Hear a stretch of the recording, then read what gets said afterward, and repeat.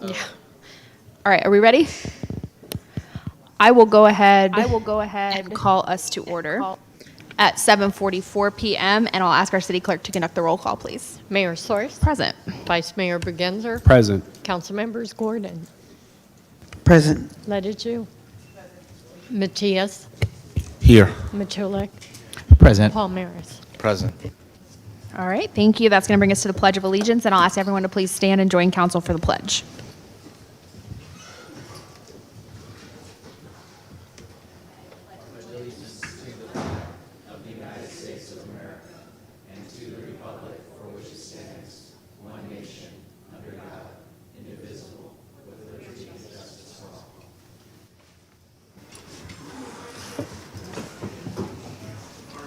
All right. Thank you all. That is going to bring us to item 4. We just had a closed session prior to the Housing Authority meeting, and I'll ask our city attorney if we have a report out from closed session. Thank you, Madam Mayor.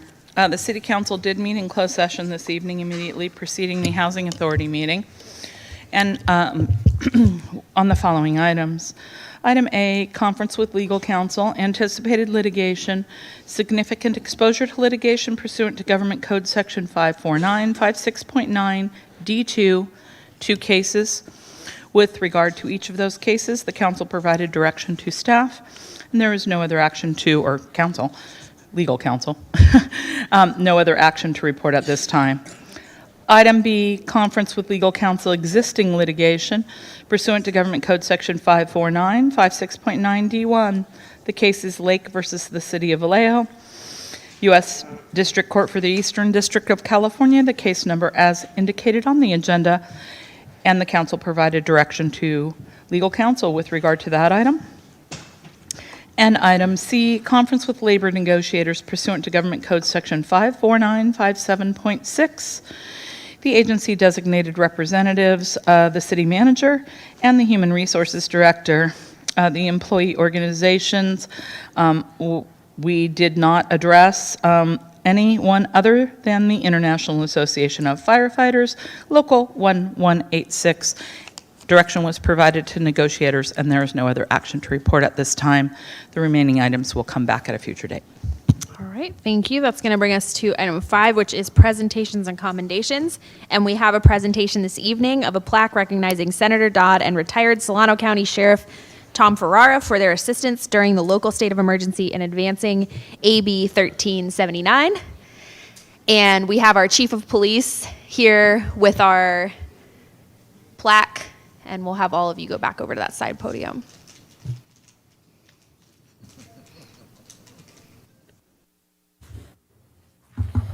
All right, good evening, everybody. Tonight, I'm honored to present these plaques in recognition of Senator Bill Dodd and Solano County Sheriff Tom Ferrara for their outstanding leadership, dedication, and service to our community. During our local state of emergency, both Senator Dodd and Sheriff Ferrara demonstrated exceptional commitment, working tirelessly to ensure the safety, stability, and well-being of our residents.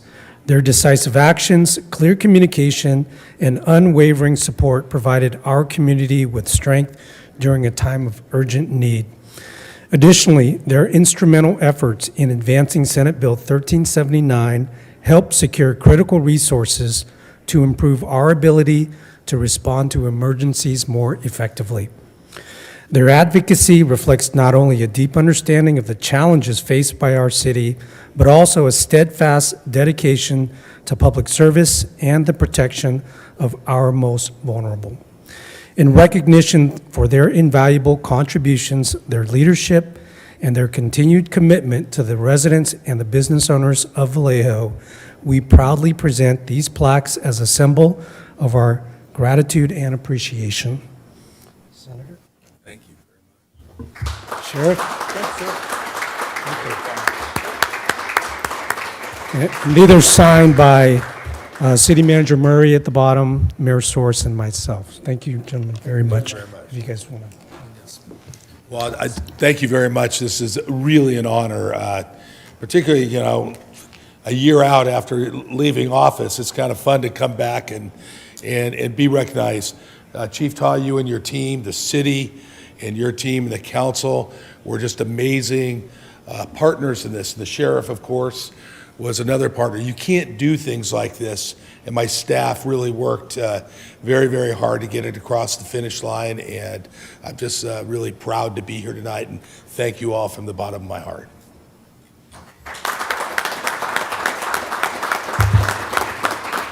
And as you know, I retired last month, so I've been around just a little bit longer than the senator, but my blood pressure's down. I'm doing really well now, so thank you all. But I will tell you from our perspective and working, and I got to know most everybody on the council when we were doing this, you guys really did do the heavy lifting, because I'll tell you, a couple times when we were doing this, we thought we were stuck. And we kept saying, we're not going anywhere, but you folks did a really good job in the community, and so you guys need to applaud yourself, because you did it, and starting January, I think we're going to see some results. So what a nice way for me to go out knowing that a couple months after I retired, we'd be able to get this thing done. So thank you very much.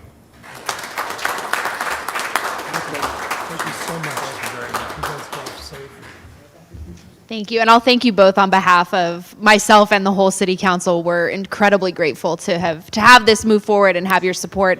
And yeah, let's go ahead and take a picture. Now that the lights are back down, we'll have to raise them back up.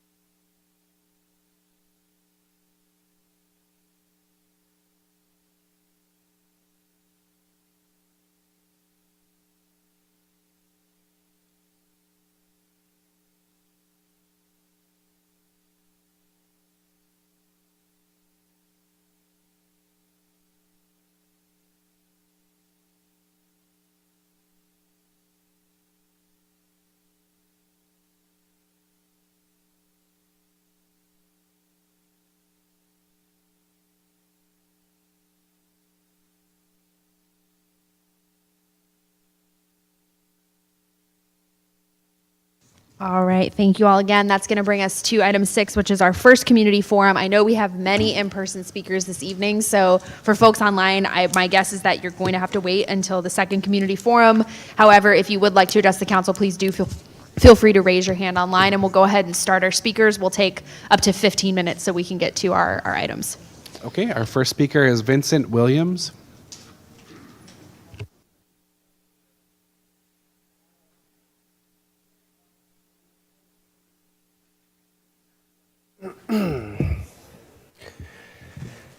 Good evening, everyone. My name is Vincent Ray Williams III, founder and CEO of Urban Compassion Project. I am here on behalf of the organization that I founded that was birthed in Oakland and has expanded within the last month to Berkeley and Vallejo.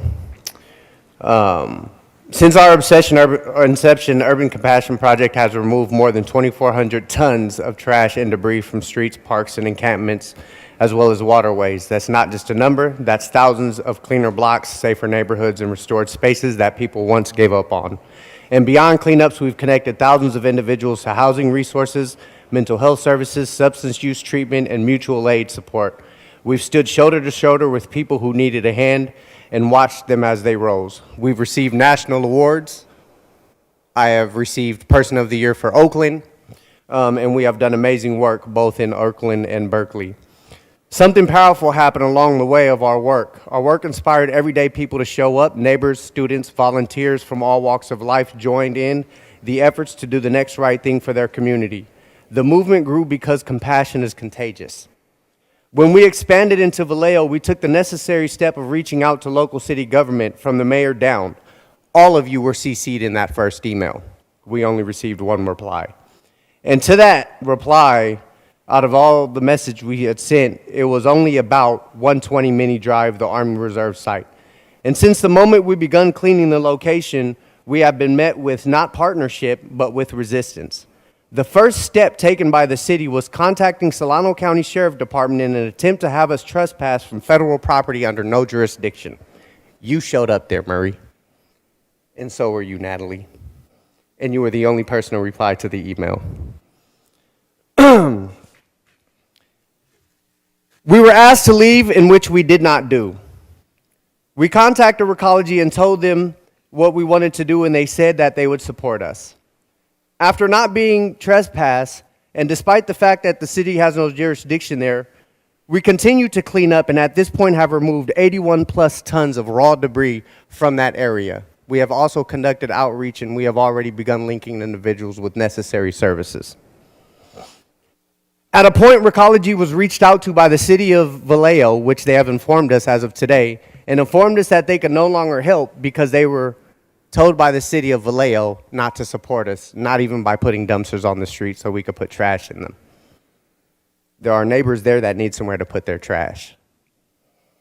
Despite every challenge, our commitment remains the same. Urban Compassion Project wants to work with the city of Vallejo, not against it. We want to be part of the solution. We would love to serve as outreach arm, helping coordinate services, resources, and support for individuals who are in dire need, while also cleaning up the streets, parks, encampments, waterways, and other common spaces in Vallejo. Time. Oh, that's my time. Thank you very much. Thank you. Our next speaker is Ben Clausen.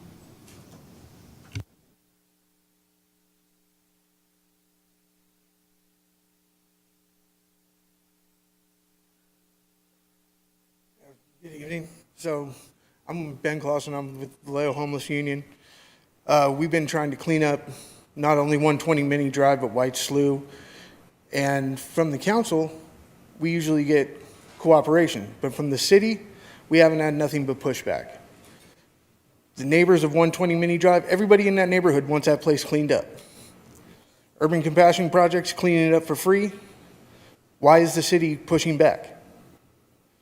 You, the other day, only had snide comments for us and basically ignored us when we talked to you. I don't understand what's going on. All of you are elected officials. Your constituents want this stuff cleaned up. Why are we having a huge problem and all this pushback from the city? It's something that needs to be addressed. You know, things need to be cleaned up. People are tired of it. Even the homeless are tired of it. It's not the homeless that brought all the trash there. It's people that live around there that saw a free place to dump. So all they're trying to do is, and all we're trying to do, is make people's living conditions better. How is that wrong? They threatened us with arrest. I'll get arrested to make somebody else's life better. That's fine. But the city would really, I mean, it would be great if you guys would just help us, not fight us. Thank you. Thank you. Thank you. Our next speaker is Urban Compassion.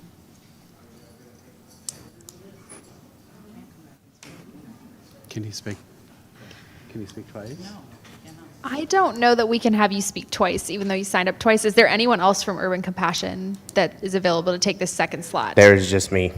Okay. Unfortunately, we do have Can only a sign up requirement once. that we can only have each individual sign up for one slot, but we can follow up with you and continue the conversation. Or whether, yeah. Yeah. We do, Okay. and If you watch the news, you already know I have a lot of pull in the media. and we Okay, sir. We do need- cannot have you speak a second time. we can only allow do one we time do have speaking. to cut the mic Thanks. off because we have to apply the rules fairly, but we can follow up. We're not going anywhere, so you can fight it or you We're- can partner. Okay, our We're next gonna- speaker is Alicia Manning, please. All right.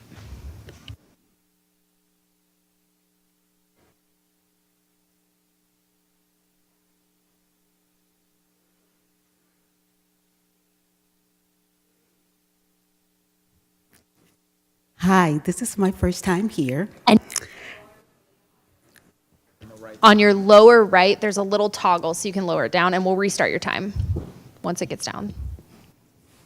Thanks, Robert. Hi, this is my first time here. My name is Alicia Manning. I'm here to talk about AI. A little about myself. I have worked in the law enforcement community for over 30 years. I worked office jobs. I was a deputy sheriff. I was a dispatcher. I worked office work, public defender, office, everything. So I like that about myself, that I wasn't just a one-trick pony. So that brings me to why I'm here, to talk about AI. And did anybody know that this week is Tech Week in Oakland? I hadn't heard anything about it, but we found out that this week is Tech Week, and we attended an event today where out of 200 people, only 10 people were black or brown. And black and brown people are going to be some of the first ones that are going to be affected job-wise by AI. So right now in Vallejo, someone's job is about to disappear. Then they're very concerned. But here's what they may not know, is that last month, a 21-year-old young lady created an AI pop star and signed a $50 million contract. Then a young mother learned how to do AI prompting, and she secured a $3 million deal. Neither one of these individuals had tech degrees. They just learned how to talk to AI in all of the prompting languages. So here's the problem. Every employer is rolling out AI tools right now. Every 2-year-old will grow up using AI daily, but most adults in Vallejo will be left behind because nobody is teaching them how to use it. At trainingx.ai, that's the company that I'm here representing, we are teaching people how to master generative AI, agentic AI, synthetic AI, and vibe coding. We teach people from ages 8 to 80. We've already trained families through, in San Francisco, through the Parks and Rec Department, the Boys and Girls Club, and the Black Infant Health Programs. Vallejo needs this type of a program to help its residents. AI isn't something to fear. It's something to embrace and learn how to work with it, because our jobs, you can be affected or you can work with AI and keep a job and make your family successful. Thank you. And the founder is Derek O'Neill. He's been in the business for over 20 years. He's a young African-American male. And if anybody has any more questions, I'll be here. Thank you very much. Our next speaker is Eli Smith.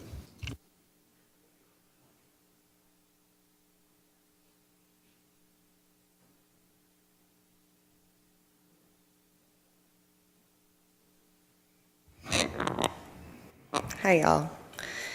My name is Eli. I do a bunch of things around town. Most of you know me probably best as being part of the Homeless Union.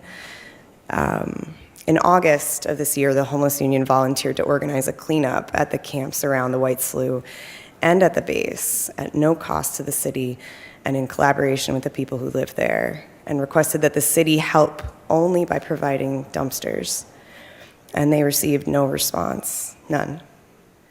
I later personally sent a follow-up email offering to help facilitate a meeting between the owner of what we call the island, which is the strip in the slough that has the most cars and debris, who also lives at the property, and the city, in order to help forge a working partnership to clean the property and to keep it clean. And I still have received no meaningful response. And now Urban Compassion Project, who has the funds and equipment to independently clean these areas, again at no cost, and who's offered to collaborate with the city, is being rebuffed rather than welcomed. There's a lot of talk about lack of resources in Vallejo, and nobody knows that better than its residents. We know that, we understand that. But Vallejo's greatest resource is the strength of its community. We are rich in community, and it's extremely disheartening to see this resource repeatedly disrespected, tossed aside, and wasted. That's all. Thank you. Thank you. Thank you. Our next speaker is Lily Hurd.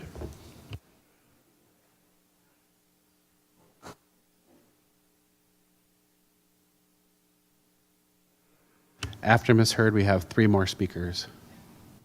We'll probably have to take Ms. Hurd as the last one then.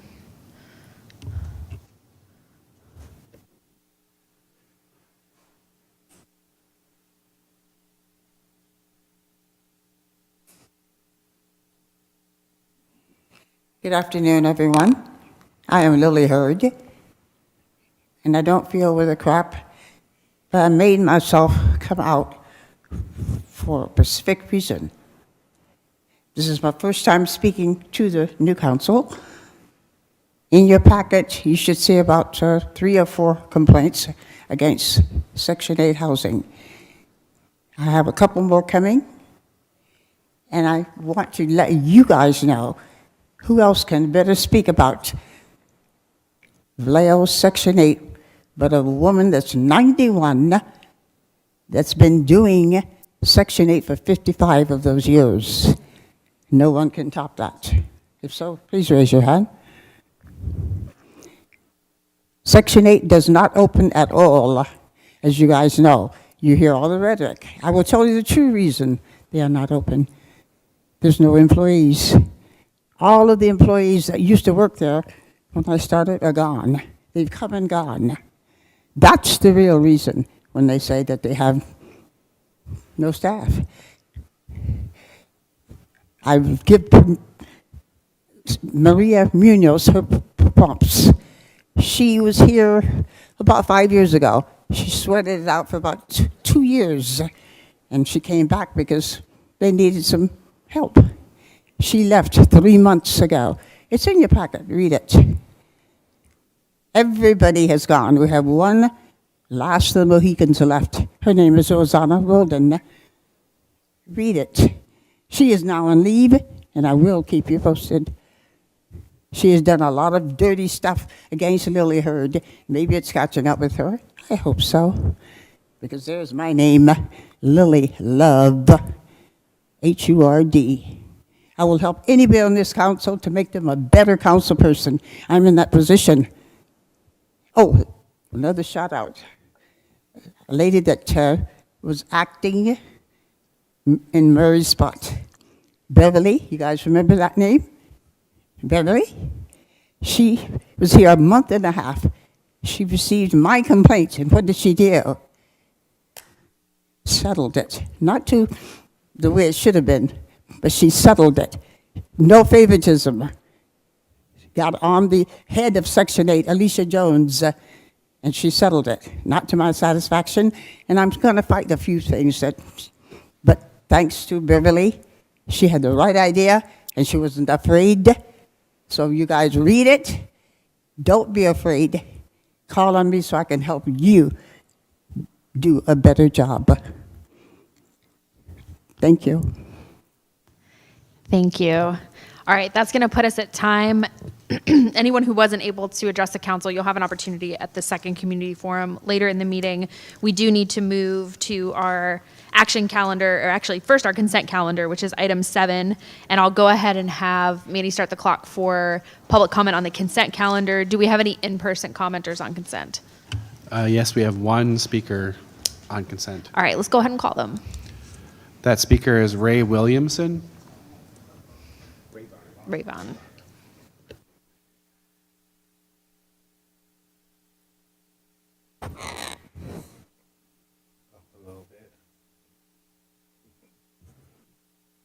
Hello, Mayor, council members. Please forgive me, I'm extremely tired. But no, I know a few months ago I said I wanted to be here every month just to kind of give you guys an update. And I've been everywhere but here I am. I just want to just share some of the things that we're doing and some of the things we hope to accomplish moving forward. I know one of the questions that was asked months ago is, you know, what will we be doing for the navigation center and the homeless population? Since the opening of the navigation center, we've made it a point to support the residents there. We provide transportation to pretty much all their business affairs to get them ready for housing. And we're proud to say that we've been a part of the first 4 residents there getting permanent housing, getting keys to their housing. So we're proud of that. We also provide just ongoing mentorship, counseling, de-escalation. I mean, just as early as yesterday, we had a meeting with their staff, how to just better support the residents there with counseling and things of that nature. Some other things we want to point out is that We also will be starting an intervention and a prevention program. It's actually already under the way, but we'll have our first couple of cohorts in January, taking young men and women inside of CMS prison and then giving them a 12-week program to go through. So it'd be like 15 weeks in total, and we hope to have our own ambassadors come from that and do more things in the community. One thing that we still face, though, is, just funding. We're still grant funded and still seeking that support. And again, we just look to our leaders, our cities to help us kind of solve that part. But again, I just wanted to give you guys an update of some of the things we're doing, some things we hope to do. We still hope to do some type of programming for our seniors. So we're looking into different ways to kind of accomplish that as well. So that's all I want to share. Thank you. And I was looking in the calendar. Were you speaking to a specific consent item? Yes, ma'am. Can you tell us which letter so that we can note that? I don't know the letter. It was F. Yes. L. Thank you. Yes, ma'am. There it is. I see it now. There's a lot on consent, and I was trying to find it. So this was on item L. Thank you very much. You're welcome. And again, I apologize. If you got anything else, I'm you still got some time. Thank you. Oh, it's okay. Thank you so much. You're welcome. All right. Do we have any other commenters on consent? None at this time, Mayor. All right. Any council members wishing to remove items from consent? Councilmember Matias. I want to pull D and O. Yes, and O. All right. So we're going to pull item D, and we are going to make that 8.1. That is the council meeting schedule. And item O is consultant and professional services agreement with Four Leaf Inc. That will become 8.2. Councilmember Ledeju. All Thank you. So G and M. right, so Councilmember Ledeju's pulling G. That's going to become 8.3. M is going to become 8.4. And then I am going to pull F, and that is going to become 8.5. Seeing none other. Vice Mayor, did you get all that? Okay. Do we have a motion for the rest of the consent calendar? Yes, I move that we approve the consent calendar and approve the agenda, moving consent item D to 8.1, item O to 8.2, item G to 8.3, item M to 8.4, and item F to 8.5. All right, let's go ahead and vote.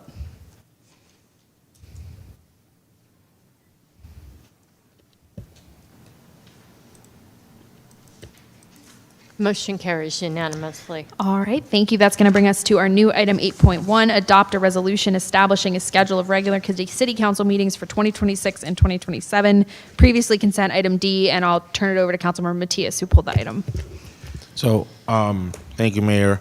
I just want to propose a slight modification to the proposal. This has been an item that we've kind of routinely approved and haven't really had a discussion around in the past. At least I can say that as a resident just tuning into council meetings. The first modification I want to propose is on the first Tuesday of every March, I want commissions that want to propose work plans to have an opportunity to propose said work plans and also submit budget requests. We usually start the budget process in March, and it would be helpful to just have dedicated time to hear from our commissions, exclusively from our commissions, and just do that. So I just want to hopefully get your support in just having a different level of engagement with our commissions. And then number two, our start time is 7 o'clock, and I want to propose that we make our start time 6:30 on a go-forward basis. So those are the two modifications, if I can make them. All right. So I'll comment on the first one, which is it sounds like that wouldn't be a regular meeting, and I'll defer to the city clerk. Is what you'd heard Councilmember Matias describe a regular meeting if he were to ask for something in March specifically for boards and commissions, or would that just go into the hopper as a request for a special meeting in March? Because this is think in the approving our city- regular meeting schedule, Yeah. and I'm not sure that we're able to do that in this item. Well, I think the city attorney could correct me if I'm wrong, but I think if you all agree to it, then we could include that as a regular meeting, so you would have 3 regular meetings in March. I mean, that's But the city attorney can with correct that. me if I'm wrong.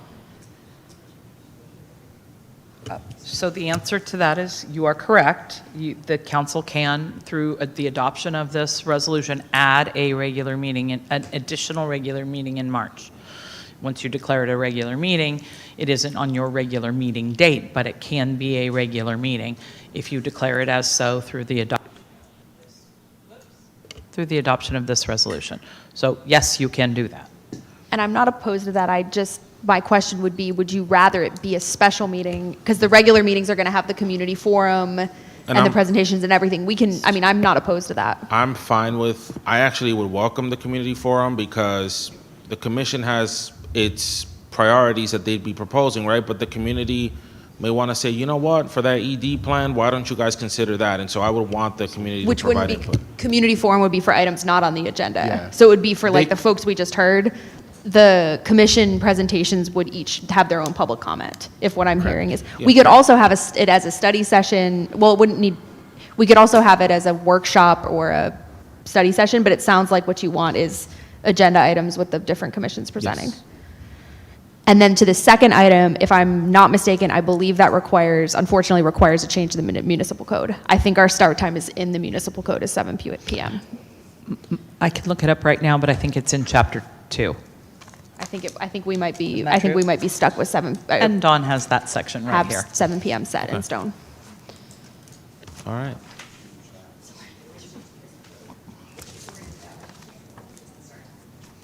And I think if we're going to change the municipal code, we should change more than just the start time. So that, and I think that's is that I not was- in the list for, I believe that's Actually, in the council it's in the referral charter. list. It's in the charter. It's in the charter. It's Charter Section 308, meetings of the council at 7 PM. Wait, sorry. That's when you have to set your regular meeting schedule. I'm sorry. I I'm thought mistaken. So is it in there, I Veronica? thought I had read in the staff report that we had some flexibility on that, but I may have misread it. Give me a minute. Okay, so it is Chapter 2.02.130 of the Municipal Code. Regular meetings of the council shall be held on Tuesdays at the hour of 7 p.m. It literally goes on and on about other meetings, special meetings, et cetera, but it does say Tuesdays at the hour of 7 p.m. So that is our regular meeting time. Now, what you can do, and we already do to a certain extent, if you do not want to, excuse me, amend the municipal code in order to allow that to occur at the present time. Right now, we call all of our closed sessions as special meetings because they occur earlier than the hour of 7 p.m. If you have a desire to want to take up, special items or other things, then propose a meeting at 6:30, a 30-minute special meeting to take more routine items or things on the agenda that you would like to separate out in order to make the regular meetings more efficient. You can call another special meeting immediately preceding the regular meetings in order to do that. Many councils I've worked for before had that process. Okay. I'm gonna move forward with number 1, because it seems like number 2, we have some more work and discussion to do but I think we should start earlier. We've tried it for 10 months, hasn't worked. Every week we say the same thing, and I think we need to start suggesting some changes. And I know Councilmember Gordon brought this up in an offline conversation a few weeks ago. So not sure what your thoughts are on it, but at least on the commission, that regular meeting on every March, I want to push for that. I don't know if you guys have thoughts on the. And we have a Second pending item dating back to the previous council to review the municipal code and make updates to the meetings. That I think there's some more stuff that needs to be changed besides the start time. So that's something that we should pursue. let's get the rest of our comments and then we'll make a decision. So Councilmember Gordon. I'm in support of that particular request. Could I ask the alternate Tuesday that we're not meeting, could you consider that to address this issue? You know, like the Tuesday we're not meeting, we can, that special meeting, but he wanted to start it at 6:30. Make sure I understood. We can't change the start time, but what Right, he but that was requested, the he original requested ask. the first Tuesday in March, which is Yeah. a date we're not meeting. Okay, good. Just want to make sure I understood you correctly. All right, thank you. That's all. I support it. Councilmember Letters, So as it relates to the starting time of the meetings, I think there's a lot of work that needs to be done around that because we consistently have closed session meetings. So I think we really need to think about how are all these meetings going to sequence as it relates to time before there is this true suggestion of change the time. How are we going to do that? Because there are times we are in session already, closed session at 4 o'clock, and those go all the way to 7. So there really has to be, and I've said this before, how are we planning our meetings? I don't set the agendas. I'm not part of that process. But how do we set agendas so that, first of all, we're not here all night long? Second of all, if we want to start earlier, what does it mean as it relates to closed sessions? And how often are we going to have closed sessions? And what can we do to reduce the numbers of closed sessions? And so I challenge our city manager, our mayor, our vice mayor, and everybody else who's working with setting agendas, how can we get there so that we can be more timely? And I know it's a lot of work, but I think that is where we need to start. How do we put things together? How do we have routine sets of reports that, oh, on this quarter you're going to hear this, so forth and on, so that we can streamline how we're meeting and how often we're meeting. So I think that's important before you say, how do we change time? And I'll say this, that on that topic, the vice mayor and I have consistently tried to advocate for efforts to shorten the meetings, streamline the meetings, be more thoughtful about the agendas. We, at the moment, the way that the agendas are set, we have little say. And I would like for the council to think about what you would like to see, and let's give very clear direction at goal setting about what we would like to see from these meetings, because I think they could be far more efficient. We're either going to need to shorten the meetings or have more meetings because we're not able to get through everything we need to get through. City manager, do you have anything else to add? I think we need to reach a consensus because there's been a push and pull where council members have said we don't want extra meetings, but we don't want long meetings. But then we have long discussions during the meetings, and those two things are not compatible. And there's only so much with the way that agendas are currently set, which is staff propose the items and we fight to try to put council priorities on there. The system as it is doesn't allow us to do that work. And so we need to think about that at goal setting and give some really, really clear direction on what we want to see and how we're going to measure it and how we're going to iterate and improve. So I think that discussion's important. I think that we are still able to add a regular meeting. I would actually say, I would suggest adding also a regular meeting in May or April for the budget, an extra meeting. I would say let's just go ahead and add a regular meeting in March and a regular meeting in April or May. I'll ask the city manager his input because I don't want the budget going until late June again. I think that's fine. I mean, we had multiple special meetings. That didn't prevent us from having to continue to discuss the budget into June. But if that's what I would expect, again, that the city council's going to want to have meetings in May to discuss the budget, and certainly happy to have that added to the calendar. And I'm not opposed to special meetings. I just wonder if putting it on there in advance will help us plan. Councilmember Matulik. Thank you, Mayor. And a question to my fellow council member, Matias. So it sounds like what I'm hearing is that your purpose to have that first Tuesday was to focus on boards and commissions in there. So are you opposed to having it as a special meeting to where we don't have to have a community forum, have a city manager report, city attorney report, along with us council members having a report, because that's what a regular meeting.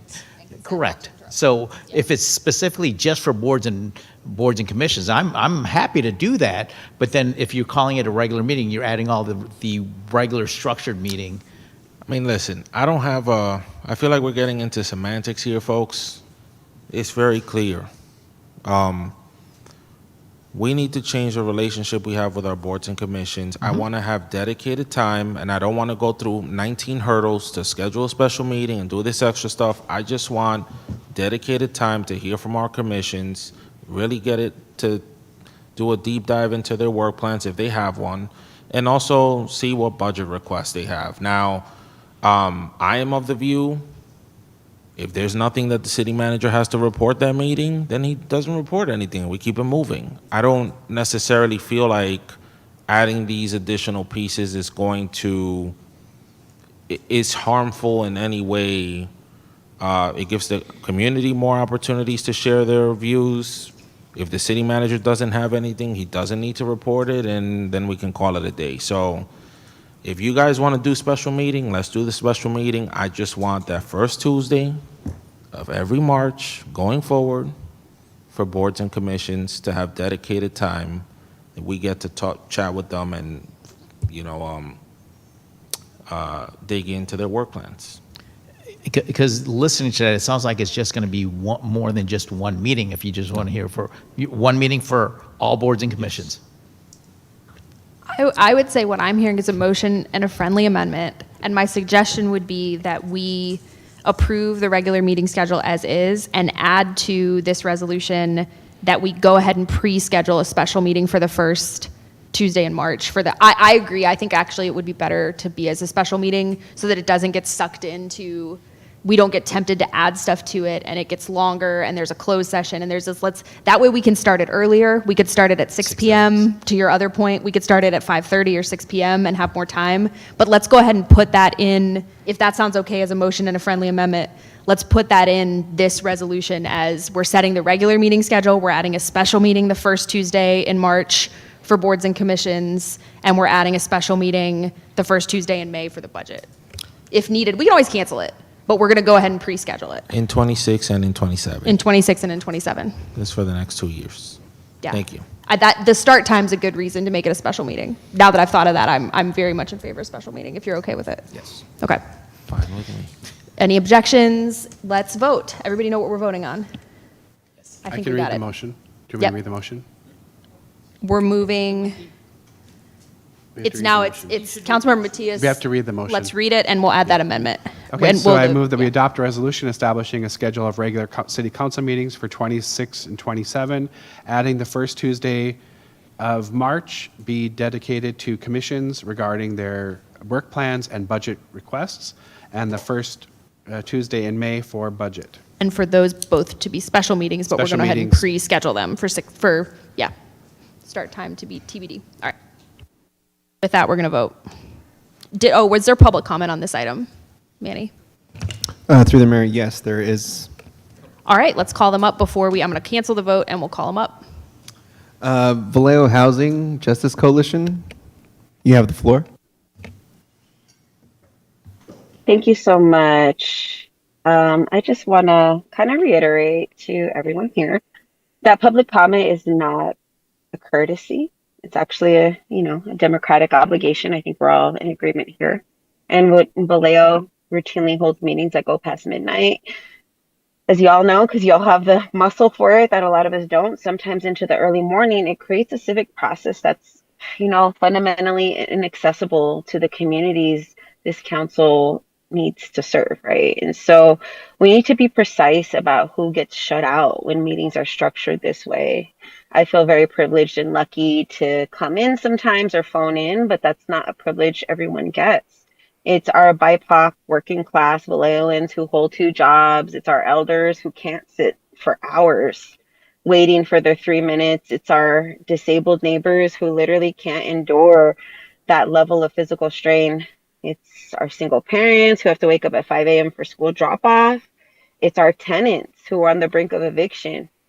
The folks whose lives hang really in the balance of these policy decisions. So These are the residents carrying the consequences of, you know, what I talk about all the time: delayed tenant protections, rising rents, unsafe housing conditions, chronic displacement, and, you know, routinely asked to perform as like an endurance test almost here, just to speak. So, you know, we need to think about our council members, the time that we take to express, whether it be personal reactions, pro debate items, or restate what staff's already covered.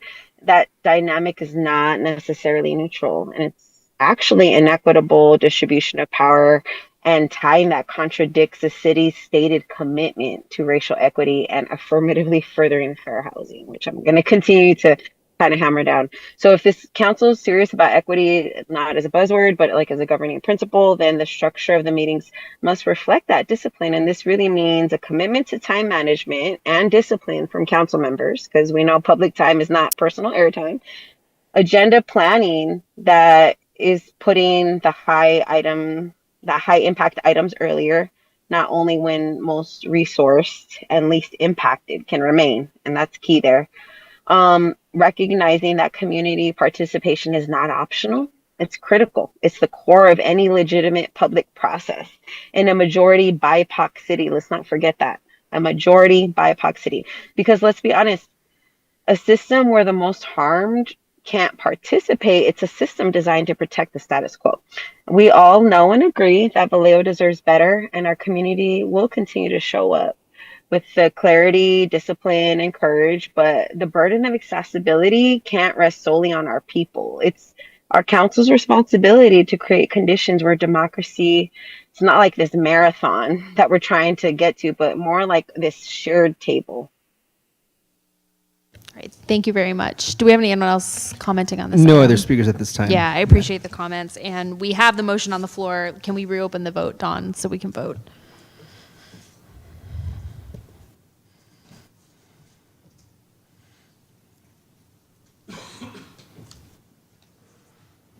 I'm missing one. There we go. Motion carries unanimously. All right, thank you. That's going to bring us to item 8.2, which was previously consent item O. Resolution approving a First Amendment to the Consultant and Professional Services Agreement with Four Leaf Inc. I believe this was Councilmember Matias that pulled this item, so I'll turn it back over to you. Thank you, Mayor. So just want to first thank you guys, because I had some questions ahead of the meeting and you were able to address them. There was one part of it two parts of it that were not addressed that I want to follow up on. Number one, are you currently considering AI solutions to help out with plan reviews and other areas, other parts of the planning process at this time? Just curious. Yeah, I was looking back and realized I did not address that part of your question, but we have kind of started preliminarily looking at some different platforms. I think at this time the thought is that the technology is pretty new and it's really not quite proven yet for this type of application. The systems that we've been seeing seem to be really focused on review for completeness, so basically that very first check, and they don't really dive into like the structural review or the in-depth technical reviews that our staff is currently doing. So, you know, in addition, all the programs are fee-based, so that's another factor to consider. I think at this time, we are just really focusing in the department on getting our staffing levels up, and then we can kind of move forward into looking at other options to increase productivity. Okay, thank you for that. And then my second question has to do with something that was part of, I believe, the response, and it had to do with the fact that we approved the contract, and part of that approval was to pay stuff we owed. And so, without getting into specifics, can you sort of generally share why that occurred, why we had that lapse in payment? Was it we're waiting for the new budget? I'm just curious. Yeah, at the beginning of this year, we discovered we had some issues with the contract language. Working through the details of that language took a bit of time, and during that time frame, we were out of contract and we had to continue services. So, unfortunately, we just we dug a little bit of a hole during that time frame because we couldn't get the contracts executed quick enough. Okay. And then, thank you for that, Director. To the city manager, I think you've probably heard me say now for almost 10 months that I am a little concerned with how often this is happening with contracts where, we're out of contract, something comes before us, we approve it, and part of the amount is going to back pay stuff that wasn't paid. I think in the last meeting, we had a towing contract where we had a similar issue, and so I know that the council authorized a performance audit like earlier this year, but I do feel like we need more specific analysis around like what is going on, like a root cause analysis around what is going on with our contracts management function. Because if it's a one-off, then you're like, okay, you chuck it to stuff happens, right?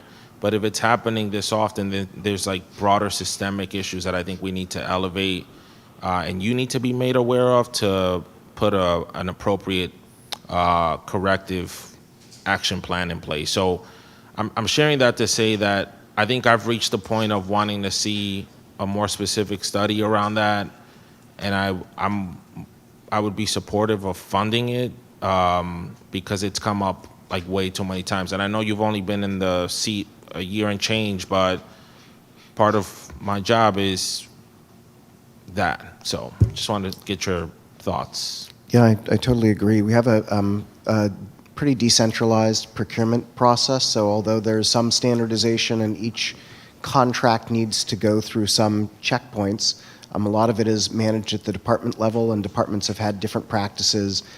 Also, as a result of some staff transitions, contract issues have arisen.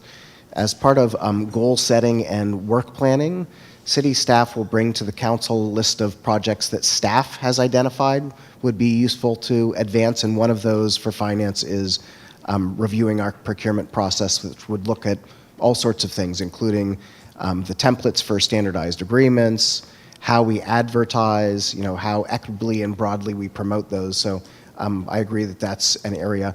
I do want to credit our department leadership. We've had a lot of folks step into new roles, and as part of that, a lot of folks have improved their department's processes. So I do think we're making progress across the city, but I think there's more work to be done. I totally agree with you. Councilmember Lettish. So thank you, Councilmember Matias, for bringing this up again.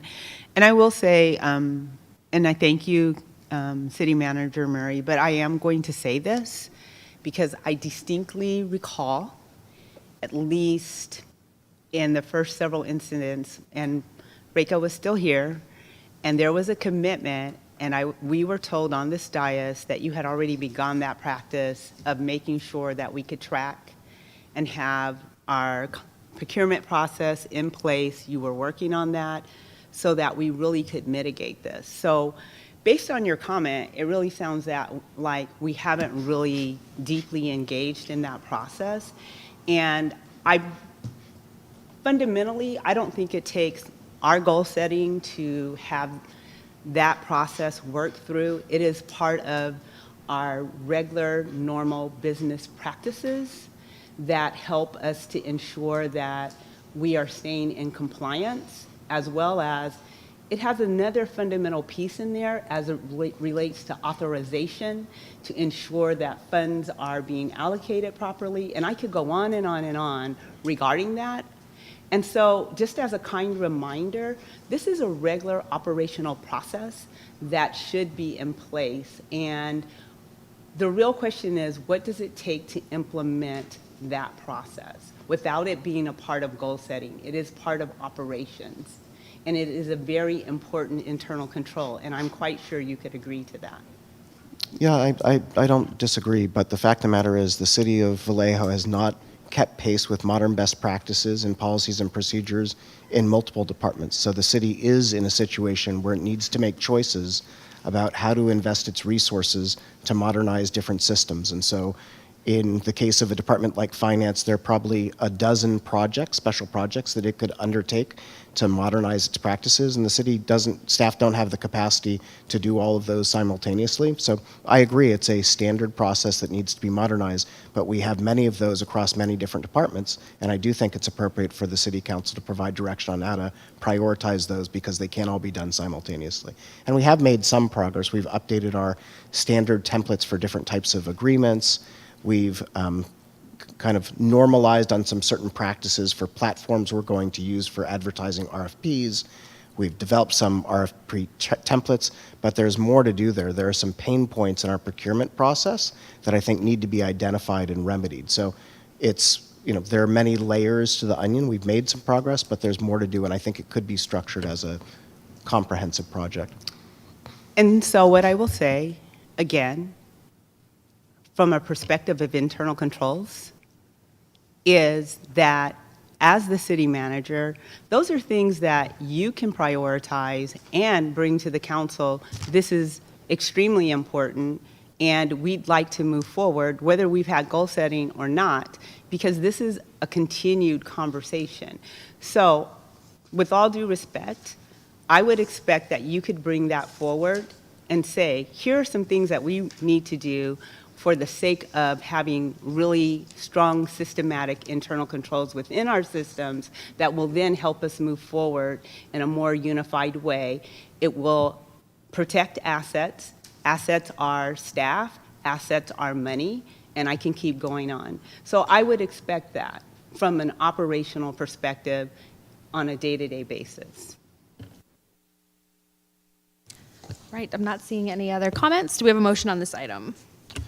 I move that we adopt a resolution approving the First Amendment to the Consultant and Professional Services Agreement with Four Leaf Inc. to increase the maximum not to exceed amount of the agreement from $800,000 to $950,000 and authorize the city manager to execute the same. All right.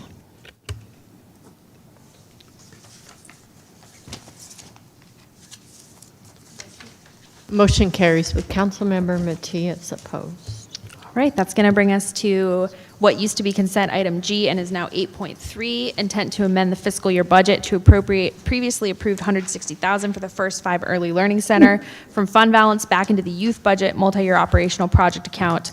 And I'll turn it over to Councilmember Ledeju, who pulled the item. So I just would like to have a better understanding about this particular ask. I did read the staff report, but I'm not quite following it.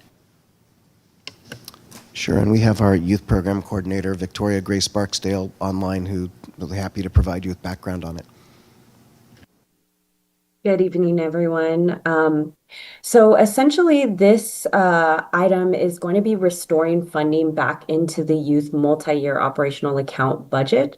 If you'll notice in the staff report, this goes back to 2021, prior to my position being created, but council at the time allocated a total of $450,000 to a youth strategic plan budget. That was later broken up into 2 different allocations. There was an allocation to $160,000 towards the first 5 early learning center. That money was then moved into social services and encumbered for that project in 2022. The remaining $290,000 was moved into a multi-year operational project account, MyOp, in June of 2022 in order to be used for the youth strategic plan, youth delegation trips, other youth projects. In 2023-2024 fiscal year, there was still no movement on the Early Childhood Learning Center project, and because that funding of $160,000, there was no movement, it was disencumbered and it returned to fund balance. And then later on in September 2024, there was movement and a grant agreement was brought to council. It was approved for that 160,000 that was previously allocated in 2022 to go towards the First Five Early Childhood Learning Center. And so essentially the 160,000 was paid out of the youth budget, but that MIOP was not intended for that project. And so essentially this item is taking that money back from the fund balance and restoring it into the youth budget. Okay, thank you for the history. I have a follow-up question. I had a similar question. I appreciate you pulling the item. So why was the First Five contract paid from the youth balance and not from the fund balance initially, or from the general fund initially? I think that the notes to it, because it was originally allocated from the youth strategic plan budget, I think that was the reason that it was then paid from that account. I think the mayor's question is why was it very originally? Why was it initially appropriated from the youth budget as opposed to just being appropriated from the general fund balance? In the first case. That was prior to my position being created. That was an allocation in 2021. I think it was lumped together with several different youth-related projects. There was at one point some funding for interns for the museum.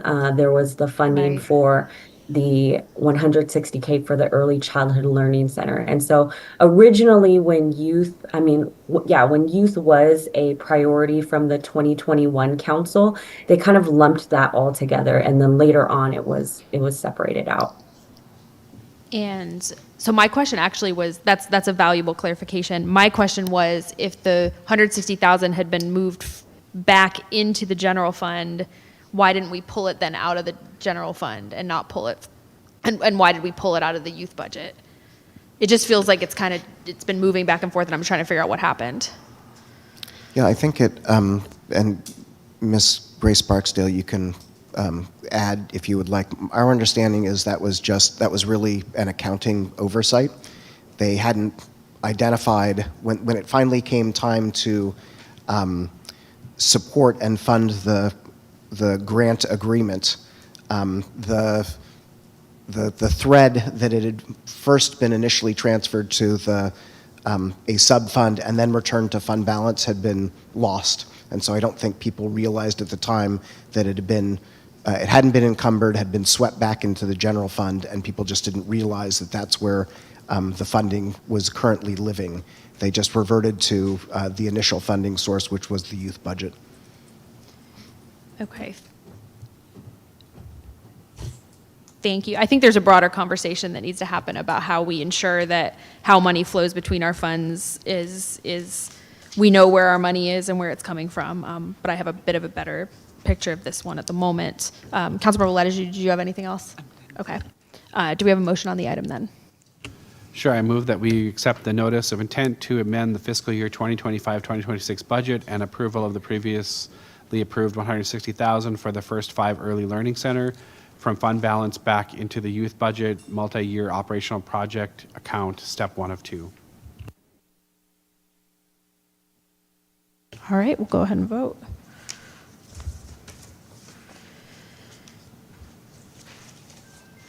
I'm missing a vote. There you go. Motion carries unanimously. That brings us to item previously 8M, which is now item 8.4. Intent to amend the budget as part of the two-step process to award a contract of $63,000 and some change to Michael Baker International, an affordable housing consultant, to create an affordable housing development policy and procedure handbook and provide on-call housing development officer services. And I'll turn it over to Councilmember Ledeju, who pulled this item.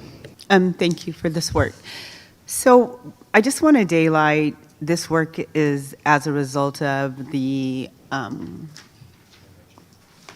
Broadway project, the consultation work that was done, performance work, and it's spinning from the recommendations, correct? Yes, thank you very much for your question. I'm Go Conley, Assistant City Manager. Yes, this contract is flowing out of the recommendations from the MRG report.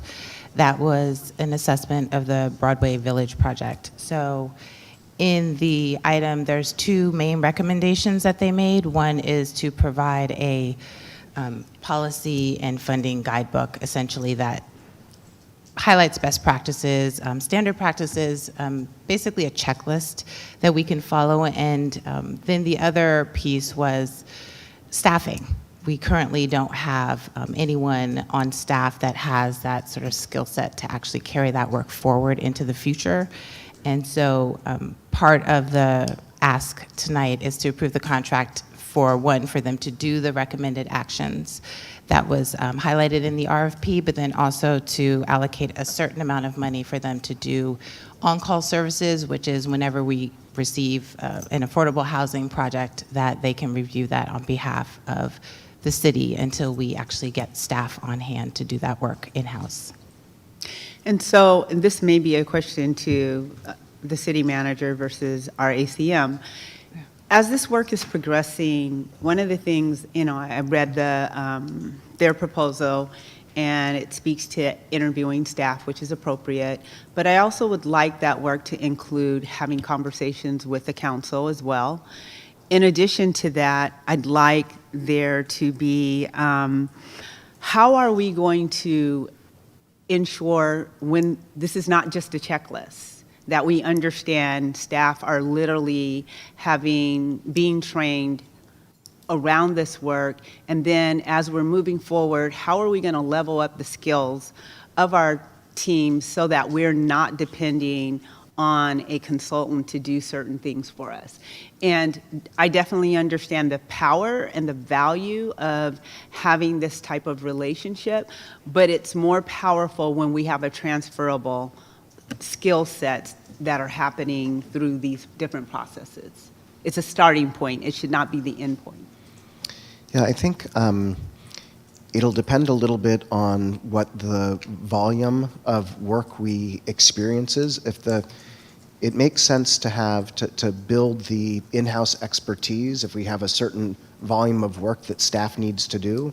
If we don't achieve a volume, it might not be worth the investment in developing the in-house expertise. So I think this contract provides us with two related but distinct services.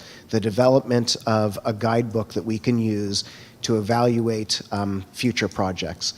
The other component is on-call services by these qualified consultants to help review new project proposals that come our way. And I think it will take a little bit of time engaging with them to see what the volume's like, to then make a decision about whether it makes sense to in-house that versus continue to work with consultants. And so I'm not suggesting that you shouldn't work with consultants. They're important, they're helpful in gaining skill sets. And what I'm really suggesting is, as we're doing that work, is how are we having a transfer of skills? Because we're paying for those skills.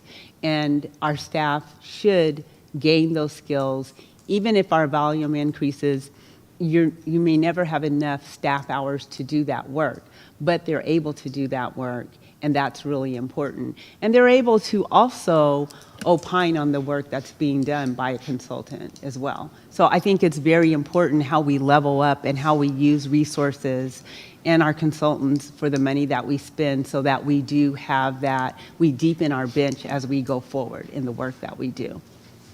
Yeah, the point I was making about volume, I think, is maybe the opposite of the one you're envisioning. I wasn't suggesting that we were going to have so much work that we needed outside assistance because we didn't have enough staff time to do it. It's rather that the work might be so infrequent that the investment in staff to develop the expertise might not be worth it, because these are quite complicated topics. And so in the way that we contract out for very specialized services right now, that might end up being the most cost effective. But I think we'll learn more as we get this arrangement in place. So just for the record, I fully understood what you were saying. And based on my experience, I understand it and have done it. And understand what you're saying, and I'd also like, as staff are working through things, that they have an understanding. They may never have the in-depth understanding, but they're gaining some of those tools for the city to retain and hold on to for what they're paying for. That's all I'm suggesting. And I'm not suggesting how you do it, how you modulate through the process, but just keeping it in mind and finding a way to ensure that it happens. It's valuable. I think that's a great point. So Thank you. thank you. Councilmember Matias. I'll be brief. So first, thank you, City Manager Murray and Assistant City Manager Conley for moving this forward. We had been asking, I know the previous council was asking about it, this council, we had been asking about the timeline to start to move forward on this work. And in reviewing the proposal submitted by Michael Baker, it covered all the bases in terms of the recommendations in the MRG report. So thank you for that. I think I just want to pull on a thread from what my colleague just shared around communication in the beginning of her remarks. So with a lot of these things, we usually hear about it and then months go by and we don't hear about it again. And so I just want to stress, just in terms of the public interest around the project, you know, how this report came about and the recommendations that were put forth and the fact that there's still discussions in our community around affordable housing, it would be helpful to just with some regular cadence push out communication on how the work is unfolding with Michael Baker, and to the extent that we can have that team present to our housing commission, get the word out, and just ensure that we're getting feedback from community on it. So that would just be my 2 cents. Thank you. All right, seeing no one else, do we have a motion on this item?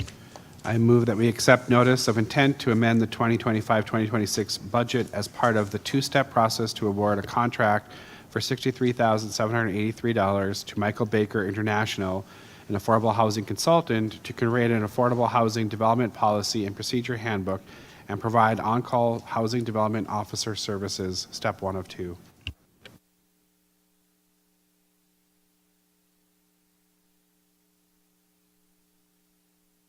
Motion carries unanimously.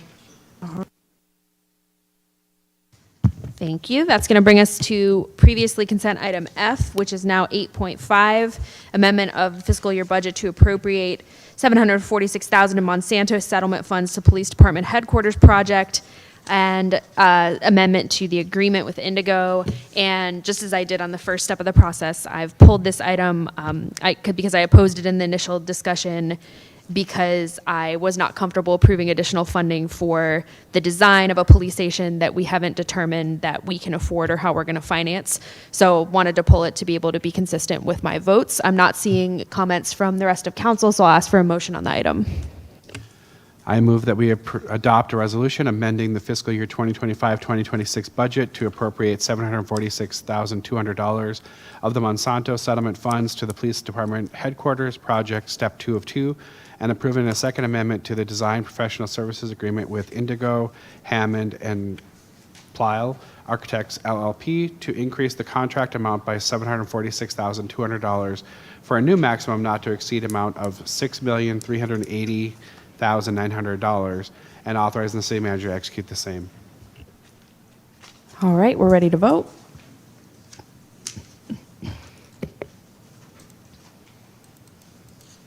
Motion carries with Mayor Source opposed. All right, thank you all. That's going to close our consent calendar, and we will move to the action calendar. I'll ask our city clerk to please announce item 9A. Item 9A is adopt a resolution making an appointment to the Greater Vallejo Recreation District Board of Directors and to the City of Vallejo's Measure P Oversight Committee and Surveillance Advisory Board. All right, thank you. So we got some appointments to make, and I'll start by thanking everyone who took the time to interview with the council and apologizing that I was out sick that day. I was able to watch online, but wish that I had been able to meet all of our excellent candidates. And my suggestion, we do need to open up public comment on the item, so we'll go ahead and start the clock. And my suggestion is going to be that we go in order. We have a GVRD 1 vacancy. We have the Measure P Oversight Committee with districts 4 and 5. Those appointments will be made by those council members and then approved by the entire council, as well as the Surveillance Advisory Board District 6 vacancy. And I believe there was just one interview for each of those vacancies, so the council members will be stating whether they're making that appointment or leaving the position open for further applicants. And I'll let this clock run down. Do we have any public commenters at this time? We do have one in-person speaker. Let's go ahead and call them. Thomas Jude.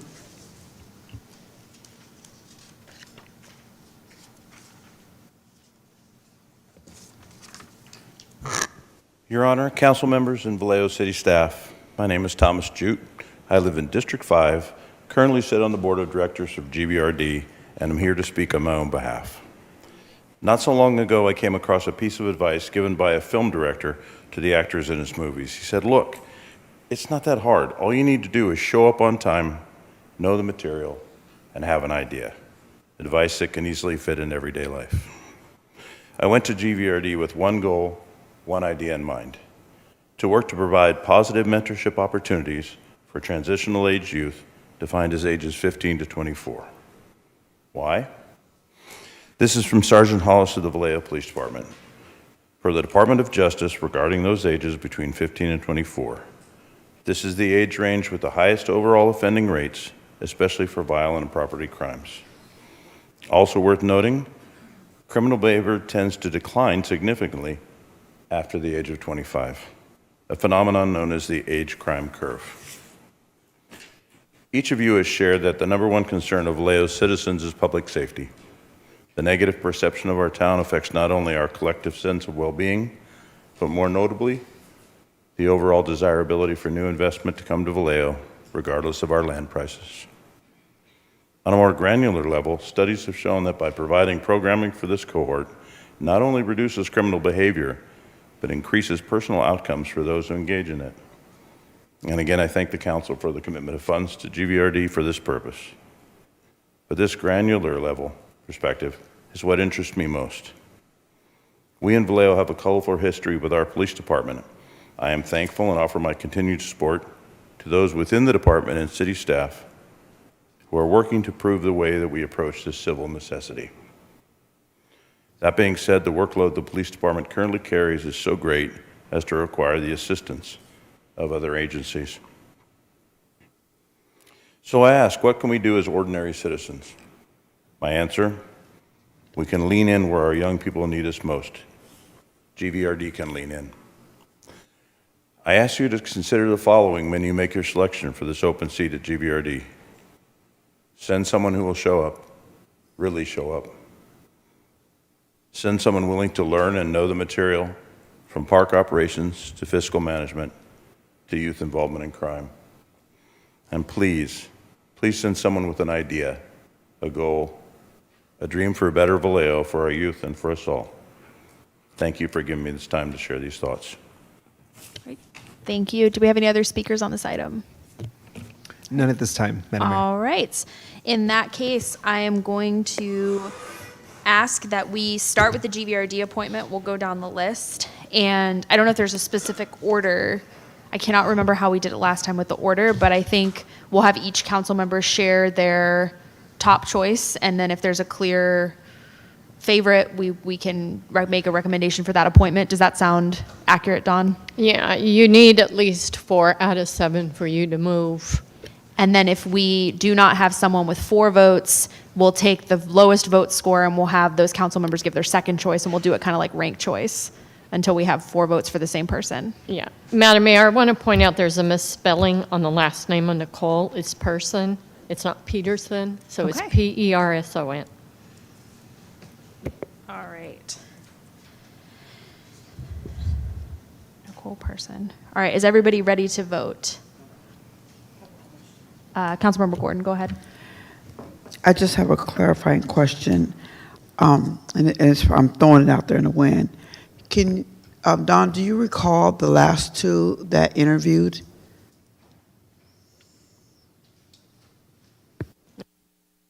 I happen to have the schedule here, so let me double check. Your last group interview was it was Nicole Person and Rita Fryer.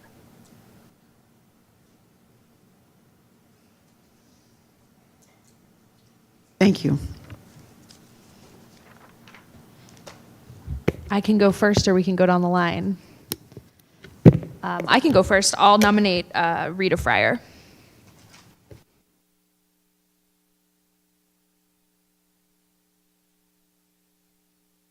Left or right? You want to go down the line? I'll go next, but I would nominate Nicole Pearson, sorry. Person. Nicole Person. Councilmember Lettigiou. We'll just go this way now. Councilmember Lettigiou. So Nicole Person. Councilmember Matulik. John Riley. Sorry, John Riley. All right. Councilmember Gordon. This is so hard because we like them both, remember? They were tag team. I'm going to go with Rita Fryer. Councilmember Palmares. I just want to reiterate, there were very, very good candidates. This is a terrible position. So with that, I'm nominating D'Angelo Pilette or Paye. I don't know how to pronounce it. D'Angelo. And Councilmember Matias. Thank you, Mayor. Nicole Person for me. All right. We've got 3 votes for Person, 2 votes for Fryer, and 1 vote for Paye. I hope I'm saying that right. And Riley. I'm going to ask Councilmember Matulik and Palmares for your second choice.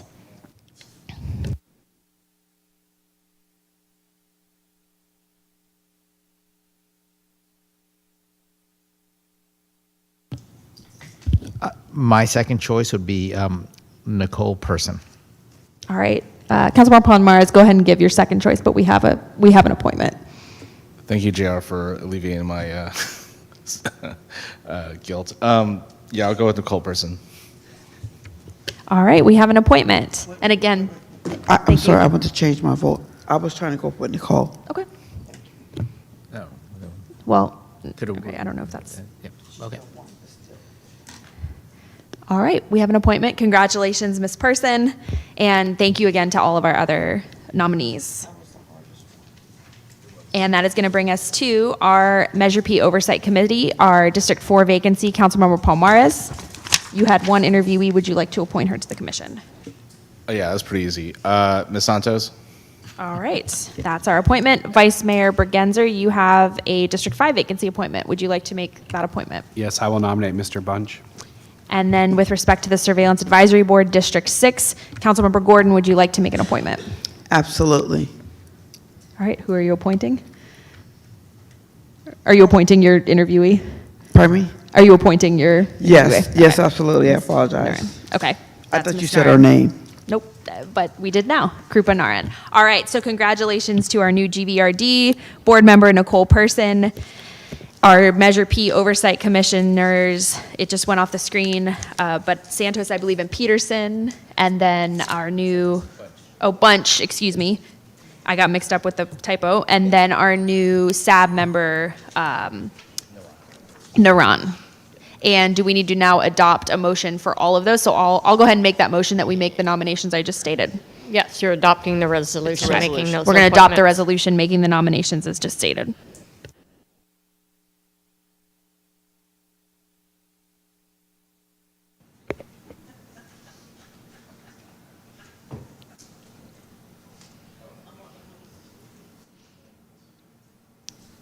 One more vote. Someone needs to vote. There we go.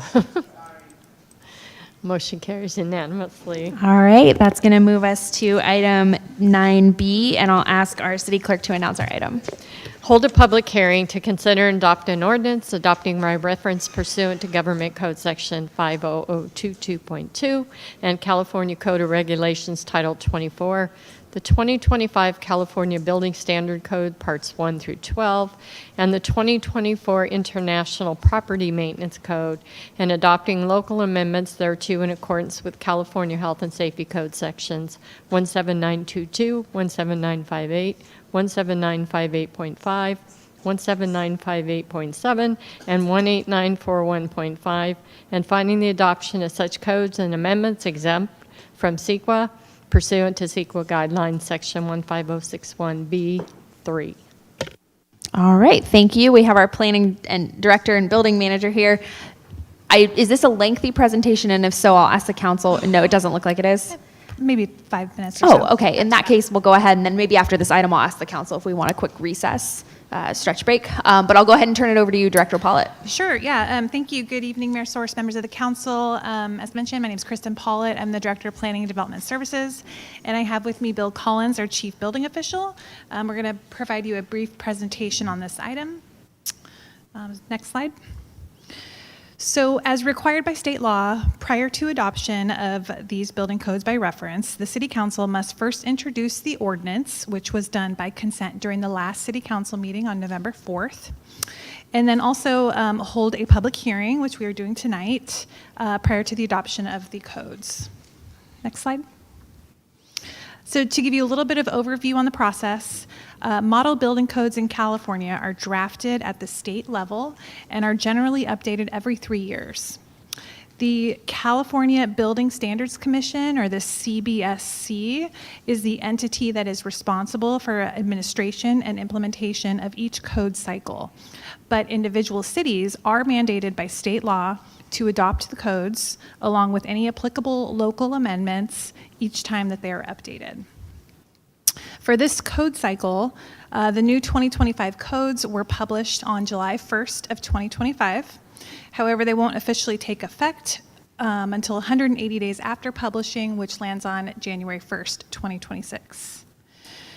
Regarding the local amendments, including the specific building standards appendices that are proposed for adoption, it should be noted that the amendments must be more restrictive, not less, and the need must be justified based on local geologic, topographic, or climate conditions. Justification specific to the local amendments applicable for Vallejo are detailed in Exhibit A to the proposed ordinance. So, in order to complete the full adoption process following City Council approval, the ordinance and the associated justification must be filed with the CBSC and subsequently accepted as complete in order for them to be enforceable. A quick note regarding implementation. The new codes, once adopted, will be applicable to any new building permit submittals that are filed on or after January 1st, 2026. Next slide. Regarding the content of the new 2025 codes, the update does include amendments to all of the code sections from Part 1 through 12, but most of the updates this year are relatively minor in nature. One of the biggest changes for the 2025 code is related to a new requirement for all residential and non-residential buildings to be zero emission, which furthers the building energy efficiency requirements from those that are in the current code. One other noteworthy modification relates to what I would say is the elevation and relocation of the wildland-urban interface requirements into their own standalone Part 7. Next slide. So to wrap up the presentation, you'll see on this last slide that we wanted to close by showing you the complete list of all the code sections proposed for adoption in this cycle, including the newly relocated Part 7 for the Wildland Urban Interface Code. So at this time, that concludes the presentation. I'm available to answer questions, as is Bill, and I believe we also have our interim fire chief available in the audience if there are any questions on that topic. All right, thank you very much. Thanks. And I didn't officially state that I was opening public comment for this item, but anyone wishing to address the council on this item, we are required for these types of items to hold a public hearing. So anyone wishing to address the council can sign up at the kiosk or raise their hands online. And what we'll do is, first I'll ask council members if we have any clarifying questions for staff before we express any opinion or debate. And then I'll open the public hearing, we'll take comment, and then we'll go to discussion and vote. So do council members have questions for staff at this time? I see Councilmember Gordon. Yes, I just want to clarify the last 3 lines. Can you clarify what that means in this paragraph? Adopt such codes and amendments exempt from the California Environment Quality Act. Can you clarify what do you mean by that? Not you per se, but in general. Oh, yeah. Yeah, basically the finding related to CEQA, there's a code section that allows you to basically find that a project being proposed will not have any significant impact on the environment. This code adoption is not actually implementing any specific development, so there's not going to be any impact on the environment. Okay. So yeah, it's just a determination that it's exempt. Thank you. I just want to clarify. Thanks. Councilmember Matias. Thank you, Mayor.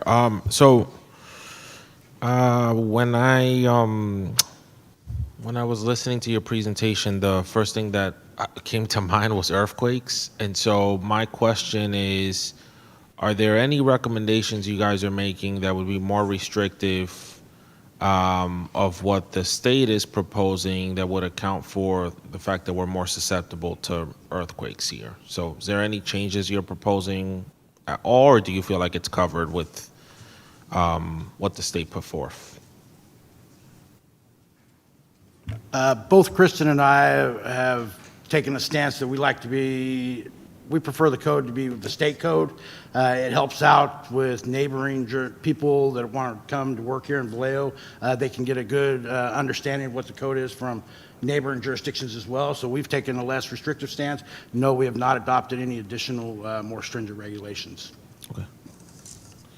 That was all I have. Thank you.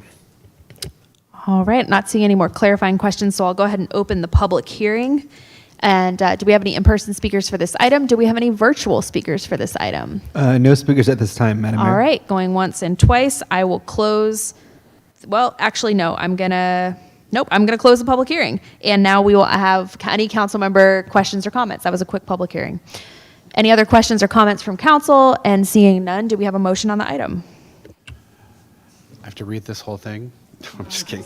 No, I move that we held a public hearing to consider and adopt an ordinance adopting by reference pursuant to Government Code Section 50022.2 and California Code of Regulations Title 24, the 2025 California Building Standards Code Parts 1 through 12, and the 2024 International Property Maintenance Code, and adopting local amendments thereto in accordance with California Health and Safety Code sections 17922, 17958, 17958.5, 17958.7, and 18941.5, and finding the adoption of such codes and amendments exempt from the California Environmental Quality Act CEQA pursuant to the CEQA guidelines section 15061B3.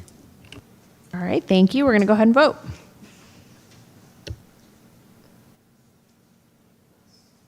And yes, Vice Mayor, since I had to read the whole thing, you had to read the whole thing. Motion carries unanimously. All right, thank you all, and thank you, planning team. All right, that's going to bring us on to item 9C. I'll ask our city clerk to announce this item. Adopt a resolution approving first amendments to the National Opioid Settlement Agreement Fund Grant Agreements between the City of Vallejo and Firm Foundation. Okay, sorry. You can finish reading it. We're going to take a recess before we hear this item.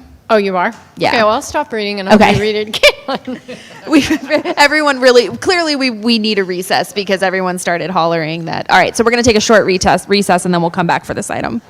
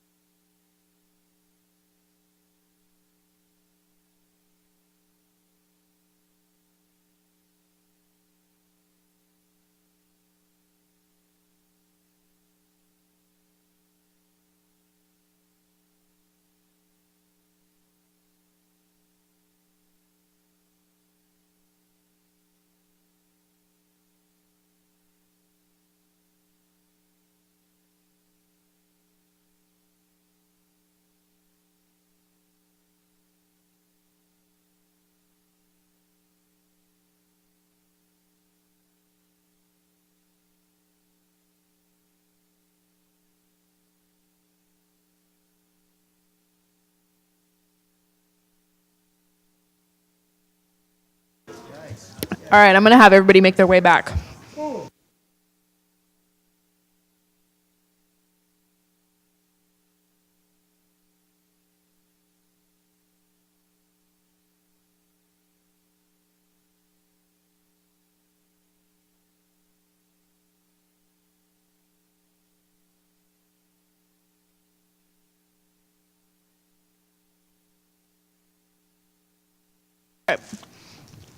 All right, we're going to go ahead and come back to order, and I'll now ask our city clerk to read out item C, 9C.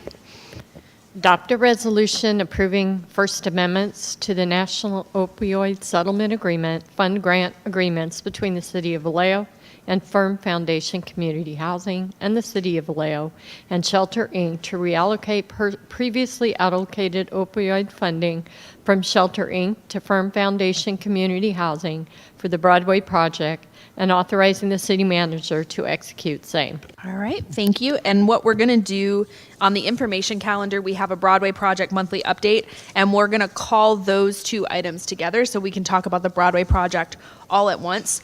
So I'm going to call item 9C as well as 10B Broadway project monthly update, and we have our assistant city manager and assistant to the city manager here. I'll turn it over to you both.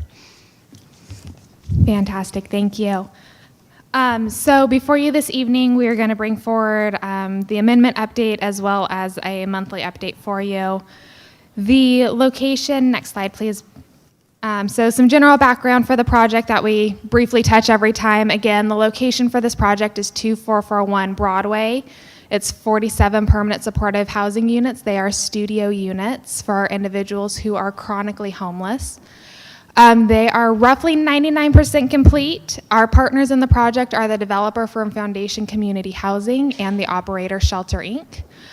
Firm Foundation currently owns the property through construction, at which point construction is finalized. The city does have the ability to take ownership to keep the property or potentially transfer it or sell it to an affordable housing developer or nonprofit organization in the future. Next slide, please. So lease up and timeline updates from our last meeting. The lease and operator agreement has been signed by Firm Foundation and Shelter, Inc. We currently, as of this afternoon, have some updated numbers. We have 51 packets that have been uploaded and in process for backgrounds, as well as 18 individuals who are completely ready to move into the project. Resource Connect Solano is working with additional individuals to get them back ready to be uploaded to the process should any of the 51 individuals who are currently going through process for some reason be deemed ineligible. They're still continuing to work on that backup list of individuals to keep the process moving forward. Our goal lease update to hit 90% occupancy is the end of the calendar year. That 90% occupancy does come from our HUD requirement to hit 90% occupancy. We are pushing very, very strongly to be completely leased up, but we also understand that we do have a little bit of damage due to the water line break that we are working to finish, as well as mixing in some holidays during this time, but we are doing everything in our power to move forward for the 12/31 for our lease update. And I just want to clarify, I want to jump in. The goal is 100% occupancy by 12/31, but the HCD guideline for home key compliance is 90% occupancy. So we have our internal city goal, and then we have our required goal. So we're trying to meet both of those by the end of the year. And we are hopeful as we're moving forward with these great numbers in process with our housing authority and Shelter, Inc. and our consultant, Alica. Thank you. And then, sorry, back one more for me, Manny, very quickly. The HAP contract, which is the project-based vouchers, that will begin December 1st, so in just 2 short weeks. We do have, like I mentioned before, a couple of minor delays. We do have a water line break that happened in the manager's unit that is currently being repaired. That we have permits for that, and the work will begin next week. We're hoping that that is done by early December or early to mid-December, but right now the current timeline does have through the end of the year. We're working to expedite that as quickly as possible. And then for the insurance issues, as we mentioned at the last council meeting, those are being worked through with Shelter Inc. and Firm Foundation, and expect that to be addressed here very shortly for full sign off on the lease and operator agreement on the city side once the insurance portion is complete. Next slide. Okay, so this evening, we are back to ask for a little amendment to previously approved opioid funds for the project. As you may recall, the council approved some opioid funding for some interim operational timeline, 90 days, because we weren't sure when the HUD funding for the project-based vouchers would hit. They were anywhere from 30 to 90 days. The funding, as Natalie stated prior, begins December 1st. So Shelter Inc. has not taken occupancy of the building and therefore has not spent some of that operational cost, including things like insurance, security, landscaping, utilities, some of these things that were envisioned that we were going to have Shelter Inc. pay for. Firm Foundation has been paying those in this carryover time until they get the keys and begin moving people in, hopefully in the next 2 weeks. With that being said, we are asking the council to consider this small amendment. No additional funds, it's already all been allocated towards the project, but moving from one nonprofit to the other, from the operator to the developer, to cover some of those carryover costs while Firm held the building and Shelter Inc. did not take occupancy. So with that, next slide. Natalie's going to review some of the areas of those amendments and those changes in budget. So apologize for this being small. It is also updated in the staff report as attachments in there. So if you need a larger version, it is there. The total amount being transferred from Shelter Inc. to Firm Foundation for the areas that Assistant City Manager Hain reported are on the screen. That amount is for $238,399. We highlighted where those changes are coming. So $64,000, which was added under the CEQA lawsuit settlement, was a rough placeholder for what we thought security may entail while we were looking at this. We were able to decrease that with going through the agreement or the CEQA lawsuit settlement terms, which is for 7 hours a day, 6 p.m. to 1 a.m., which is part of the CEQA requirements. For 90 days, which is the first 3 months, where then we would reassess based on calls for service, estimating to come in at about $30 an hour. That's a little bit over what we think the actual cost was going to be, but we wanted to have a buffer there instead of being under on that. The Shelter Inc. staffing increase for the $42,592, that was going to be additional staffing brought on to help expedite the lease-up timeline and process with background checks. Since Aleka has stepped in to do that and is working directly with the Housing Authority, that staffing from Shelter Inc. was no longer needed. And then, as Assistant City Manager Hain mentioned, the 90-day startup operational costs were no longer needed with them taking over here in the next few days, hopefully, and taking in that occupancy. So those 2 months of operational costs that Firm Foundation is being paid are going to transfer from Shelter Inc. to Firm Foundation. Next slide, please. So this slide just shows the new totals and what those line items are allocated for. This is where we're anticipating for Firm Foundation the funding to be spent from, with the total increasing their agreement to $481,000. Next slide. And this is the new updated line items for Shelter Inc., decreasing their funds to $151,256. With that being said, both of the operator and the developer, nonprofit developer, have reviewed our proposed amendments and agree with them. And we're really working great together, moving things forward swiftly as possible. There may be even less need for the operational funds for Shelter Inc., but we decided to give the 30-day buffer, even though it may only be 2 weeks. But we're really excited about the opportunity and the position that we are now to hopefully get people into housing before the holidays come. And yeah, that's our update for now, and we're available if council has any questions. All right, thank you very much. So for anyone wishing to provide public comment, we're going to go ahead and take public comment on the Broadway project, inclusive of this item and the Broadway project monthly update item. And do we have any in-person speakers? We have one. William Baker. All right, Mr. Baker, go ahead. And if you had prepared comments for both items and need an extra minute, I'm happy to provide that because I know we're combining two items into one. Good evening, Mayor and Council, and thank you so much for letting me speak before 10 p.m. My name is William Baker. Last week, I emailed you my report on the proposed reduction in the safety ambassador budget for the Broadway project. This and previous reports raised concerns about the staffing coverage for both the safety ambassador and case managers. This concern is not satisfied with the city manager's empty statement, "We have a contract with the operator." This is also not another case of fingers crossed that we have collectively done so many times that they are now permanently frozen in that position. Please look again at the example of CSH Enterprise Housing Home Key project in Oakland, where Shelter Inc. is also a co-applicant.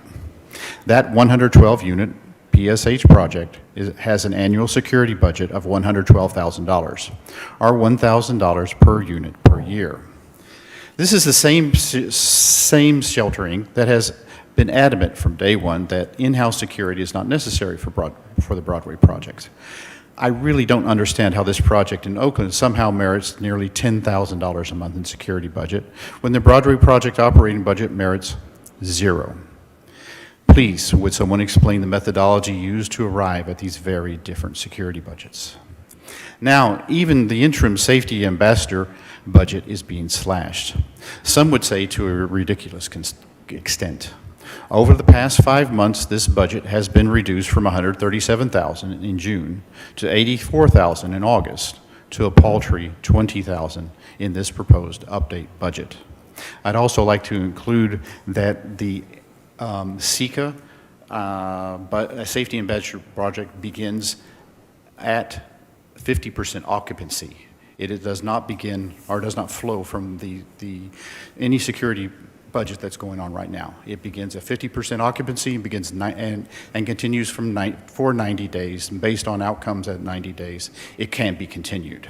So what has changed? I have my own thoughts, but let's assume this number was and is pure fantasy and used to make other budgets figures fit. So as suggested, go ahead, prove this change in budgets. You have to. The money has already been spent by Firm Foundation. Additionally, as I have been suggesting for most of this year, the city needs to underwrite the proper operation of the Broadway project. The city also desperately needs to hire a housing development officer. Make these commitments proactive. Don't wait for something really bad to happen and then be forced to underwrite it anyway, and be faced again with yet another costly lawsuit. Thank you. Thank you. Do we have any commenters online or any other commenters in person? None at this time, Mayor. All right, questions, comments from council, and I see Councilmember Gordon. Go ahead. Thank you for speaking, Mr. Baker. I want to say thank you to you all for this hard work, being the Commissioner on Housing, hearing the need, seeing the need, and I'm glad that Vallejo took charge to help our unhoused population, especially for those who have children. I've seen this project from dirt to where it's at now. Quality, again, I am very proud of you all, and you should be very proud of yourself, and you deserve a clap. Thank you so much for everything, and I know that it's been through a lot, and just like the Navigation Center, we had concerns, but look, you completed this. So I look forward to seeing more the families moving in, and I hope that we get to be invited. Other questions, comments from council? All right, seeing none, do we have a motion for the action item? Yeah. I move that we adopt a resolution approving First Amendments to the National Opioid Settlement Agreement Fund Grant agreements between the City of Vallejo and Firm Foundation, Community Housing, and for the City of Vallejo and Shelter, Inc. to reallocate previously allocated opioid funding from Shelter, Inc. to Firm Foundation Community Housing for the Broadway project and authorizing the city manager to execute the same.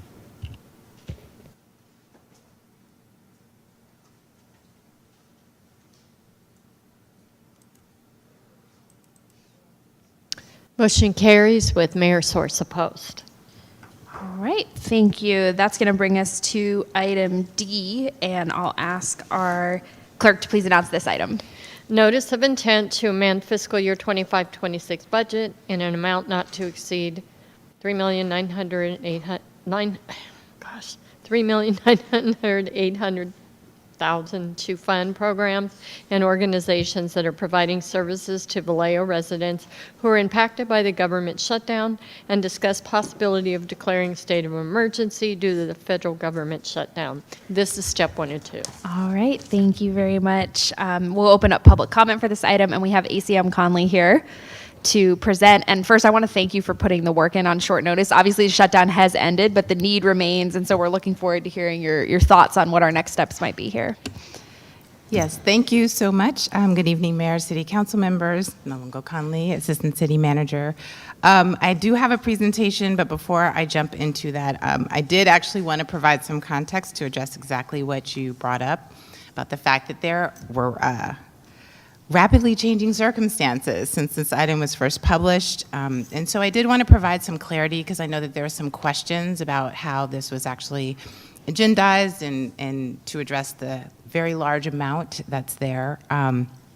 So when staff first presented information on the impacts due to the shutdown on federally funded programs, most notably SNAP, CalFresh, Medi-Cal, which is also known as Medicaid, WIC, and the Housing Choice Voucher Program, it was actually given under the city manager's report on the November 4th meeting, right? That really limits what council could discuss and give direction on. So staff committed to bringing this item back as an actual agenda topic to allow for you to have a more nuanced discussion around systems and protocols that you might want to put in place, allocation of resources to support those actions, and then establish policy to address disruptions in federal funding that could potentially come in the future, and then to provide staff with direction.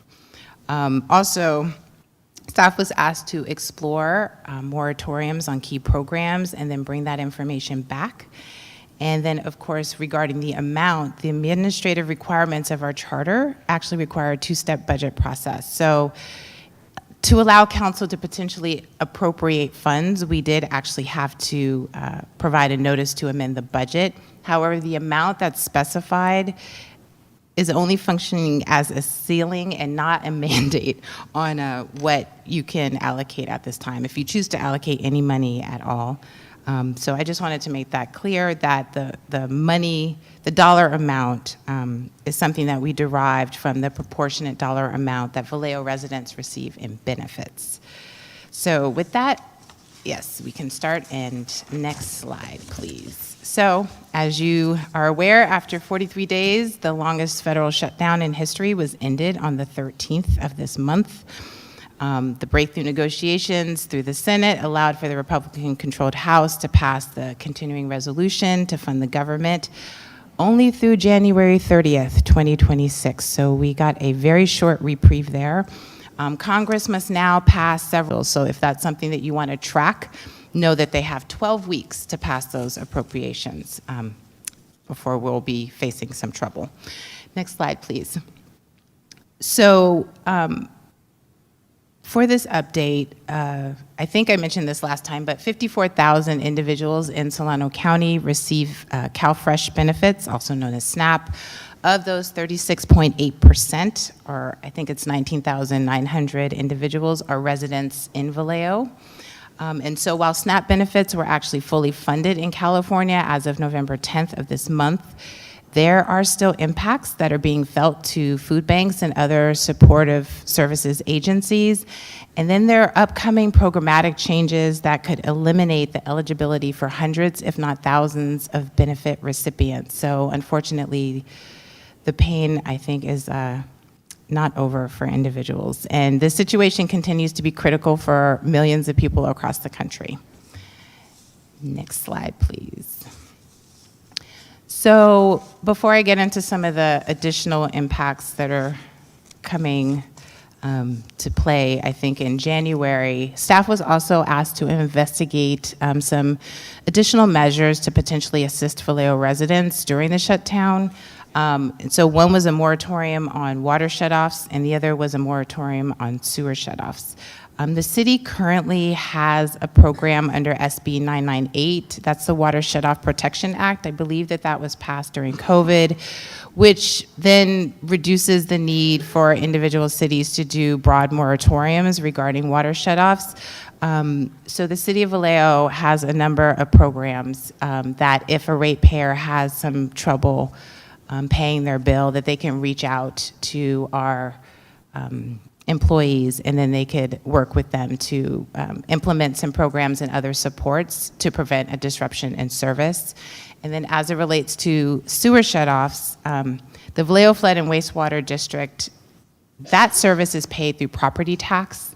And I reached out to the county and learned that they do not initiate any tax sales until after 5 years of delinquent taxes. So that's something that, isn't really an immediate concern, but who knows what the sort of budgetary impacts may have in that area. So staff currently believes that for these two areas, we already have appropriate measures in place that could potentially provide relief for Vallejo residents.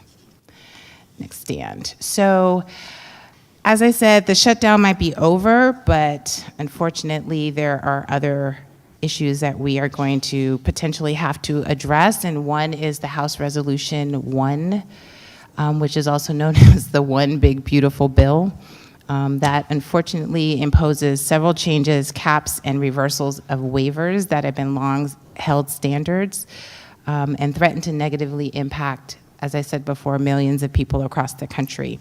A lot of these changes are going to go into effect January 1st, with very little support for implementation at both the county level and little to no education and outreach to program participants due to the shutdown. Next slide, please. So I'm going to go over very briefly some of these changes because I do want to give you time to kind of discuss what you guys were thinking about setting up a potential framework or policy or program to address any sort of disruption to these benefits in the future, since you didn't have that opportunity at our last council meeting. But some of the upcoming changes is that there are going to be work requirements that are going to apply to adults the ages 18 through 64. That is an expansion of what was previously required. So also parents with children ages 14 and older must now meet work rules. That is also a change. So that just means that there's going to be additional pressures placed on family members. So if you can imagine, now you're going to have young kids, they're going to have to figure out how to deal with childcare, after school care, while they meet this work requirement. And then most notably, exemptions have been removed for veterans, homeless individuals, and former foster youth. So our most vulnerable people will now be faced with additional barriers to receive SNAP benefits. There's also a work requirement that applies to Medi-Cal and Medicaid, but I can address that later. And also non-citizen eligibility is narrowed, so they are removing the eligibility for refugees, asylum seekers, trafficking survivors, and humanitarian parolees. And that goes into effect in October of 2026. There's some other things that are not allowed, like internet costs. They're reducing the energy assistant program, and to be only inclusive of seniors and those that are fully disabled. So if you have sort of a partial disability, you're no longer qualified. So they're really gutting these programs. I believe the One Big Beautiful Bill anticipates $100 billion cuts over the next 10 years.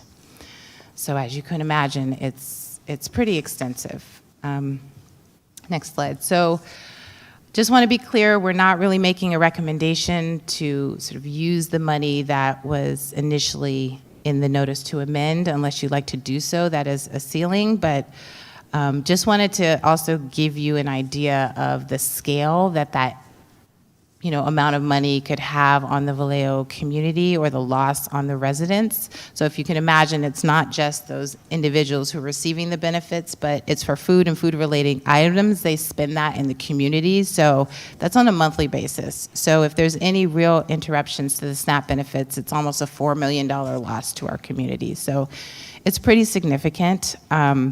Just want to say that council, if you so choose, you can appropriate an amount not to exceed what is noticed, so that $3.9 million to fund any sort of priorities that you may discuss or identify this evening. And then I'm happy to bring this back or bring any information back, I guess depending on what the federal government does and what they choose to fund or not fund during their budget process, so sometime in January, because this may come back around or some sort of different iteration. But with that, that concludes my presentation, and I'm happy to take any questions. All right, thank you so much for the presentation and for adjusting on to the ever-changing current events. Why don't we go ahead and take public comment on this item if we have any, and then we'll take questions, comments from council. It doesn't look like we have any in-person speakers. Manny, do we have any online speakers for this item? None at this All time, right. Madam Mayor. I'll provide one update, and then we'll see if council members have comments. So I had requested that this topic be agendized at the City County Coordinating Council last week, which meets somewhere between quarterly and every other month, and it consists of the entire Board of Supervisors and the 7 Solano County mayors, so the 12 of us.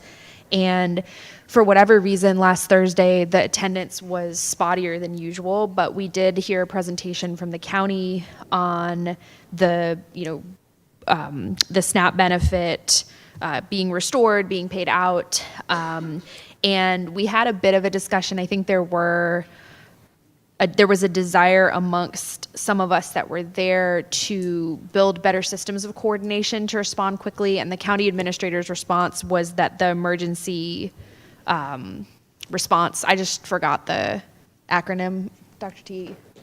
I just forgot the acronym for the emergency response team. Emergency response centers. You know what I'm talking about. Emergency EOC, or Emergency Operations Center. Thank you. That was the mechanism through which we would address something like this, which I don't think we loved that answer. And so I think there's some ongoing conversation that can happen. We've had a couple conversations about coordinating in general as a county, but I don't know that we made substantial progress at that meeting, although it was better than nothing, and we definitely made forward progress. I think we do want to be proactive and set ourselves up for being able to respond. I personally wouldn't be opposed to, if we're very clear to anyone that asks us about what we're doing, I wouldn't mind going ahead and approving a step 1 in case there's another shutdown in January and we can come and do step 2 real fast. I don't think we have $3 million to throw around, but it's an up to. So again, as long as we're transparent about this, it's like we're up to, we don't know what's going to happen. We're trying to set ourselves up to be able to respond more rapidly next time, so we don't have to have a series of special meetings or wait 4 weeks or have a huge shutdown and then finally get the item agendized after the shutdown's over. So that has value to me, just in providing ourselves peace of mind that we're able to deal with this later should something happen. And I think we should also think about having a communication strategy and outreach strategy. It was a conversation I had with the school district. I had conversations with an interesting kind of range of stakeholders who brought it up, including the school district, obviously some of our food providers, and La Russell. As a comm strategy that encompasses sort of a few different ways to get to the community. So that's something that I think, regardless of whether or not there's another shutdown, we are going to see changes to SNAP. We are going to see changes to Medi-Cal. none of these changes are happening at the same time. Everyone's going to be confused. It was something I asked the county, and they were very adamant that they're, doing that communication and outreach. But I think just the more we can get good information out and put information, we're putting out information, GBRD's putting out the same information, the school district's putting out the same information, if La Russell's willing, if whoever, like, we're all putting out the same information at the same time to try and just at least reduce the confusion. I think there's value in that as well. With that, I'll turn it over to the Vice Mayor. Yeah, I would completely agree with your comments. I think that having a step one is important in place because it can be agendized quickly for step two, but otherwise it doesn't have to be agendized for months if nothing comes of that. So I think that's wise. I do also want to be very clear on setting expectations for our community that this is not something where we're looking at covering gaps of what is going to be funded versus what was previously funded. This is for if programs are completely unfunded and we need to get people through an emergency situation, but it's not meant, I just want to make sure that we're all on the same page, that it's not meant to cover those funding gaps if things are defunded or are funded differently in the new bill. That was my comments. Yeah, I agree. Thank you for adding that clarification. I completely agree. We wouldn't be able to afford the gap. It would be more of trying to, resource our food banks and our organizations doing the work. Councilmember Gordon. Thank you so much. I do appreciate this because I don't want to be caught off guard, and I think that our citizens depends on, as a city, that we have a backup plan. And it's so unfortunate sometimes we don't think ahead like that. And however it goes, we, Vallejo, will be protecting our citizen. And I think this is a great idea. I'm glad we had this conversation, and I'm glad that all of us on this dais, including our staff, is in agreement of it, because we don't want, our citizens are already terrified of going places because of the concerns of ICE, and although we do have some protection there too, we don't want them to worry about eating or what the case. But I do want to ask the city manager, would this also be beneficial to those who are in group home and foster care? So this would be sort of city direction. So if you choose to allocate, a certain amount of money, if in case there's like a disruption to federal funding, then you can choose to distribute those funds however you so choose. I think currently the what do they call it? The One Big Beautiful Bill is pretty onerous with the requirements. And so, I don't know, in terms of group homes, you mean for youth, it generally will impact those 18 years and older directly who receive the SNAP benefits, but obviously we know for Vallejo residents, there's 6,000 children who are included, in the 19,900 folks who are receiving SNAP benefits. So, not the individual children, but the group home, I'm sure, who, if someone receives those SNAP benefits, they would be impacted. But what the city decides to design as a response program or policy to somehow, step in and supplement or provide some sort of assistance in case any of these federal funded programs are impacted in the future, you guys get to determine the recipients and the range and the scope. I appreciate that, because one of the biggest concerns we had too was our elderly. They can't normally get out to the food bank. I like the fact that I want to give a shout out to Grocery Outlet, because they were doing bags of groceries and people were volunteering taking it to the elderly. So I want to give a shout out to them as well. And I'm pretty sure there was others, was doing it. Manuel Temple, a lot of people were taking care, but my concerns were, what about them who can't get to food banks and whatnot?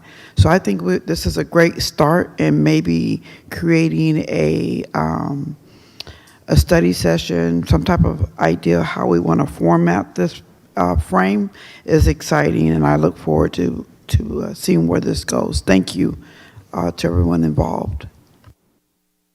Thanks. Councilmember Matias. Thank you, Mayor. So I have a question, and I'm not sure if you guys have the answer to it. I should have asked this leading into the meeting, and I did not. So a few months ago, we approved some level of funding. I think it was going into the housing authority that provided emergency funding to folks sort of receiving housing assistance to help them pay utility bills. Do you by any chance know if we've spent down that funding already? That I don't know. Yeah, because I Unfortunately, think can. that would be helpful for us to know, especially if there was an uptick in sort of utilizing that benefit in the past month and it needs to be replenished. I think we may have set aside, it was like $65,000 or $70,000, and it got approved during a special meeting, if I'm not mistaken. So that would be a helpful data point for us to have, because if it has been used up, then I think we need to look at replenishing it, because that was meant to be over a 1-year period. It wasn't meant to be over like a 2-month period. So that's point one. Point two, and Councilmember Ledeju can speak to this, and I'm sure the mayor can too, because we've all sort of attended different meetings over the past couple weeks. Just as recently as last Friday, Food is Free, several other organizations that have been supporting through the shutdown shared that even though benefits were restored, they were still seeing a huge increase in traffic, residents coming out to, get meals and to get groceries to get them by. And so I just want to sort of elevate a perspective, which is that even though the benefits were restored, if you're living paycheck to paycheck and you had to wait 2-3 weeks and you were just trying to piece things together, chances are you're a bill or 2 bills behind on on things right now. Chances are you skipped some meals. Chances are you had to put groceries on a credit card and now you're behind on things. And so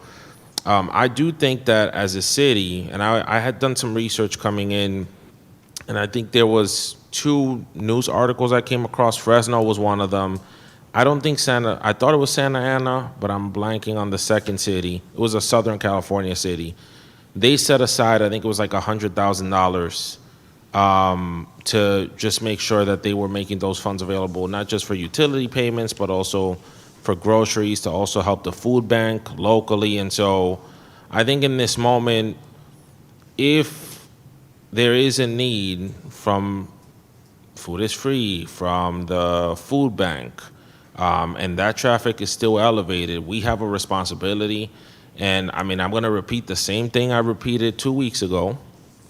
I find it straight up shameful that the county did not step in the same way that many other counties stepped in across the state to supplement the funding. I know Supervisor James, Supervisor Williams, they were pretty forceful and out in front saying we need to make something happen, but unfortunately the rest of their colleagues were not. And I think we need to look ourselves in the mirror and really think about what is the message we're sending our residents when we have emergencies and we do nothing. That's unacceptable, straight up unacceptable. So I expected more from my county representatives, and I hope that if we find ourselves in this situation again, much like the sheriff, we don't have to go up and ask them to do their job. 2, we still have a need in this moment, and we need those data points to know if we actually need to provide some supplemental funding. And I'm not talking about some crazy number like $500,000 or $1 million, but if we use some of these cities as data points and these partners identify that there is a need in this moment, I think we have a responsibility to our residents to provide that support. And I think the county needs to step in, and I'm going to keep saying it every meeting. So I will end my remarks there. I will share with the public, as I did a couple weeks ago, please reach out to your county electeds. And if you think I'm making stuff up, go ahead and look it up. Many counties stepped in and provided relief to their residents while this was going on, and Solano County should not have been the exception. So there is my public service announcement for the evening again. Thank you. So Right. through the chair, if I could just Go ahead, add yeah. one quick thing. So thank you for lifting that up. I did want to say that there were a lot of folks obviously impacted by the shutdown. And one of the things that I've learned while I've been doing this deep dive is there are quite a few people who actually work at Travis Air Force Base who are contractors who did not receive any salary, and they are not getting back pay. So there are a lot of, our civilian military employees who are struggling. And so there, as you mentioned, there's a lot of need out there in the community. I will say that when I was talking to county staff, so not necessarily the elected officials, they were preparing to bring forward a proposal that the county allocate about $500,000 for the entire county to kind of help out some of the food banks and then also some of the other support service agencies. I would say given the percentage of Vallejo residents, that would, if you wanted to use that as a sort of guideline, that would be about $184,000. So I don't know if that's helpful to have that information, but you could potentially carve out that or something slightly higher and just maybe have it be sort of a line item to, emergency funding to supplement, any disruptions, in social services programs or something along those lines. And like you said, you can always do step 2 at a later date, just it has to be in the same fiscal year, which we've learned. So definitely just has to happen before, July 1st. Thanks. Councilmember Ledeju. Thank you, Councilmember Matias, because the statements are really true. Just because the shutdown has ended doesn't mean the need has ended. And to your point, ACM Lungo, there are many individuals who have not been paid and will not have back pay. In addition to that, we also forget that we went through the pandemic. And the pandemic, post-pandemic, we're still struggling in our society. Our food banks, who are helping supplement, and our partners to counties, they're suffering. And so we haven't caught up even just on the day-to-day operations of a food bank. And so we have to really think about when we have a city where 1 in every 3 citizens in our own city is receiving benefits, what was the impact to those families? And what did they forego? What did they borrow? And why, and how much more are they behind? So those are kinds of things that you have to think about, and it is, how do you gather the data points to think about where would you even put funding? And if you talk to, as Councilmember Matias spoke, Friday, we're on a call, and just even our local food banks that serve individuals in this community, they're behind, and the numbers are way up. And so we do, as a council, need to think about, it's not hard to get the data. We simply can ask them for the data and determine how will we help in those areas. We had a grocery store, as Councilmember Gordon stated. It wasn't Safeway. It was this small, little, owned, independent business who literally gave from their own resources as much as they possibly could. And so, again, how do we support that local business who always steps up in this community? I can tell you time and time and time again where that particular organization has stepped up and given into this community. And we're not talking about our major grocers who are stepping up and doing those kinds of things. The other part of this is, as a city, and cities do. They have philanthropy relationships. So, you know, when we talk about emergencies, when we talk about just everyday operations, how do we begin to build those relationships with philanthropy? Government alone can't do the work, and so it does take philanthropy dollars, and how do we begin to enact those kinds of relationships to be able to step in these times? And that's part of responsible governing, responsible leadership. And today, to my colleague's point, at the Board of Supervisors, the chair said, we just can't afford it. And I'm not saying his words verbatim, but I will tell you, and I have combed through the county's books, and yeah, it might be tight, but it's all about responsible governing and where are the sacrifices that we make, and how do we come together as one Solano, 7 cities, and do this work together? Because it really is a county response, because it's a huge response. And so these are things that we can quickly look at, things that we should think about, because HR 1, and that is a reference to the big, beautiful bill, HR 1, the requirements that are coming down the pike in January, they will begin in January, will really have a major impact on, I'll just talk about our city. Our 20,000 individuals who today receive SNAP will have a major impact. People will have to reapply. People potentially will be losing those benefits. It's a big deal, because I will tell you, there are seniors who use these SNAP benefits. They live in Glen Cove, District 3. They live all over our city.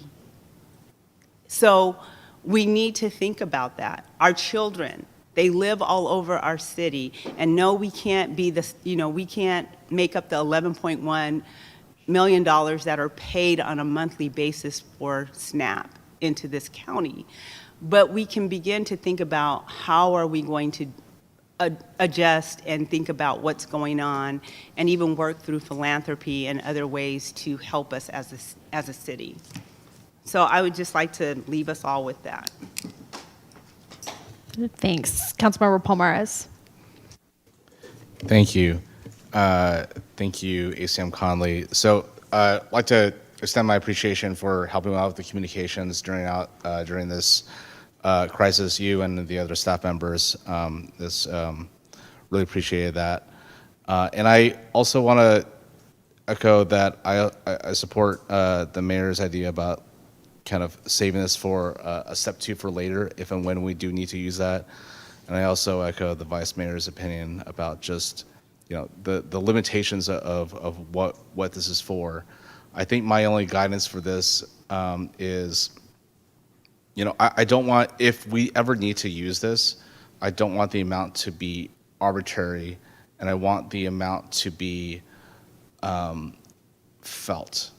If there was some way to distinguish, where is that delta in whatever it is that we could be the most impactful, whether it be like a food stand or some sort of communications process, whatever that delta is that we could be the most impactful to get the most bang for our buck, I think that's kind of what we need to explore. But what I don't want to see is that, we just kind of have a pie in the sky idea, like, well, give $100,000, and it's like a drop in the ocean. So I really want to be impactful, and also just really kind of emphasize that there are limitations to what we can do.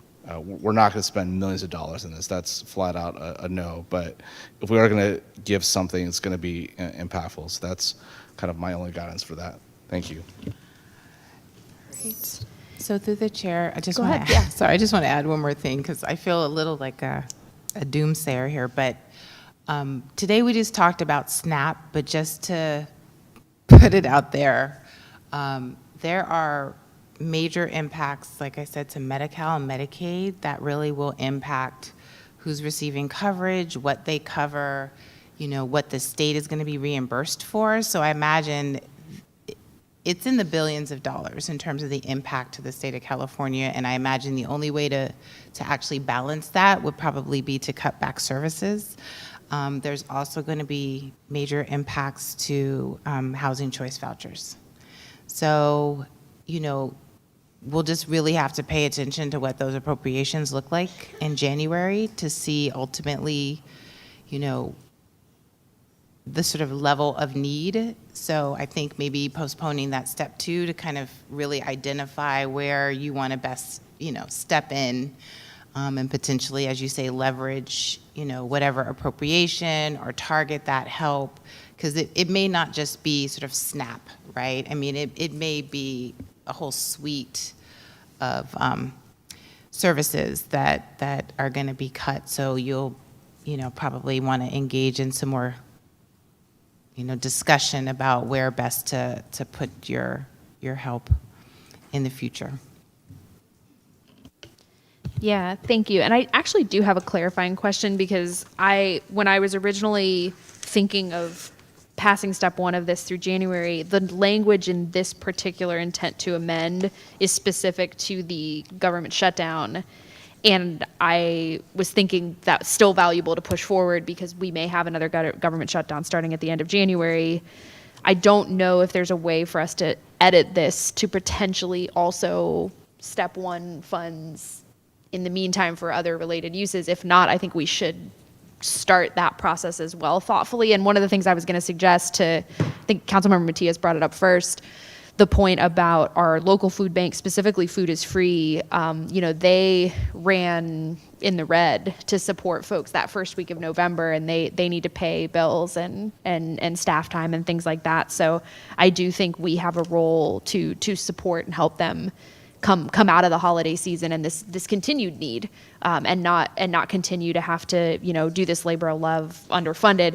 We need to find the right process for that, and I don't know if it's going through Measure P or putting out, having them submit a proposal or whatever it is to keep it fair. But I think we should do that, and that may have to be separate from this item connected to the shutdown. But I would support both of those things. Council. No, I'm looking at the city attorney for guidance on that. Yeah.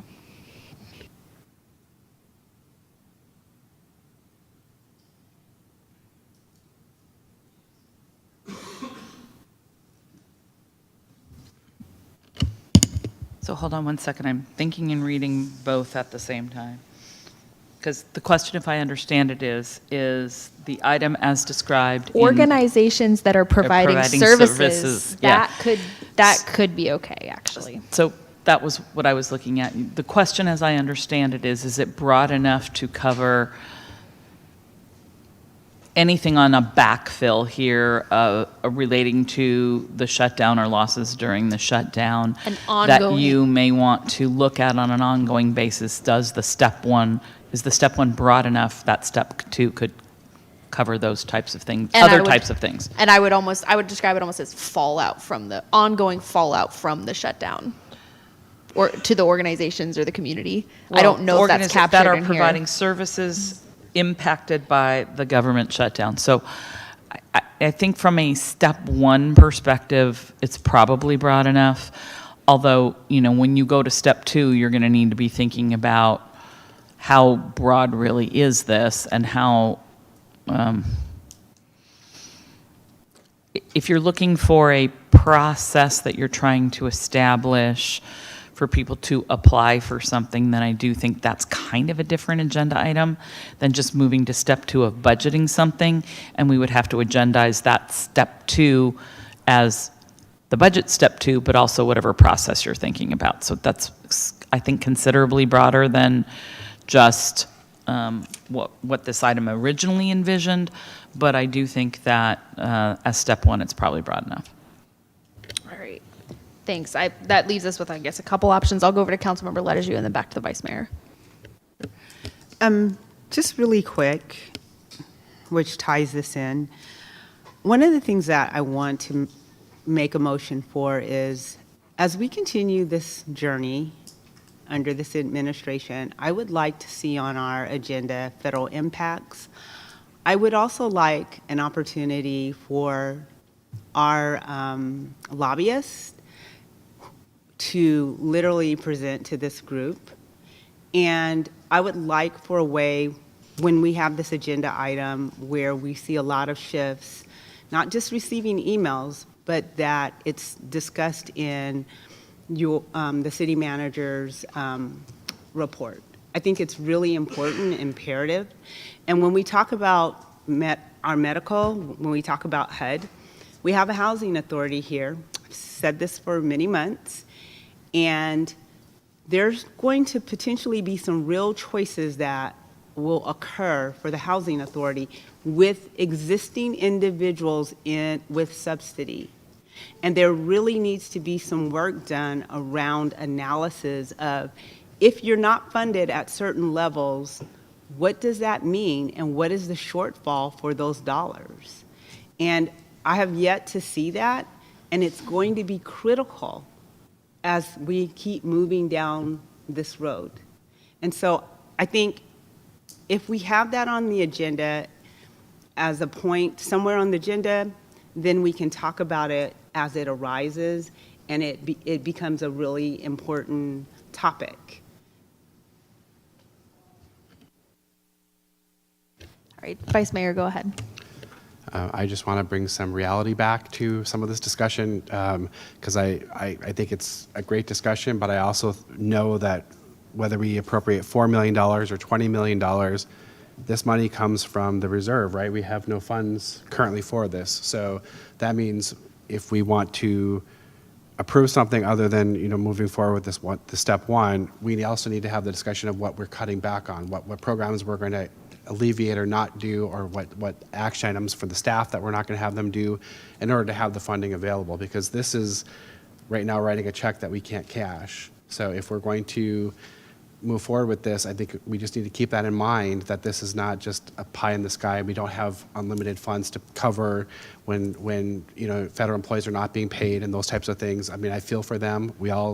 I have federal employees in my family, but reality is reality, and we only have so many funds to go around. And some of this is much larger of a conversation than it should be had on a city level, is my opinion. Yeah, Councilmember Matias. Thank you, Mayor. Appreciate your comment, Vice Mayor Bregenzer. And I just want to say, for the record, I gave pretty pointed feedback in terms of the things I want to see to be able to make a decision on whether or not we should or shouldn't move forward on something. So there's a specific program that we funded through the Housing Authority to help with utility payments earlier this year. I want to know if that has been expended. It was I think it may have been 70 or 80,000. I don't remember the amount. So has that been fully expended? Did that happen during the shutdown? I think that's important to know. And then number two, I think what you heard from several council members this evening is that while this emergency was going on, and then following the emergency, specifically, there were, you can talk about food is free Bay Area. You could talk about the independent grocers that put money out of their own, pocket to help support. We want to know if that traffic is still there, and if the need is still there in the community. And I don't think that, one, with those two data points, I think we can make a more informed decision. Two, I would be shocked if the request that would come back from those two data points that I'm asking for would be something astronomical. I would be very shocked. So it doesn't mean that we have to make any decision to fund anything this evening, but just in terms of understanding what the need is and also preparing for the future, I do think it's information we should have. And the only concern I have, Mayor, with the proposal you made is we would have to wait until January. So I don't know, if you go out and get this data, do you share it with us over email? Do we continue this discussion until December? And then we revisit it, and at that point we decide, do we do something or do nothing? I think January, at that point, that ship would have sailed. I think having a continuation in December as we're getting that data helps inform, is there a role for our local government to play through the holidays? Because that's all I'm talking about in this moment. I think there's some more broader conversations that we need to have, to Councilmember Letterjuice's point, but right now we're talking about the emergency. So that would be my, I guess, follow-up. Councilmember Matulik. Thank you, Mayor. And I think as we go through this and continue to ask these questions, I think we're opening, I wouldn't say Pandora's box, but I think we're opening up the issue of what is our capacity to even deal with something like talking to Councilman, to the Vice Mayor's point is, not only is this going to be a budget issue where we find this funding, but how do we man this? How do we logistically process and move all these? Because I'm already envisioning tons of applications, and so who is going to be managing this? What is the process? So I mean, those are just some of the things that, as great as a concept as this is, until we put those things in place, we may be creating more chaos in some cases than we are solutions to some individuals. So I just want to make sure that we're thoroughly thinking this through to make sure that we have the systems and the staffing and the bandwidth in place to where we can effectively do this. So it was just a question of how we're managing this. All right. I'm going to jump back in and then I'm going to go. I see a lot of lights. And I think, the theme that I'm hearing is, I think what the council needs is we need to know what our options are, what levers we can pull, and be ready to have the conversation about what the trade-offs are with those levers. So one of the things I saw in the staff report was Monsanto funds. So like, we have Monsanto funds, we could kind of set a understanding here, like maybe we're open to spending some Monsanto funds, yes or no. Are we open to spending Measure P funds? Yes or no? Are we open to dipping into reserves? Yes or no? What types of things are we willing to fund? I would love to help out Food is Free. Is that something we would want to do just to one nonprofit, or are we then needing to open it up because we have a ton of food nonprofits? How would we run that process? How would we screen and vet? Now we're into a whole situation. I think we need to work those logistics out. What are the levers that we can easily pull? And I agree, getting the information on the utility shutoffs and stuff like that would be really helpful. And the comms piece that I was mentioning earlier, I did have a chance because I happened to have a water agency meeting last week, and I was able to speak with the water team, and they did mention that the shutoff, there's actually a buffer. There's already a small buffer in place, so it's about communicating. It's about figuring out the communication to residents. We don't actually need to make a policy to pause water shutoffs. What we need to do is figure out how do we get that message out to our water customers so they understand, what it means to be behind on your bill, and what the things, the things that they would need to do, and the protections they have if they need to make a decision in a moment.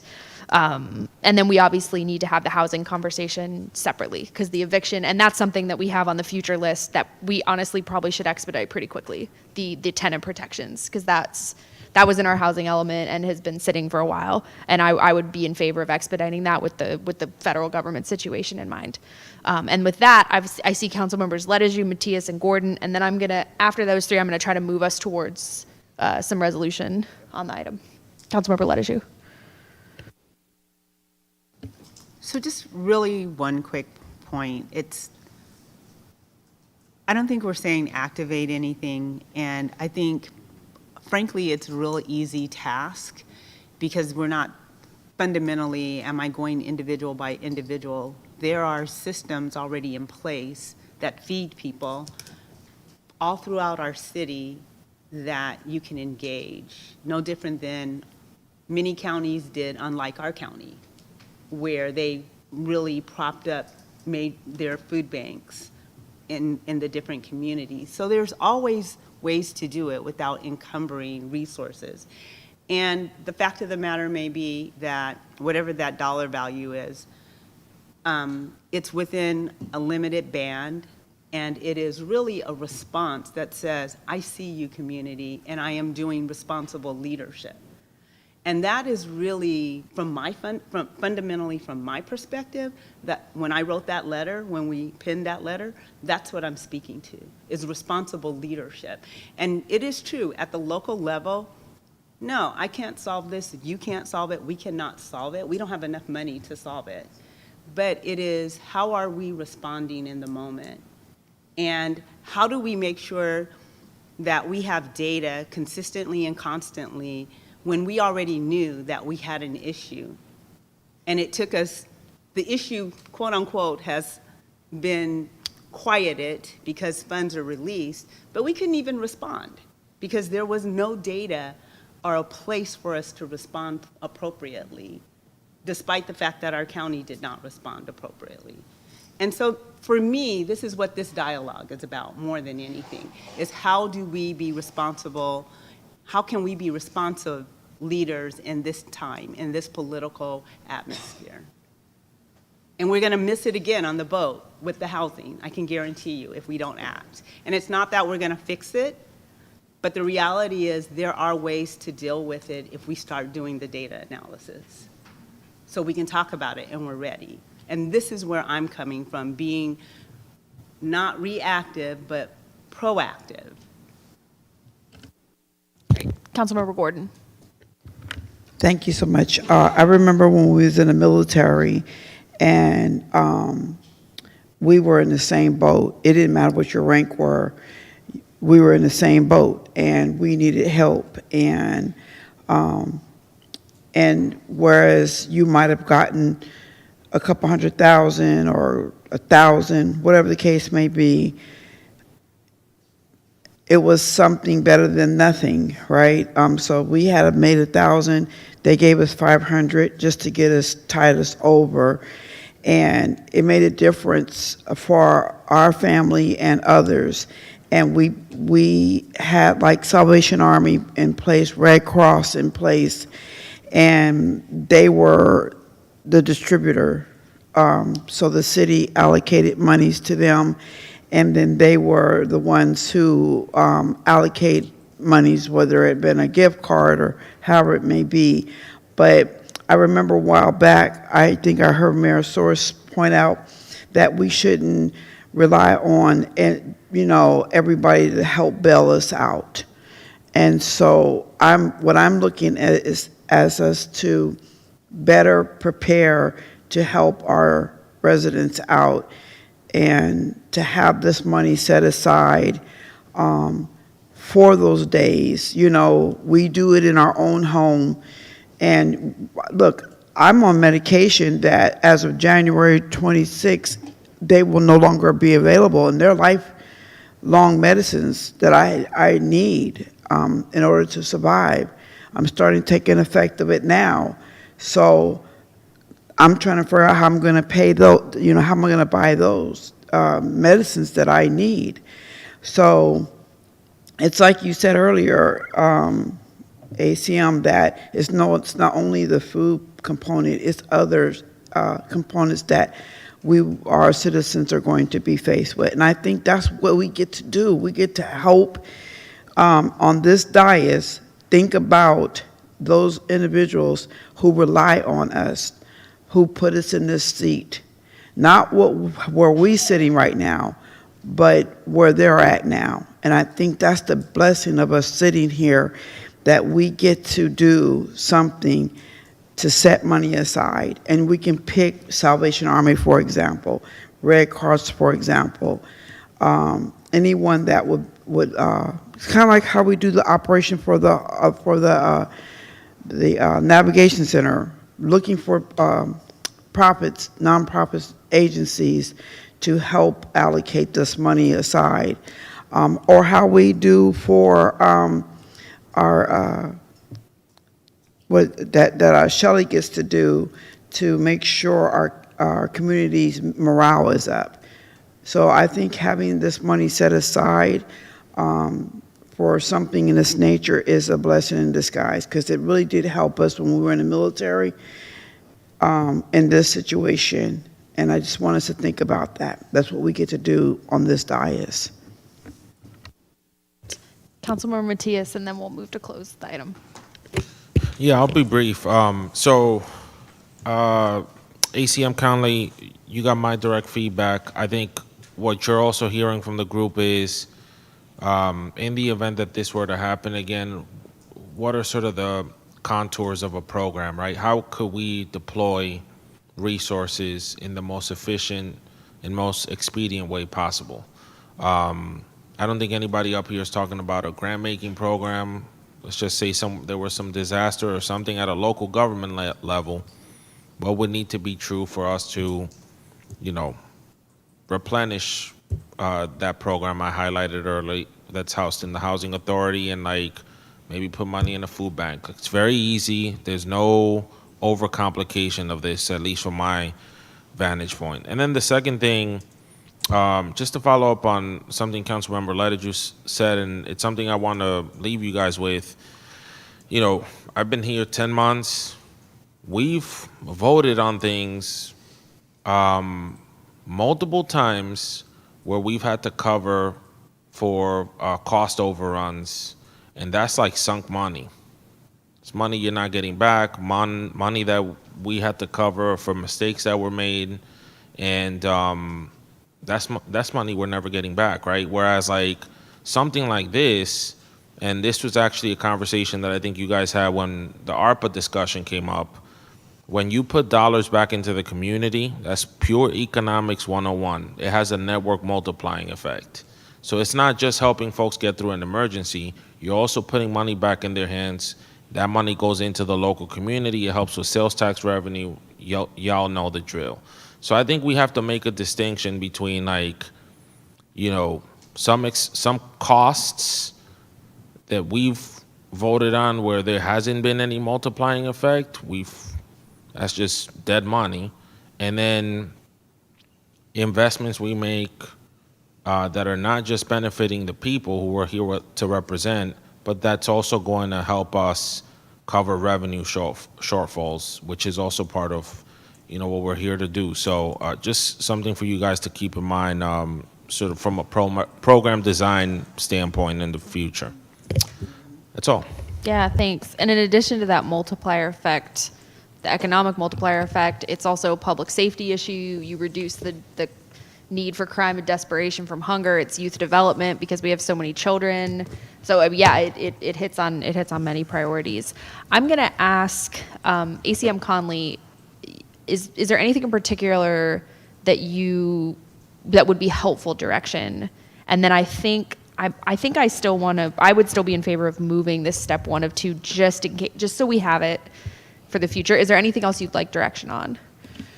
So just to clarify, to make sure I have it all together. I didn't mean to put it on you to summarize the discussion, but if you can, that would be wonderful. But so to check in on the housing funding that you allocated several months ago, potentially to pay for utilities, to see the status of that, whether or not that money's been dispersed or if it's still being held, and then has it been fully expended? And then as far as the sort of SNAP food piece, to reach out to both the food banks located here within Vallejo, as well as organizations like Food is Free and other independent grocery stores, to see if we can collect some data with regards to the increase that they've seen over the last 2 months or so, and potentially, I guess, maybe for the rest of November as it regards to the shutdown, but sort of that data, right? So that we can see,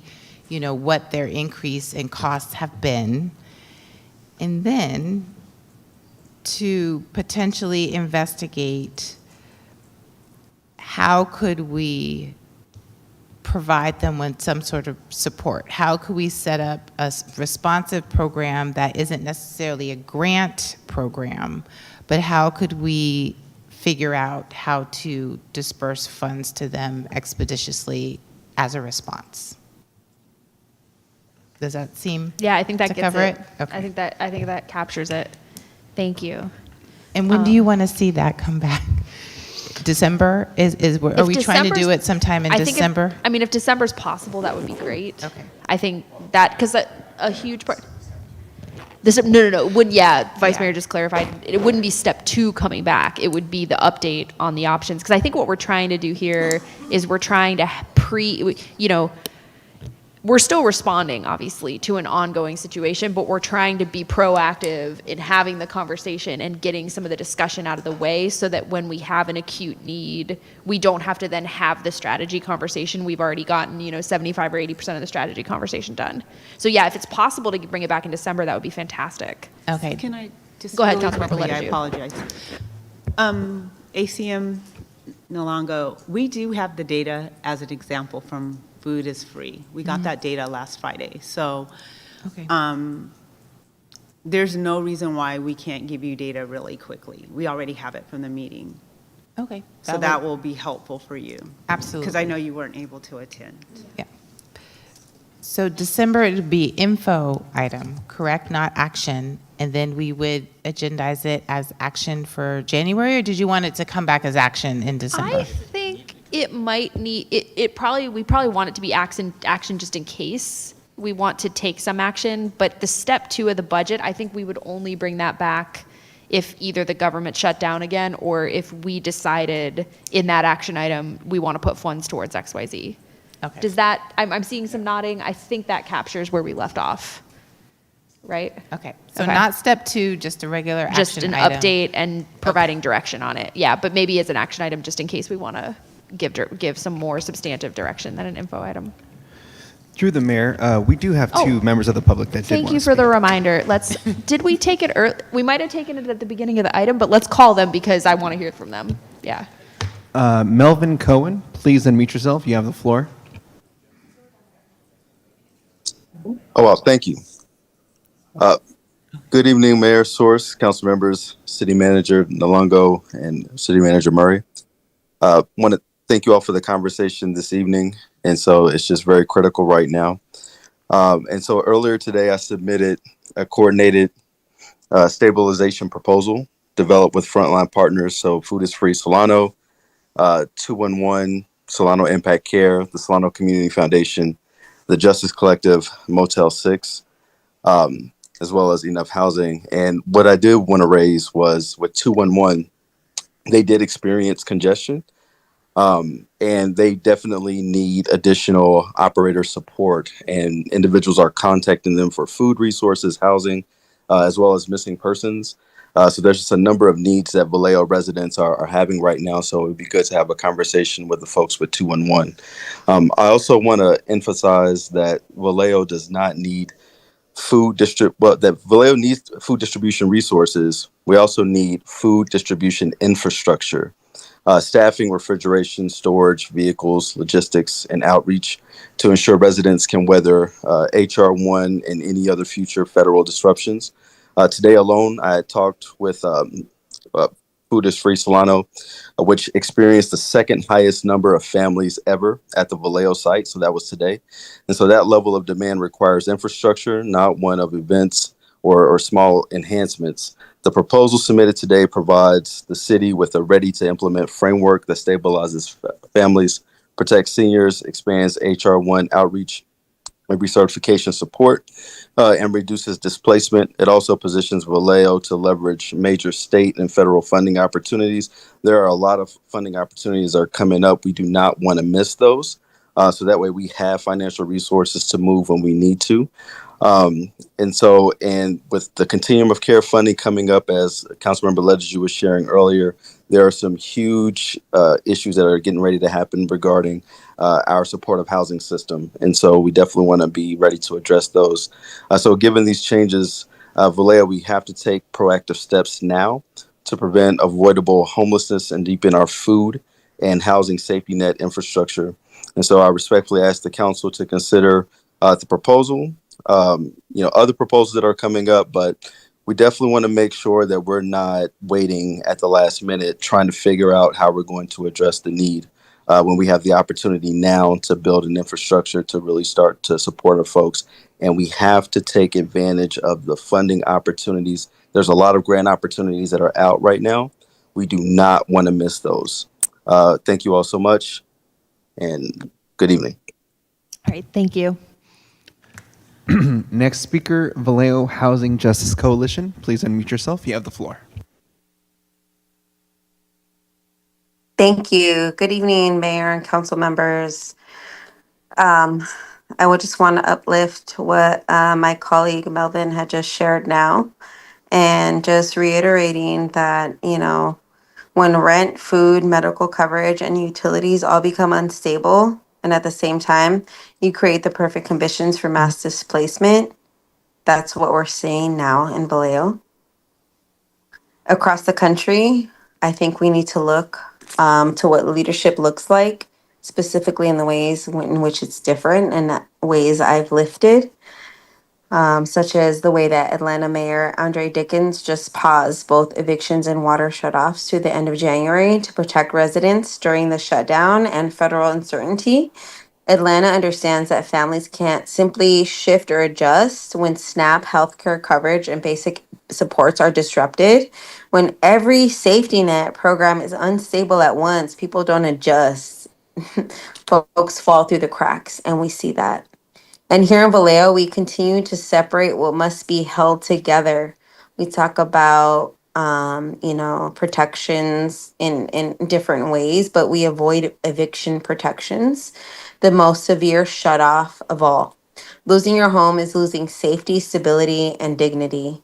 And this is where we have to acknowledge a deeper issue in how we govern, right? Like Vallejo keeps slipping back into what Paulo Freire called vertical charity, top down selective relief based on what institution decide what people deserve. We know that vertical charity hands out crumbs when it feels convenient instead of guaranteeing rights in the more horizontal way that we call people to look towards. But eviction protections, housing element commitments, and AFFH obligations are not charity. We know that they're rights, they're horizontal, they're grounded in solidarity and community voice and shared power. Tonight, I want to uplift what Melvin just said now about food infrastructure. Vallejo relies on temporary pop ups and giveaways instead of building a stable, community rooted food system, which is actually unconscionable in 2025. It's another example of vertical charity, reactive, inconsistent, and really insufficient. When families don't know if they'll have food at the end of the month, the risk of eviction skyrockets. We have to know that food justice and housing justice are inextricably intertwined, and it's all connected, and our city has fallen behind, right? And we know that our tenant protections written into our housing element are overdue, and we want to be clear. Affirmatively furthering fair housing is not optional. We continue to reiterate it's a legal requirement, and the data that we continue to review makes it undeniable. The Chronicle article I continue. All right, thank you so much. I see Councilmember Palmares, and then we'll wrap up. Thank you, Mayor. I actually have an alternative motion just because I really want to hear the data that Councilmember Matias is requesting. And if the data that's going to be provided to us is something that, hey, we all, at least the majority of us, decide that we want to fund, the next time we see each other, I don't want that to be precluded because it's an information session versus a step two. So what I'm recommending is that the next time we see each other and we have this, we see these options, that's part of a step two. If we don't like it, then we could just continue the meeting to the January, whenever we feel that it's prudent. And I'm just spitballing here, but could this be a both and, where in December, if we find out that there are some places that we could fund that delta in food stands or whatever, can we also vote on that and then also continue just in case for later on in January? Or can we only vote on one thing if we're at a step two? I think what I'm hearing is two parts. I agree with you. I think it should be an action item. I don't want to get buried in information. Yeah. The step two issue, I think the problem we're going to run into is that the step two is where you have to have the precision. And so it would have to be precise on the agenda. So we need to have the conversation. We need to have one more conversation to get the precision before the step two budget amendment can come back. Well, then how about we just do a continuation of this? We do want to pass step one so we can at least have step two ready. I think. Okay. I mean, unless someone has a better idea, but I think, staff could make a recommendation based on the data they get and say, we think you should provide $30,000 for this or $50,000 for that. But I think we probably want to have the conversation first, decide what we want to do. And then at least at that point, we don't have to do conversation, then step one, then step two. At least we've already done step one. The second part of your question is the harder one. If we're appropriating up to 3.9 million, but then we say, oh, we want to give $50,000 to the food bank, then I think that ends it and we have to start back over again. So we only get one bite at the apple before we have to start the two-step process again for the budget amendment. So to the city attorney, is that true, or is there a way to kind of extend the life of step 2? Yeah, I don't know. That is a very interesting question that I've never actually been asked before. Chopping up step 2 into multiple spots of step 1, yeah. So I guess you could take one action and then continue that step 2 action. So let's say your step 2 action is, you're not actually talking about bringing forward a step 2 action, but let's assume for the sake of argument you were talking about bringing forward step 2. You could say step 2 is to do, using the mayor's example, $50,000 to a food bank or whatever. Was that your example? Okay, close enough. $50,000 to XYZ food bank. And other measures. Take the action on $50,000 to step 2, discuss your other measures, and continue that item to a subsequent date certain. Now, I've never seen that happen before, and we've never done it before, but I don't think that's unlawful. I'll take that. Okay. All right. Vice Mayor? Wouldn't it be cleaner or easier just to have a separate item because the housing funding that you were talking about is not really due to the government shutdown. So wouldn't it be cleaner just to have the $50,000 or whatever replenishment request for your housing item be a separate item from this? I don't know the answer to that. I mean, I know that there was a request made and it was specifically for utility payments. Like I even asked, can it be used for other purposes? And I was told no, that's only for utility bills that money's made available. So I think if that has been leveraged during this time period, it would be helpful for us to know, but I don't know if there's some additional bureaucratic gymnastics that you guys have to engage in to send it over that way. But I feel like that information has to come back, whether the funds are still there, whether they're gone, and then decide whether we want to move forward with funding more. I think I think the step 2 is premature, but that's just my opinion. I agree that the step 2 is premature. I'm not opposed to it, but I think part of the direction we're giving is clearly, can we get some expertise on the bureaucratic gymnastics? Because that's the point of this, is so that, again, if we have an acute emergency in the future, we at least, we're building the muscles so that we don't have to do the bureaucratic gymnastics, or at least we're better at it next time. So, I don't know, ACM, go ahead.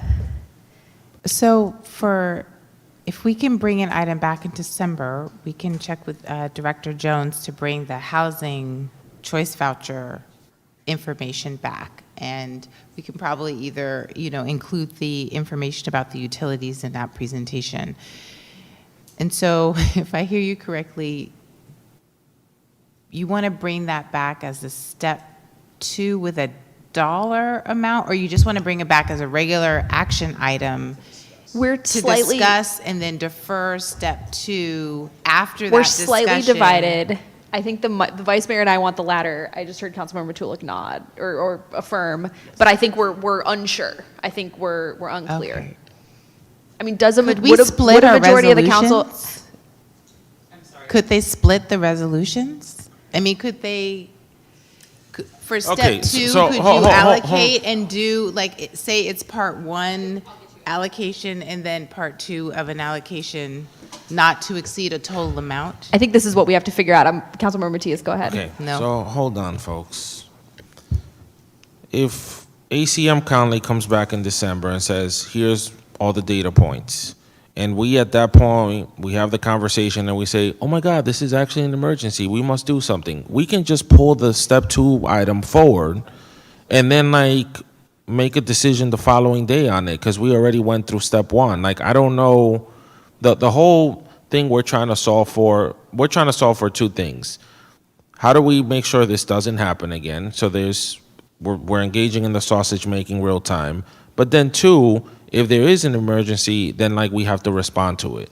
So we can have you come back with an action item, right? So we can provide direction.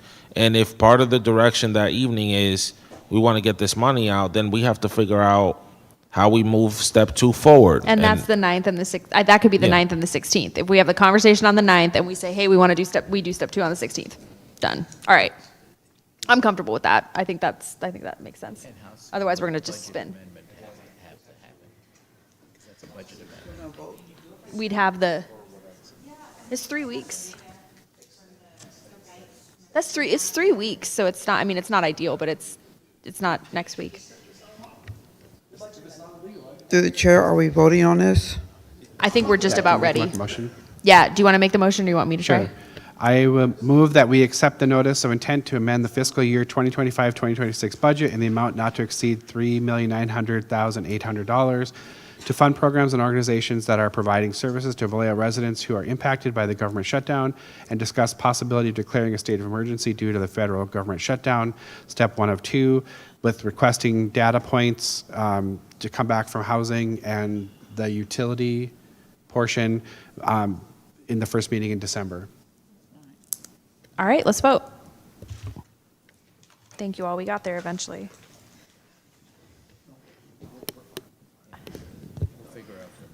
All right. Motion carries unanimously. Thank you. All right. That is going to bring us to our last action item. And I should say we are going to be continuing our information item on the whistleblower policy, which is 11A. And we've already... I know, I'm just saying that in advance in case anyone is waiting with bated breath for that. We're going to be continuing whistleblower, and we've already had the Broadway Project monthly update. So we're going to move to action item 9E. I'll ask the city clerk to announce this item. Notice of intent to amend fiscal year 25-26 budget in the amount of $210,000 to fund professional services related to securing federal funding to expand maritime industrial activity and workforce development in Vallejo, step 1 and 2. All right, and I am going to open up public comment on the item and make a suggestion to the council with the permission of ACM Conley that since we have had the discussion and given direction to procure a consultant, and this is step 1 of 2, that we may consider moving this item fairly quickly through rather than having a whole discussion about our goals for the shipbuilding white paper. We, in the interest of time and understanding that this is just a budget allocation, that we expedite the item. So with that, I'll turn it back over to ACM Conley. So thank you very much, Mayor and City Council members. I'll keep it brief. I can sort of run through some slides, but I did want to touch on a couple of things. So we can go to the next slide.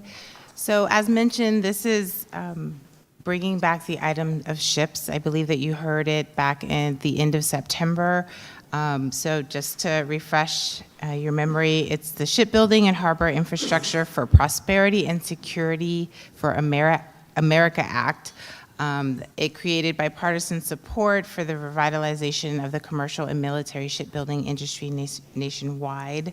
When this was brought forward, I think back in September, it was pointed out that there are still really many unknowns about what this act will actually contain and what state and federal funding infrastructure will support moving forward. Next slide, please. But I also wanted to point out that there are a lot of opportunities that exist beyond military applications to the SHIP Act. So there are other individuals who are looking to invest in this area other than just the military. So while there is support for the Strategic Defense Network, and that's critical for our national security, it's also equally important that the City of Vallejo explore all available options for investment, and that includes commercial, industrial, manufacturing, and innovation tech. So the EDD department, under the direction of ACM Haynes, solicited 2 proposals to assist with this effort. I'm sorry, this is solicited proposals to assist with this effort, and they received 2 in response from consultants who work in this space. Next slide, please. And so after reviewing the submitted documentation, the Roosevelt Group has been identified as the most qualified vendor, given the experience of the project team, the relationships that they have with congressional staff, the Pentagon, private shipbuilding companies, innovation technology companies, and 3, their expertise in supporting the creation of defense industries and all the related industrial manufacturing, green tech, economic prosperity zones that support those investments. So what's really important to keep in mind is that the city really needs to be responsive to the opportunities that are created in this moment, and that are also supportive of these revitalization efforts. And that means that we are required to make an investment in partnering with knowledgeable consultant who has that level of expertise, because we don't have that currently in-house. Next slide, please. So the strategic importance of engaging a consultant like the Roosevelt Group is a way to really link all the moving parts of this ecosystem together into a cohesive vision. So there are multiple components to this possibly once-in-a-lifetime opportunity, and providing the strategic plan for the city that we can leverage is a valuable service in the moment. So, the Roosevelt Group, their contributions are listed here, and they are going to provide a strategic assessment that includes all the Navy roadmaps and plans regarding shipbuilding, repair, workforce training, component, subcomponent, build plans and repair aspirations. They will provide information on funding opportunities that will be additive to any steps and work that staff have done towards the revitalization of the city of Vallejo. They'll provide advocacy to ensure that we're represented in those spaces where the decision makers are in DC. So the Maritime Industrial Base, Department of War, Department of the Navy, and sort of other key stakeholders. And then they will also provide staff with introduction to industry leaders with whom we can build relationships with over time. And also really help us leverage our county-wide regional partnerships, and then position the city as a viable economic center for investments moving forward. Next step. So, as I mentioned before, this really is a way to sort of link all the different moving parts that are coalescing around this ship's maritime conversation. And so they have provided us with their proposal 2 options to engage their services. So the first option that they presented is a retainer-based model. So that has a cost per month. And so for them, it's $35,000 per month for a total of 6 months. And that total comes out to $210,000. Within that retainer-based model is them completing a very comprehensive strategic plan. It involves them coming out here, meeting with all the strategic partners. So that's everyone on Mare Island, including the private companies. It's meeting with, our folks in Benicia. It's meeting with elected officials. It's meeting with county officials. It's meeting with Solano County EDC. It's meeting with our workforce development folks. It's meeting with potentially some other individuals around housing opportunities. So they're going to come out here, kind of do that deep dive, and then link that all together for us within that. I think it's estimated 2 to 3 months. And then after that, for the retainer-based model, they'd spend about 3 months doing really intensive advocacy for us, both in DC and also leveraging their current contracts that they have in the shipbuilding space. They also propose a task-based model, and so that sort of carves out the strategic plan at $140,000. And then they propose retainer fees for the remaining 3 months at $70,000 for a same total of $210,000. So just to add a little bit more information to this, there are some other interested parties and potential partners that we've been working with that have arranged a visit by some major shipbuilders. It was supposed to be in December, now it's been pushed back to January. These are actually people that the Roosevelt Group has relationships with already. So I think in terms of strategy, it's, that's something that we can leverage. But they are more than willing to come out and kind of help all of us in this sort of area get prepared for that kind of visit, to put our best foot forward, to really take advantage of this opportunity. So if staff is directed to contract with them, we anticipate, like I said, having them on scene, along with all of our other partners and potential representatives, so that we can really explore and present all the possibilities that we bring to the table. Next slide, please. So if approved, this item will come back before council at the December 9th meeting for step 2 in the budget process, and then we will work with them to finalize the contract. So that concludes my presentation. Happy to answer any questions. Thank you so much. Let's go ahead and see if we have any public comment on this item. None in person, none online. All right, with that, I'll turn it over to the Vice Mayor.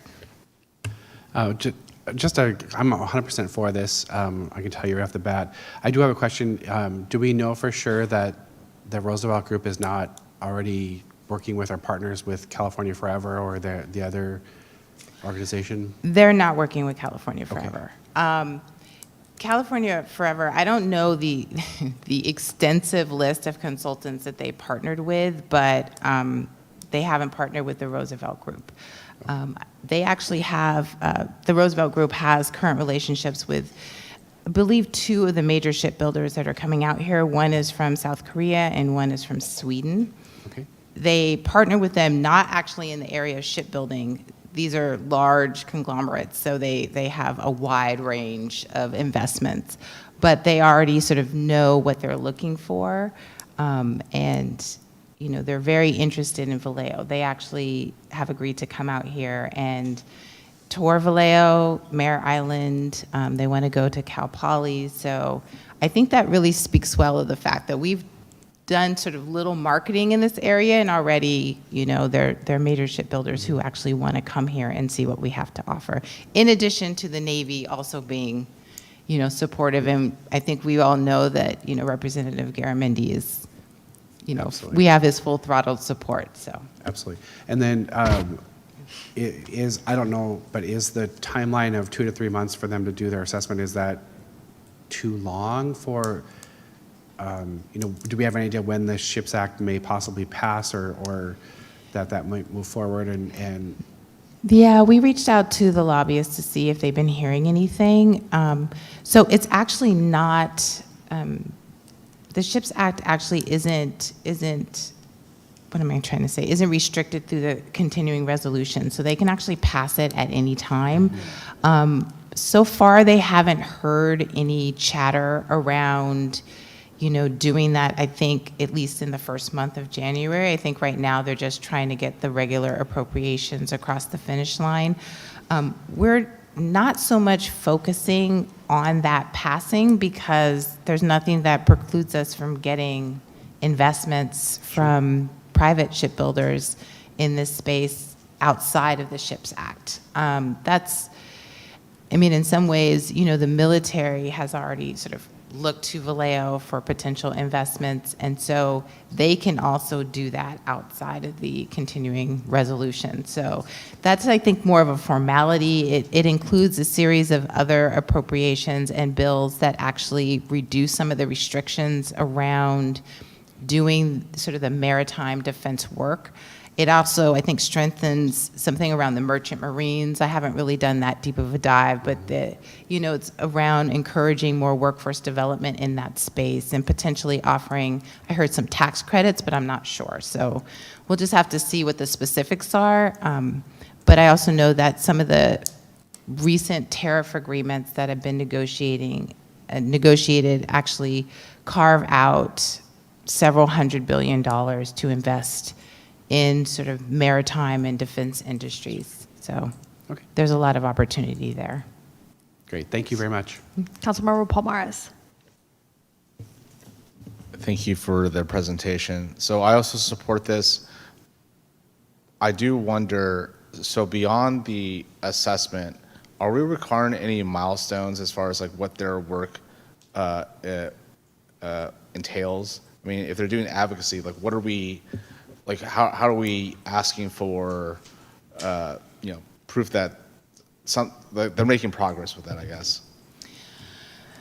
So in terms of their advocacy, in some ways that will be better to direct after we get the strategic plan. The strategic plan from them really is going to take a look at all the assets that we have to offer, both the ones that just exist that are held privately, the ones that the city owns. They're going to look at some of our infrastructure needs. They're going to look at what our general plan is. I know that we've submitted for the Mare Island general infrastructure plans. They're going to look at all of those things. They're going to align them to the needs that they know about with regards to what the military is looking for in this space, what commercial, shipbuilders are looking for, and sort of other investment firms. And then they're going to take that information and present to us sort of where we best fit. So once we sort of know where we fit and what opportunities are really open to us, like for example, we're not going to build an aircraft carrier, right? There's no way to sort of sail it out on the Napa River. We don't have the depth. And so once we get a sense of what we can actually do in that space, then we'll be better able to guide them in terms of their advocacy, right? So it'll help guide that sense in terms of, are we really focusing on a lot of military contracts where we might potentially be limited, or is it best to then go look for private investments? Understood. And actually on that note, can they keep an eye on or assess whether doing this, the shipbuilding aspect of it, whether that has cross-pollinating opportunities to other industries? I don't want us to put all our eggs into one basket, and I feel like there's a lot of room to explore other industries, and they're all just kind of feeding into each other. Oh, absolutely. They actually are the ones who brought that up. Okay, because part of it is, a small part of it is shipbuilding, but Right. their real, what they term is, instead of maritime, they call it defense industries. So it sort of broadens the scope. It also includes green technology. It includes like creating green manufacturing. There's tech innovation. So it's the whole sort of gambit of opportunities that are involved. There's workforce housing opportunities involved in that. And so that's what they're being hired to produce for us. So it's not just related to shipbuilding. As you say, there's a lot of other opportunities there. Perfect. Okay, thank you. Councilmember Lettigiou. Thank you. And thank you for that question, Councilmember Palmares, because that's what I really want to know holistically. It's not just one thing, but we have a whole waterfront, right? And what does that really mean when we think about economic development, economic growth in our city, and how that part of the water, our piece of property, can help infuse the rest of and inform where are we going from an economic perspective and how we bring in others as we're doing this work. And so that's what I really wanted to have a better understanding, because I think this is important. Councilmember Gordon. Yes, thank you, and I look forward to hearing more conversations on both sides of the water. As you know, District 6 is still available and is connected to our Cal Maritime, so that would be really great to explore as well, because it's just completely abandoned, and I would like to see more of that. And we would like to know, how are they going to report to us? Like, how is that information going to get to us particularly? Are they going to meet with us monthly? Are they going to meet with us weekly? I'm sorry, monthly or bi-monthly? Just could only be here for a little bit of time. So how would this information get to us, and would it be in a report for us council members to be able to see? Because that's a lot of money, but understanding we want quality, Did I hear you say Congressman Garamendi is in support of them? No, he's in support of Vallejo, right? Oh, being right. in the Oh, okay. space, right, being in the space of sort of shipbuilding, maritime Right. industries. Oh, good, okay. Good, thank you. Because my biggest concern is making sure that we're not going to spend all this money and we're looking outside of Vallejo instead of making sure we're staying in Vallejo. Otherwise, we would look for other partners to help us with the finance. But thank you so much for that. But again, District 6, since we're right there in my, Cal Maritime and Cal Poly is in my district. Thank you, I appreciate that. Councilmember Matias.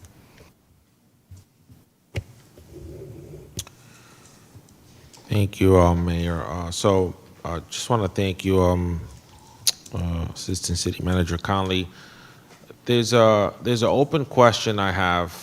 So I'm supportive of the proposal. I think these folks are legit. I like the ties that they have to the military and the access that they have to government and to the administration.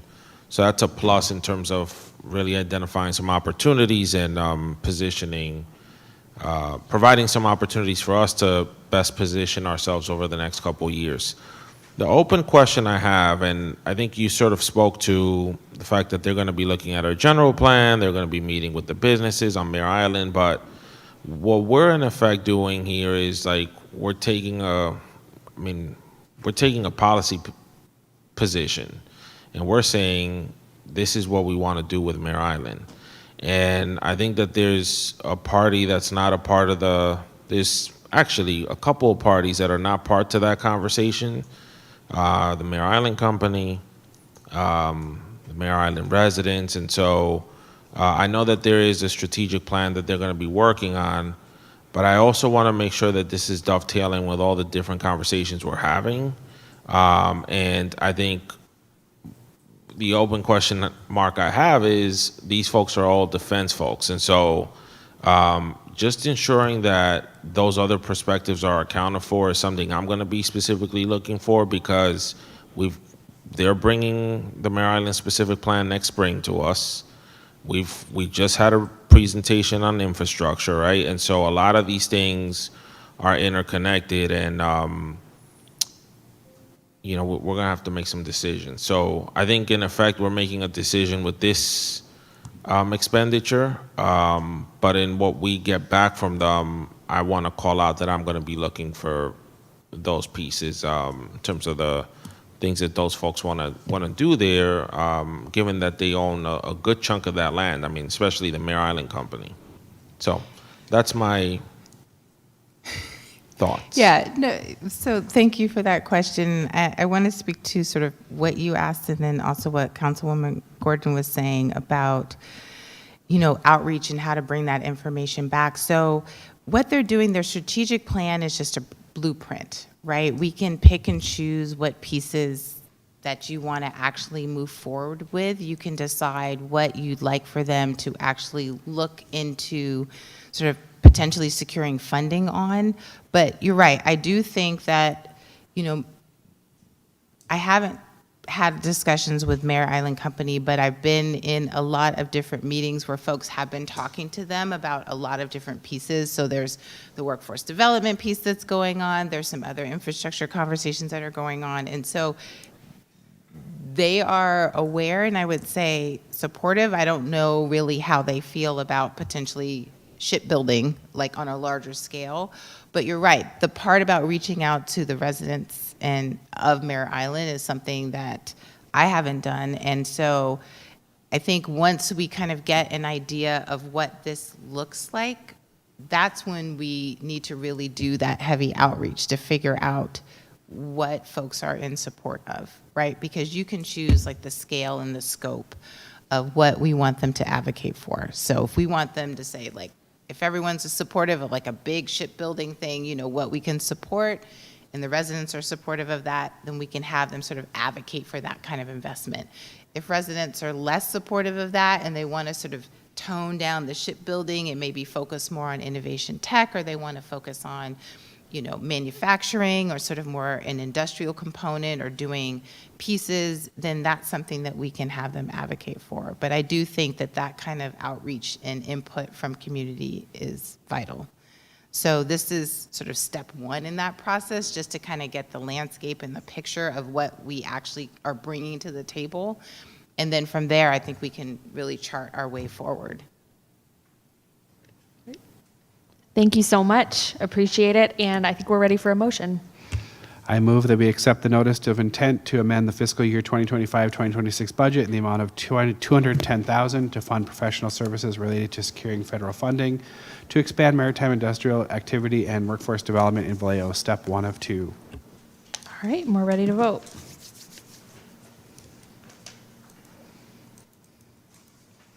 Motion carries unanimously. Wonderful. Thank you again. So that's going to bring us to our information calendar, and we are items, and we are continuing item A, and we've already heard item B. So we'll go right on to our city manager's report. Thank you. Good evening. Just a few topics I wanted to update you all on. We heard some public comment earlier this evening from representatives of the Urban Compassion Project. They're the Oakland-based nonprofit that has offered to do some community cleanups. Just wanted to clarify for the record a couple things that were said.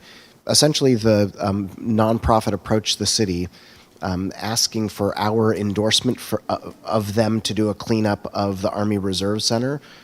Our response was that's not something we could offer. That's federally owned property, and so they would need to work with the Army to get the authorization to work on that site. I don't know that we took a position one way or another of supporting or opposition to that concept in general, but the specific question was, could we support them in that activity, which we couldn't. The Army had already filed a no trespass letter for that site with the Sheriff's Office, meaning that that's a request for the Sheriff's Office and authorization for the Sheriff's Office to enforce trespassing on that facility. So when the Urban Compassion Project was doing its cleanup there, the sheriff's arrival, I think, was just in support of that no trespass letter. I think that's support that the Army had requested. So I think the sheriff's office was just carrying out its, an intergovernmental responsibility to support the Army in its request. So I think the city is somewhat open-minded about how it could partner with the Urban Compassion Project on other types of cleanup, but again, the specific ask was for our endorsement to do the cleanup at the Army Reserve site, which the city couldn't do. So just wanted to clarify that. You may be aware that there was an article in the San Francisco Chronicle earlier this week talking about pavement condition index around the bay.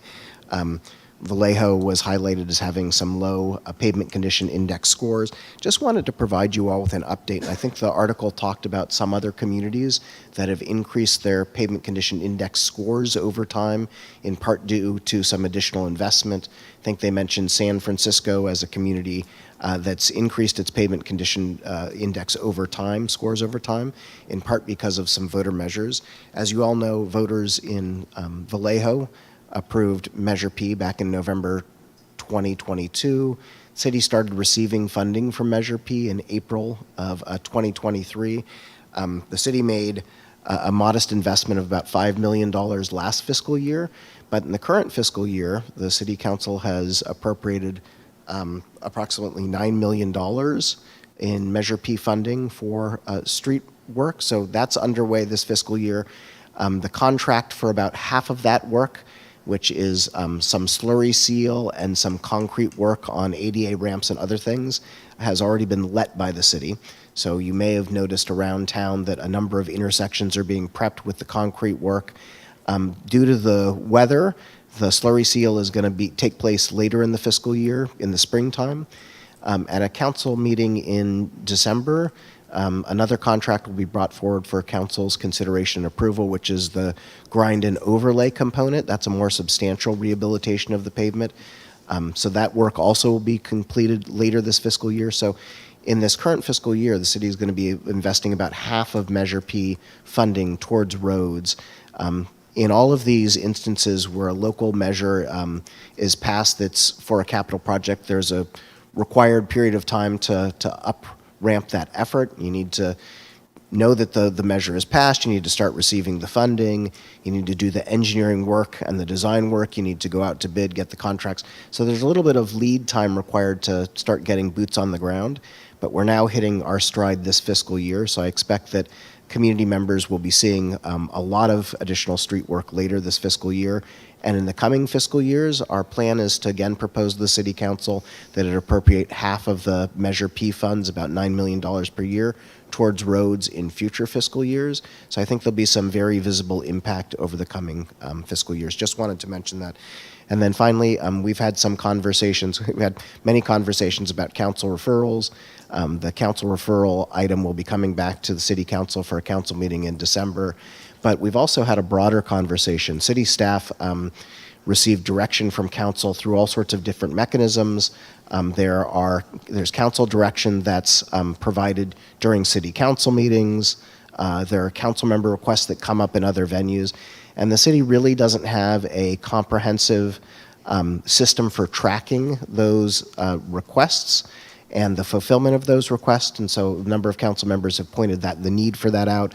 Completely agree, and so I'll be working with city staff to implement a tracking system that will hopefully be able to provide everybody with easy at-a-glance information on the status of both referrals but other kinds of requests. So for instance, as part of agenda items, sometimes council members say, yes, we approve this agenda item, and in addition, can you institute quarterly reporting? We need to make sure that those things are tracked and that we're all held accountable for following through on those. We don't really have a good system for that. So just wanted to let you know that we'll be coming forward with a system for that in the near future. And that's it for my city manager's report this evening. Thank you. Thank you. That's going to bring us to the city attorney's report. No report this evening. All right. Now that'll move us to our second community forum. We'll go ahead and start the 2-minute clock. And I know we had some speakers in-house. Are any of our in-house speakers still present? We have one. And what was Go ahead, and what is your name, Come sir? on up. What was your name? My name is Mark Altgelt. Okay. Mark Altgelt. All right. Altgelt, Go yes. ahead, sir. Yes. Okay. Hi. I'm from Vallejo, and so with homeless campsites being closed everywhere, homeless people in Vallejo have nowhere to go with their possessions except for one storefront door or hiding place somewhere. Hundreds of homeless people in Vallejo need safe, secure, stable residence with toilets, showers, electricity, which are the essential necessities homeless people need to be able to find employment and be prepared to go to work and save money to rent an apartment. The Mare Island leadership team indicated when when the underground and above ground construction is expected to begin in the next in the area next to Route 37, if they would allow the campsite in that, and if they would allow a campsite in that area, the northern part of Mare Island. So will the City of Vallejo negotiate with the Mare Island leadership team to help address Vallejo's homeless crisis by allowing a temporary homeless campsite to be set up on the north part of Mare Island?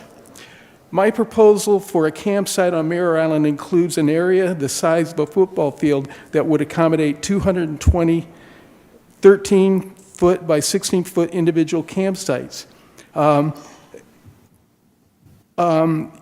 A change in the proposal is that each campsite would have one 8-foot by 5-foot hut made with 6 sheets of plywood and a door that locks.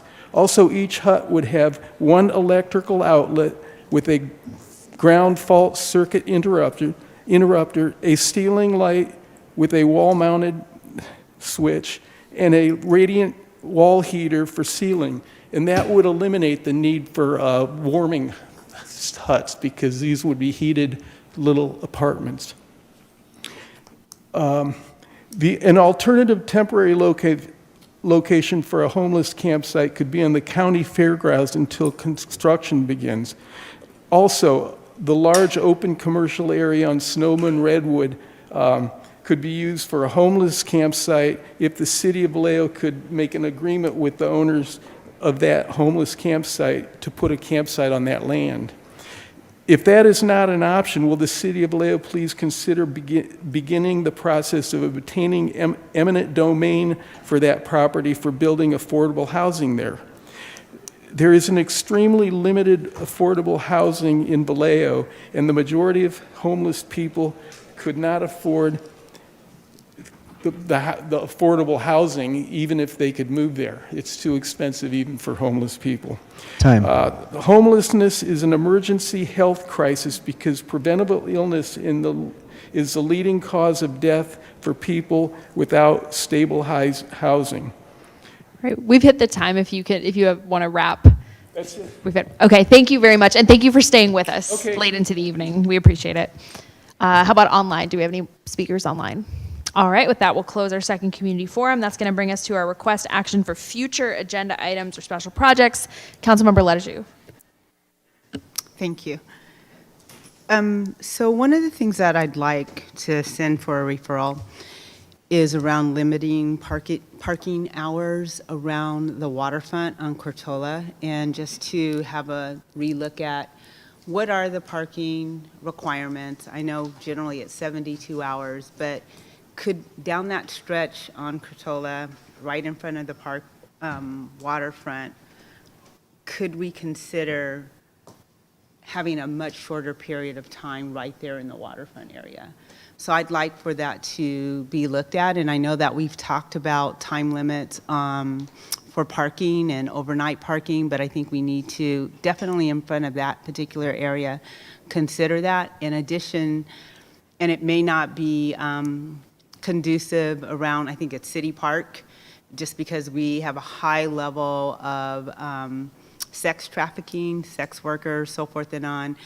You know, what is the parking like there, the time limits, and just what is the data around that area as it relates to it, particularly around the park in that area? Because I think it's really important. That helps potentially minimizes some of the unwanted traffic, if you will. And then I believe in June, I think it is when we were dealing with the iHeart and providing additional dollars for that particular organization.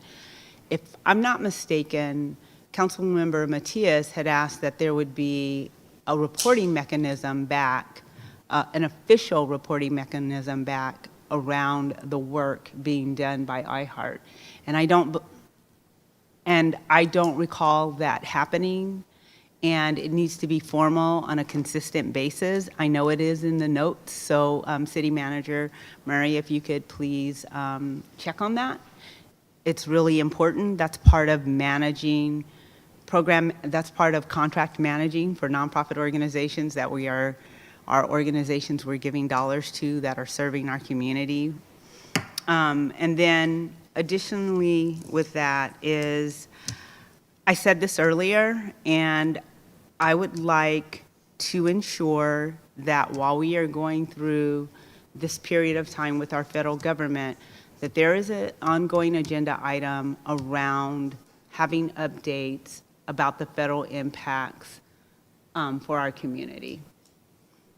And I'd also like to request, it can be done in your one-on-one, in our one-on-ones with you, but as a council member, I think it's important that we know who our lobbyists are, and having an opportunity to have them present before us, or you can engage with us based on how we're engaging with you on your one-on-ones. But by this time, with everything that's going on in the federal government, we pay lobbyists, and there should have been a presentation, an official presentation to us from our lobbyists. And that gives us a different picture from a city perspective for the community to hear as well. So it's not just for the edification of the council, but it's for the edification of our community. So yes, you've been sending out, staff have, on your behalf, have been sending out emails, but it would really be good to formalize that in more of a presentation, and even for city constituents to be able to hear that as well. So that's all I have for today. Thank you. Thanks. So I'm hearing reminders of item direction given in the past, and then I'm hearing two new items. One is the analysis of the parking issue, and the other is a presentation from our lobbyists on the federal impact, a public presentation, and I think we need to vote on those. So can we vote, why don't we vote first on the parking item?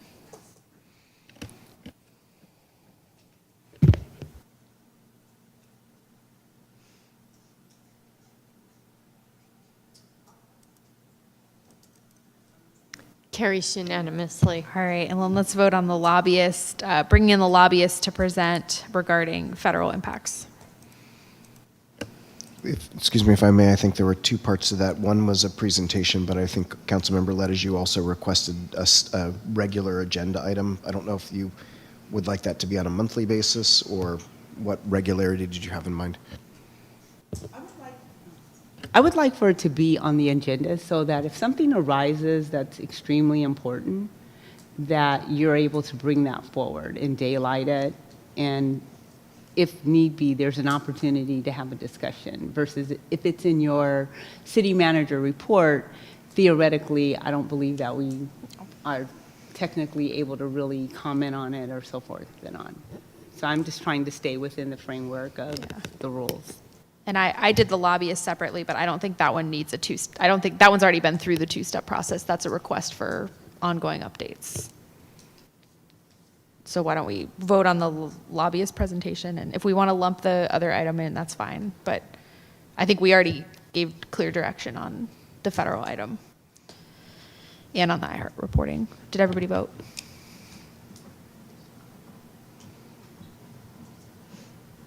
You're missing a vote. Motion carries unanimously. All right, Councilmember Palmares.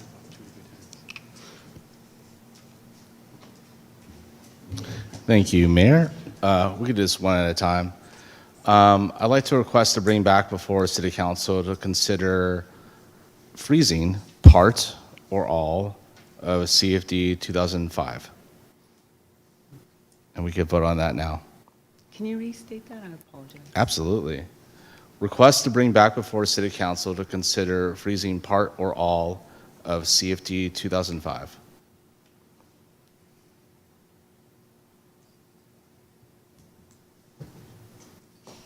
You mean 2025? 2025, like this year's? No. Or It's 2005? CFD 2005. There's two of them. One's 2002. One of them. Or sorry, one is 2001. Okay, I see what you're saying. One's 2005. Yeah. And the 2005 is which one? It's the one that's it's facilities and services, and another one that was frozen. And then came back. it's an analysis of of what it would take to freeze it. Yeah, I think that's a good way to put it. Go ahead. Okay, go ahead. So, sorry, there are two. There is 2005, I think it's 1A and then B. So there are two. Do you mean both of them or one or the other? That's a one? good question. 1A and 1B. Okay. Just wanted to get that clarity. Yep. I don't have it in front of me at the moment to tell you which one is which, but one is services and the other one is things that aren't covered by the services CFD. So we're talking about police, fire, and other services, and then I'd have to pull out the other one to tell you what it is at this point. But Yeah, 1A has two parts actually. It's facilities and services, and there's like 1B, and I forget what that actually goes to. well, one of them is already frozen. I can't remember which one it is, but or maybe that's the third one. I don't remember. So, I guess let me ask this a different way. Are you asking that all the ones that are not currently frozen come back for considerations for freezing? Yes. Okay, that's an easier way to ask that question. I appreciate that. Okay, got it. Can, All right, before we vote on that, I just want a little clarity. While we're bringing that forward, I think the missing part also in this is that holistically, the three of you have been on this council. I've heard it sitting in the audience and semi here, So when that comes before to make that request, there needs to be a pretty robust presentation around this topic for understanding. And I'm not against it, but I think there has to be that discussion because we have talked about that, having a more robust conversation, and it had been said, oh, we want to wait till the plan comes. And we as a council have never really had that robust discussion around CFDs. So it needs to intertwine when this comes forward, okay? Just because some individuals are well knowledgeable. and Sure. others aren't. Do I need to bake that into this request as well? I think if you verbalize that, then that can be part of your request. Yeah. So a presentation on the history of the CFDs, if that goes down, and bringing back all the parts that weren't frozen, part of CFD 2005. All right, let's vote. Did you have anything else besides that one? All Oh, right. yeah, I have a second one, but we'll do after. Okay.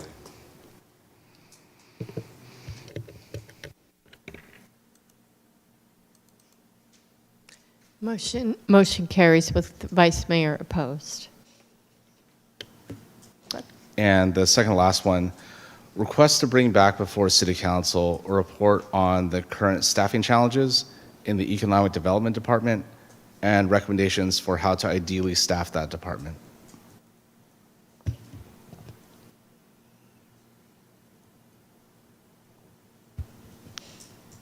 Don, I could also email you all these.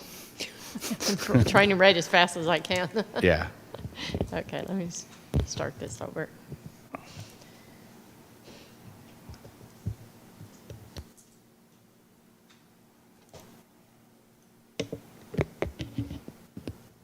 All right, so we're voting on that one. Yeah, 2 more votes, 1 more vote now. There we go.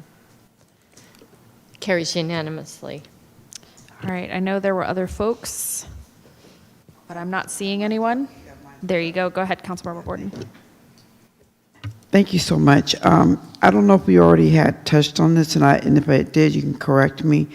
One, I had asked if we can please get lightning, put some type of light right here, multiple times, even just going home from being here as a commission, as a council liaison person for commissions, and I'm telling you, these people act like they don't see people crossing, but to be fair, it is very dark right here. Do you remember me bringing this quad back? So I'm just revisiting it and see if this is the appropriate place to ask that. Because like I said, especially our elderly, as you know, it's getting darker, and they come from the library around about between 5:30 and 6. It's dark, and people act like they don't see them crossing this right here. It's literally dark right here. So additional lighting for the crosswalk in front of City Hall? Yes, yes. Is that something that we would need to agendize for I can approval? Is ask- that something that can be fit into an existing I can project? ask I think that public- should just happen. I think I'll ask Public Works about it. Thank you. Okay. I appreciate that. I'm going to make a note of it, but I think we can just maybe have that happen.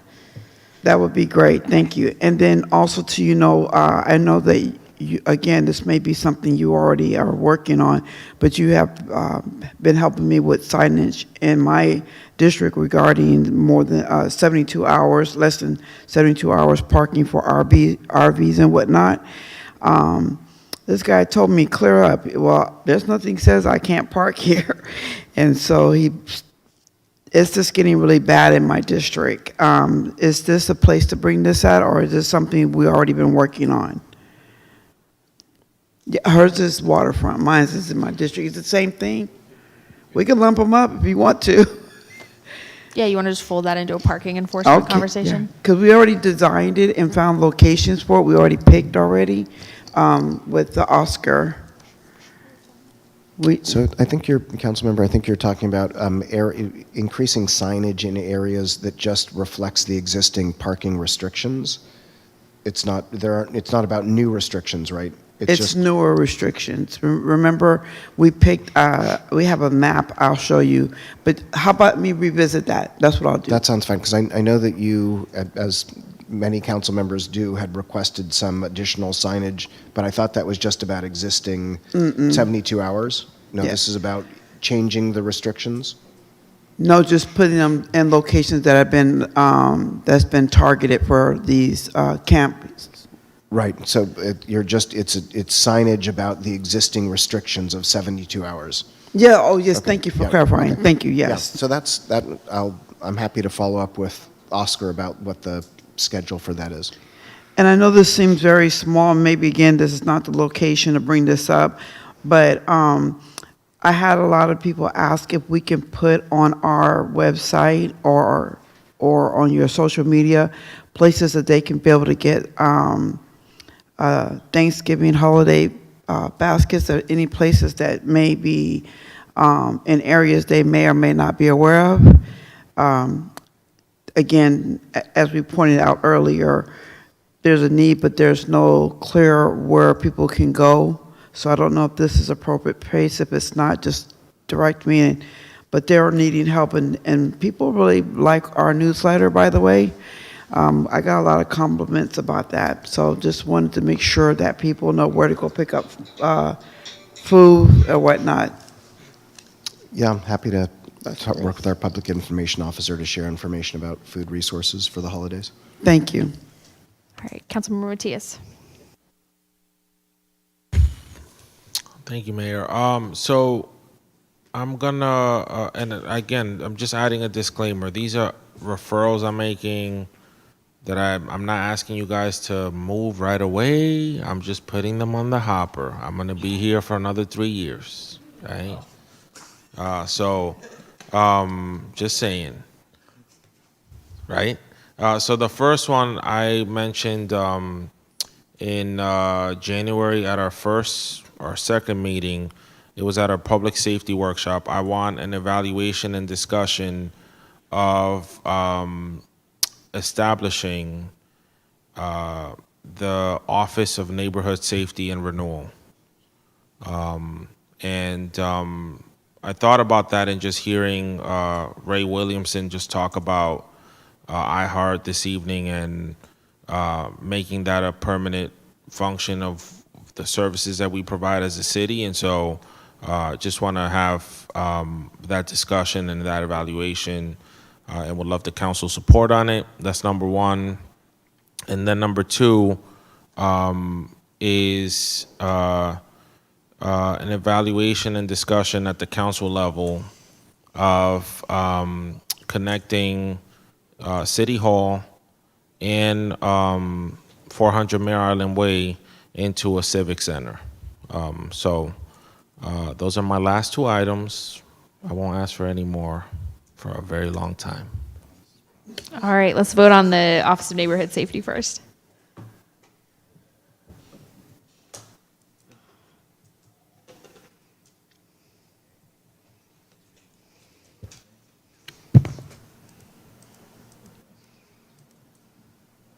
Motion carries unanimously.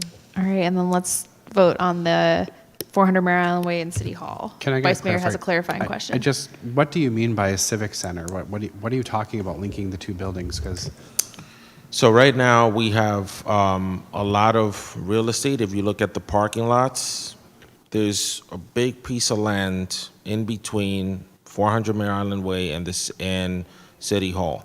And what I would want to see, one of the first things I told the city manager when I met him was really creating a place where if folks want to go to City Hall, they can. If we want to use 400 Mare Island Way in another capacity, maybe making it a museum, that there is a connection between these two facilities that we have here and 400 Mare Island Way. And that can be a combination of green space, it could be a combination of an amphitheater. But what we really need to do, again, what I'm trying to accomplish, not just with that, so folks don't think I'm AWOL here, there's reason behind all this stuff. With the convention center and with this idea, it's about placemaking and about using different locations of our city as places where folks can come together which is not only helpful for community, but it's also going to drive economic development. So that's really the intent behind it. If you want to look at other examples, Oakley, the city of Oakley East has a very similar framework to what I'm proposing, and at this moment, what I'm just asking for is a evaluation, if we get to that point. All right, let's vote on that. Oh, Councilmember Holmeyer, go ahead. Friendly amendment, very friendly. Sure. I don't want us to just only have the conversation on potentially Civic Center. I'm not opposed to it, but I also want to entertain all the other potential ideas out there as far as that going to private ownership. I don't know what else we could do. I don't want us to accidentally just kind of sleepwalk into, okay, now we have some kind of a civic center, but maybe something else is out there that we haven't considered. So I think just more broadly, I like to say, I want to hear that, but I also want to hear what other options are potentially available that aren't just us holding on to the facility indefinitely. You're talking about 400 Maryland Way specifically. Correct, Selling yes. or moving 400 Maryland Way. Yeah. I don't think we even had a real robust discussion about that. Does that fly with you, or do you only want to talk about How that about specifically? and possible uses? Possible uses of the Civic space. Center Yeah, and possible let's do it. uses. Can we do that? So before we vote, Okay. I think what's important about what both of you said, but it's really a connector.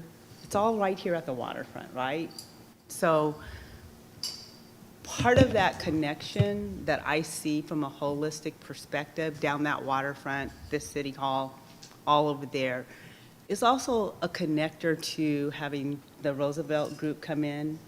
And it's not just the shipbuilding, but we said they're going to extend further out about, they're going to talk about what are the different possibilities.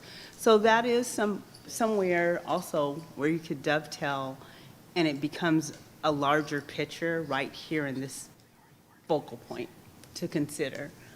And I know you're looking at it from this perspective, but you do have that piece and you're talking about driving economic drivers, levers that you're pulling, and they do come together. No, So I just I'm not. throwing that out there. I'm not suggesting they don't or they do or don't. I am I'm very. just trying to get you a really quicker way, a faster way in the next 3 months where somebody is looking, and that's the only reason I'm bringing it. No, I get it. I'm just. My stuff is very surgical. I know that there's bigger picture conversations that we're having as a council. I'm just proposing very surgical projects, very, very small. So. And I'm trying to get it to you in 3 months. Oh. By the, I don't know So about we're that. doing that's all I'm trying to show you. evaluating potential uses of that space in So- connection with the other stuff that's going on. Yeah, no, my item is not that. So again, connecting City Hall to 400 Maryland Way and evaluating that space as a civic center. I want to be very focused on what I'm proposing. All right, well, If I can accept a friendly amendment and other possible uses, but all that other stuff that Councilmember Letterju was alluding to, that will surface in other conversations. I'm just focused on my one item.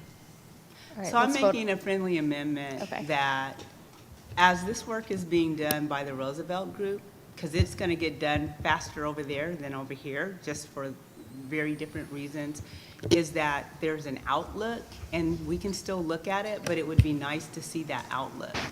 And I'm not stopping your process internal, but that process will be faster. So I'm asking, I'd like to make a friendly amendment that from an outlook perspective, it's considered of what those connections look like. And we can still keep going on with your process. Okay, let's vote. All right. That's-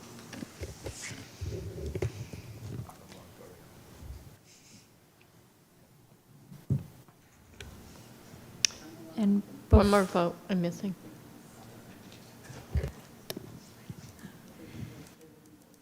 And before Carries we, unanimously. thank you. Before we close this item, I will say, we will, it's going to be ongoing discussions. We keep adding, 4 to 6 items every meeting. We've gotten through none. We're up to probably 70 at this point. So we're going to have some tough conversations, and we still do have quite a pending list. So we're going to need that referral list come back, and we still have the CVI funding, the POAC, the housing element stuff. I personally would like to see the eviction and tenant protections expedited, given the conversation we had about the federal shutdown, all else equal, in terms of bringing those back. And obviously we had the whistleblower, that's going to be coming back, performance auditing. So it's going to be a lift to get through all of this, and we're going to have some prioritization discussions. I want to ask before we close this item, I'm going to mention the SAB monthly meetings until it happens. I'm going to ask the city manager right now, this came from a commission, it wasn't a council referral. Do you want us to vote on this right now? So that it's clear, and I don't think we need to vote on it, but I will have us vote on it to avoid this getting delayed any longer.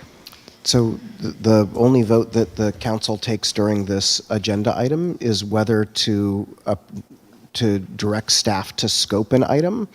So that's already happened for that item, which is It just needs to get put on an agenda. So if it's not on the December 9th agenda, I'm going to use my mayoral authority to call a special meeting for 6:45 p.m. on December 16th with the one item of the SAB monthly meetings, because that item is ready.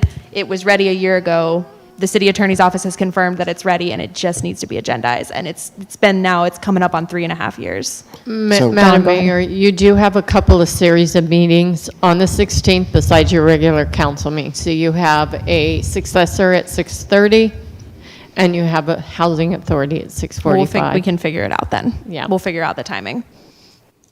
So I'm going to say this, just a point of order. No. Because, first of all, I'm going to be really just blunt. You all need to figure that out, because when you talk about she has to call a special meeting to have her item heard, there's many items on the docket that have not been called. So, no, you all need to figure that out and not put the council in that position.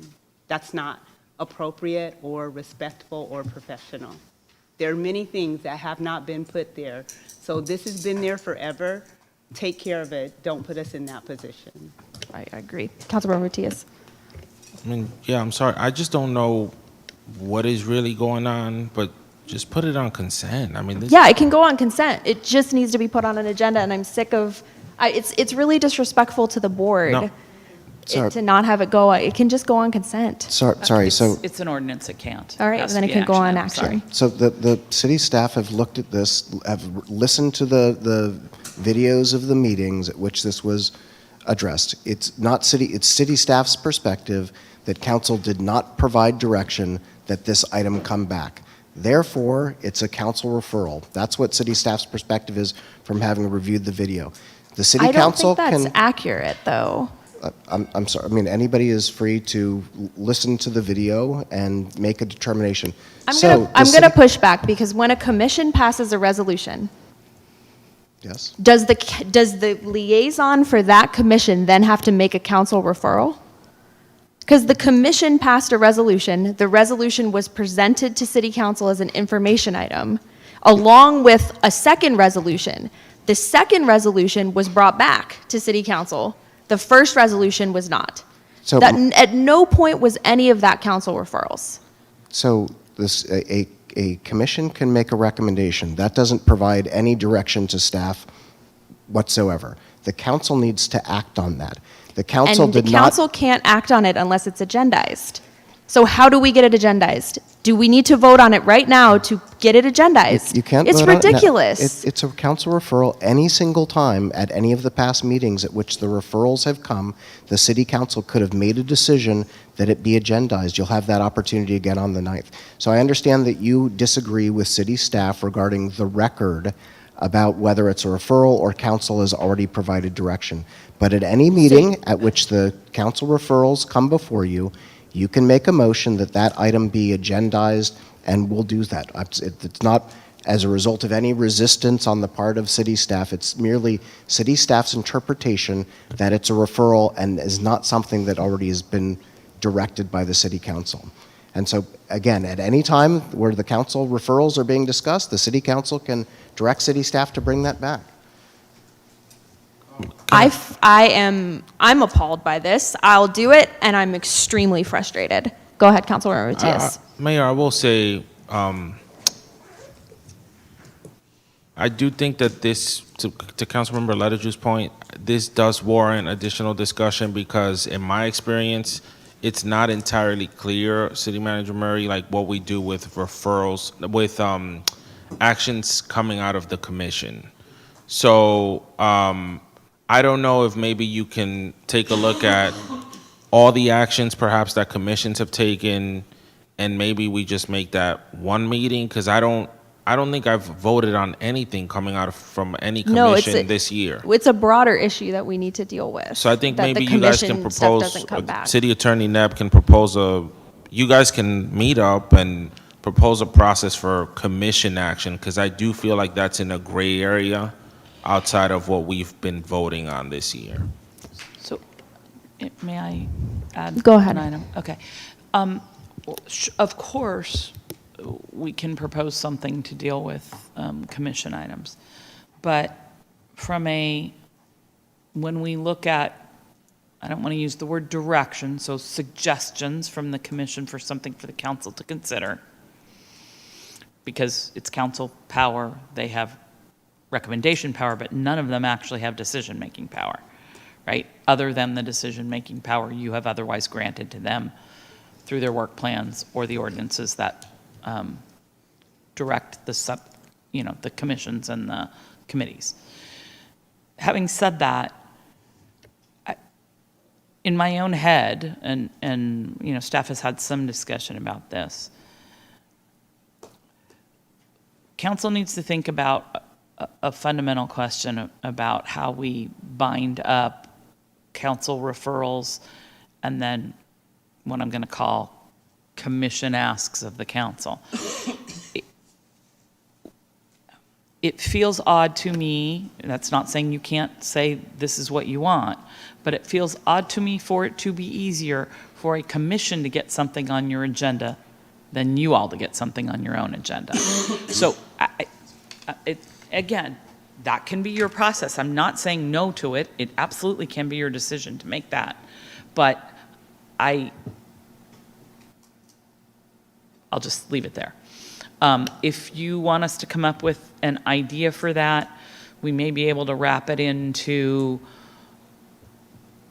some regular cadence for you to consider all commission requests to the council in one lump on,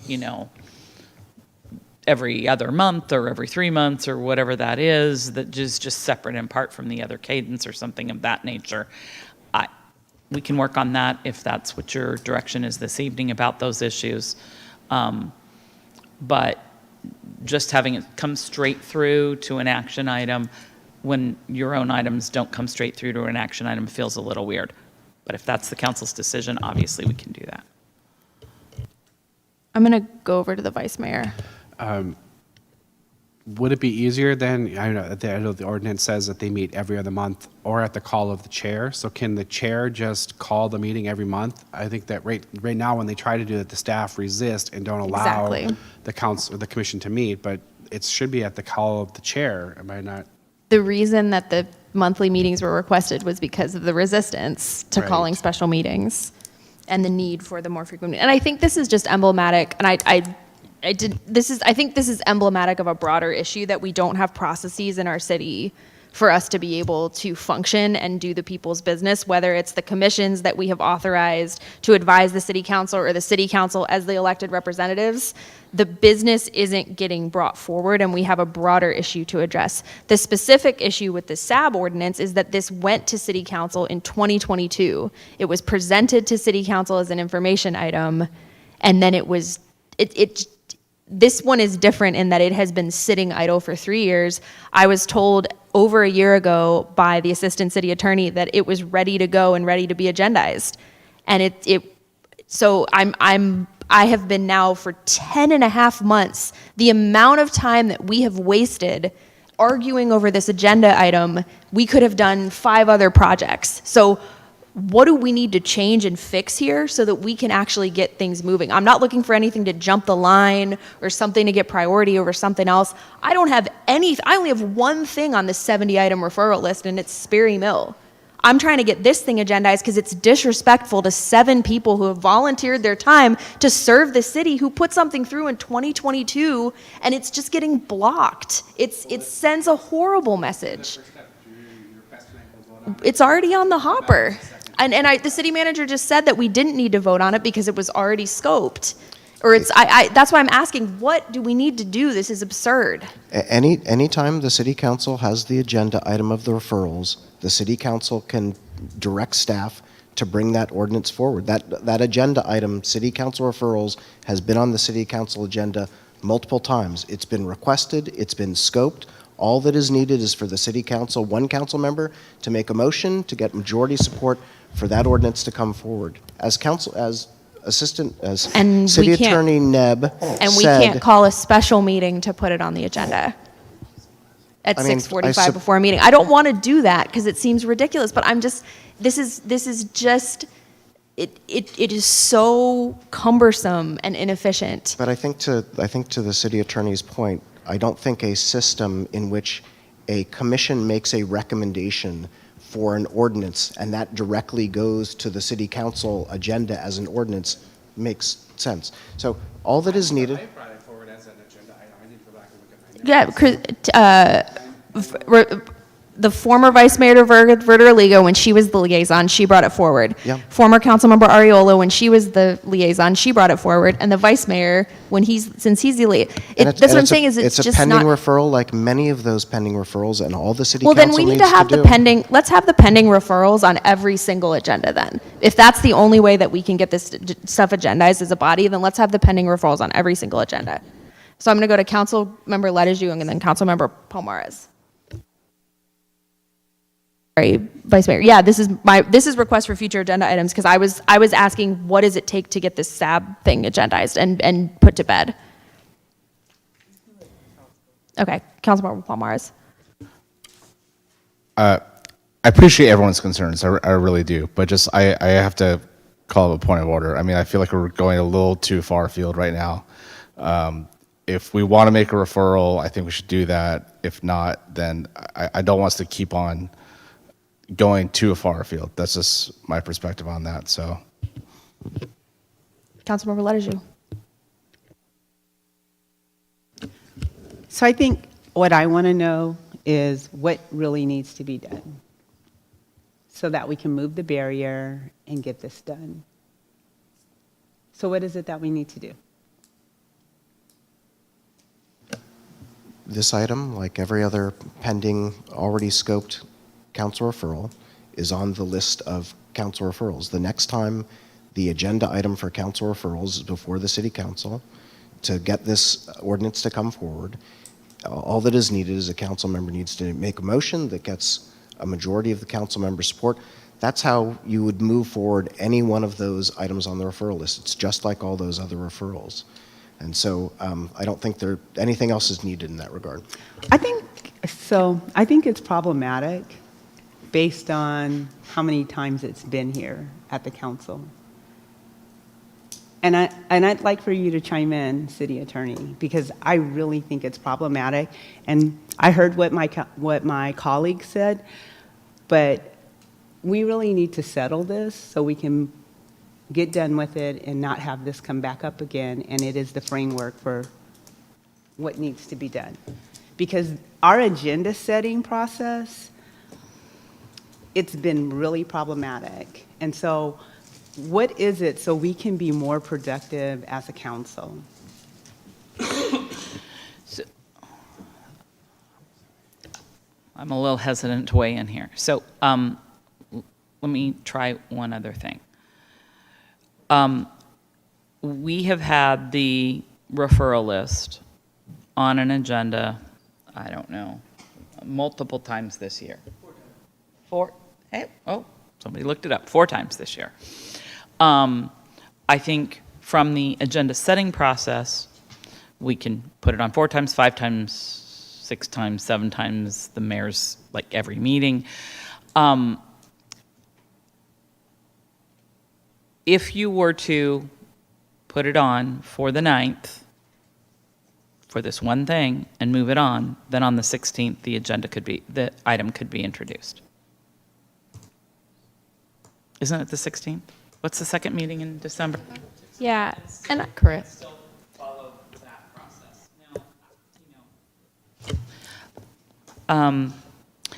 I do think that from the council's standpoint, that's one option that you could undertake. I guess another option that you could undertake, and we've, like done it a couple of times, is you can say, well, we would all like to direct that it go on the next meeting anyway.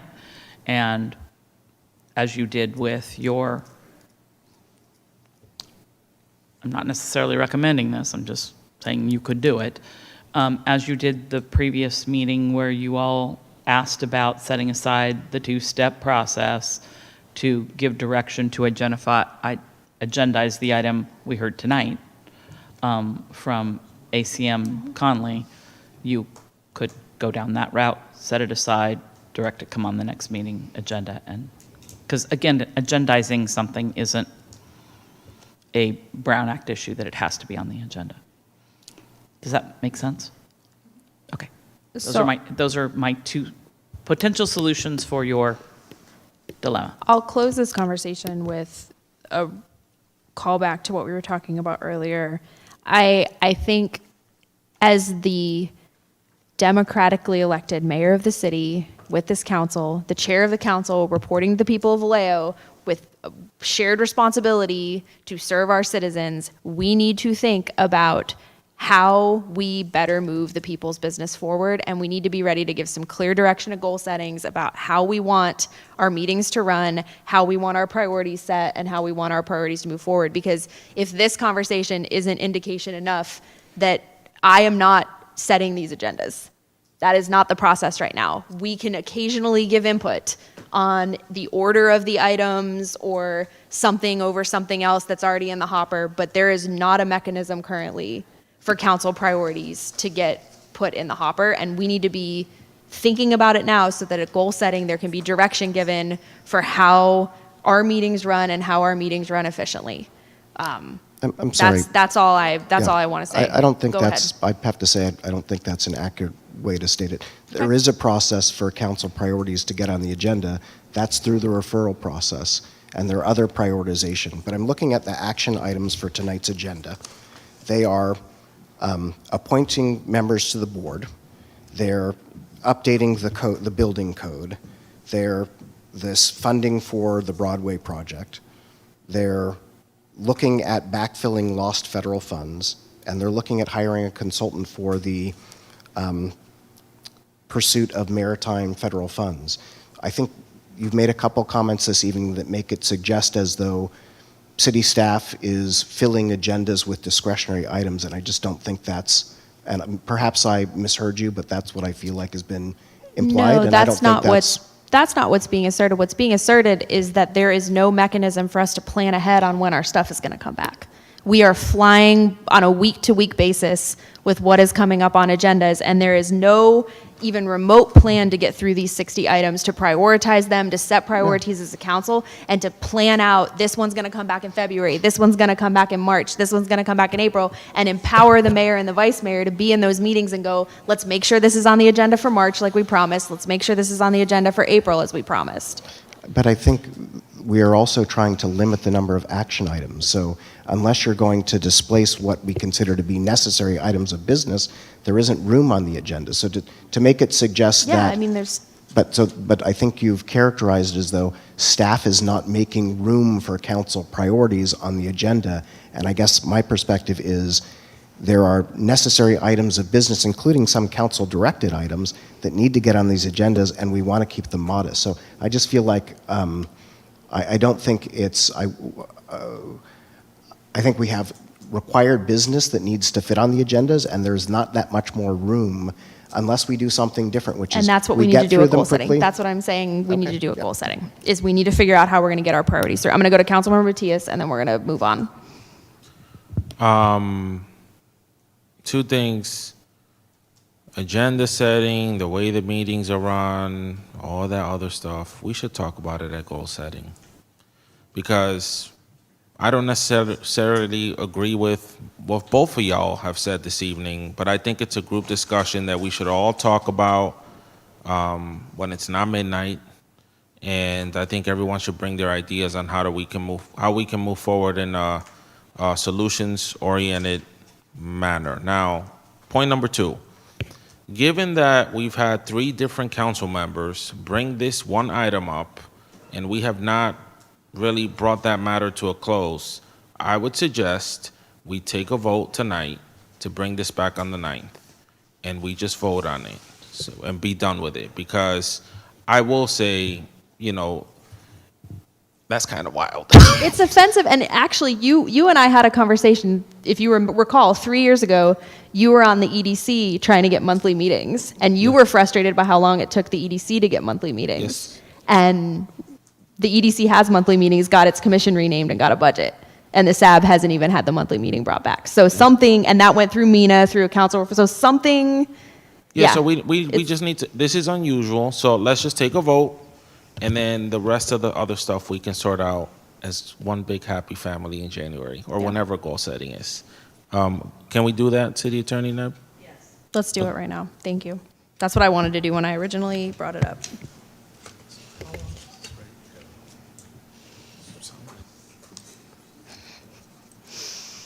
All Motion right. carries unanimously. We'll put that to bed. We'll get to council reports, and I'll see if anyone has anything to report. I've got the vice mayor and then Councilmember Gordon.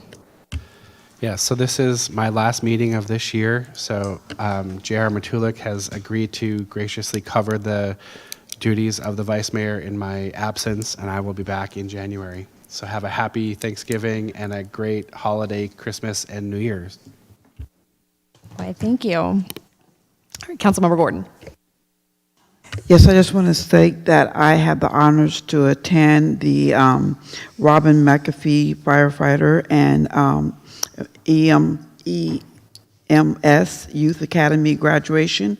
It was 22 graduates and 2 were promoted. It was just amazing. The families came out. And it's youth run, and that's what's amazing. And to hear the story of the young man, his brother was present, to why this is named, was amazing. I really enjoyed it. It was at the North Vallejo Community Center.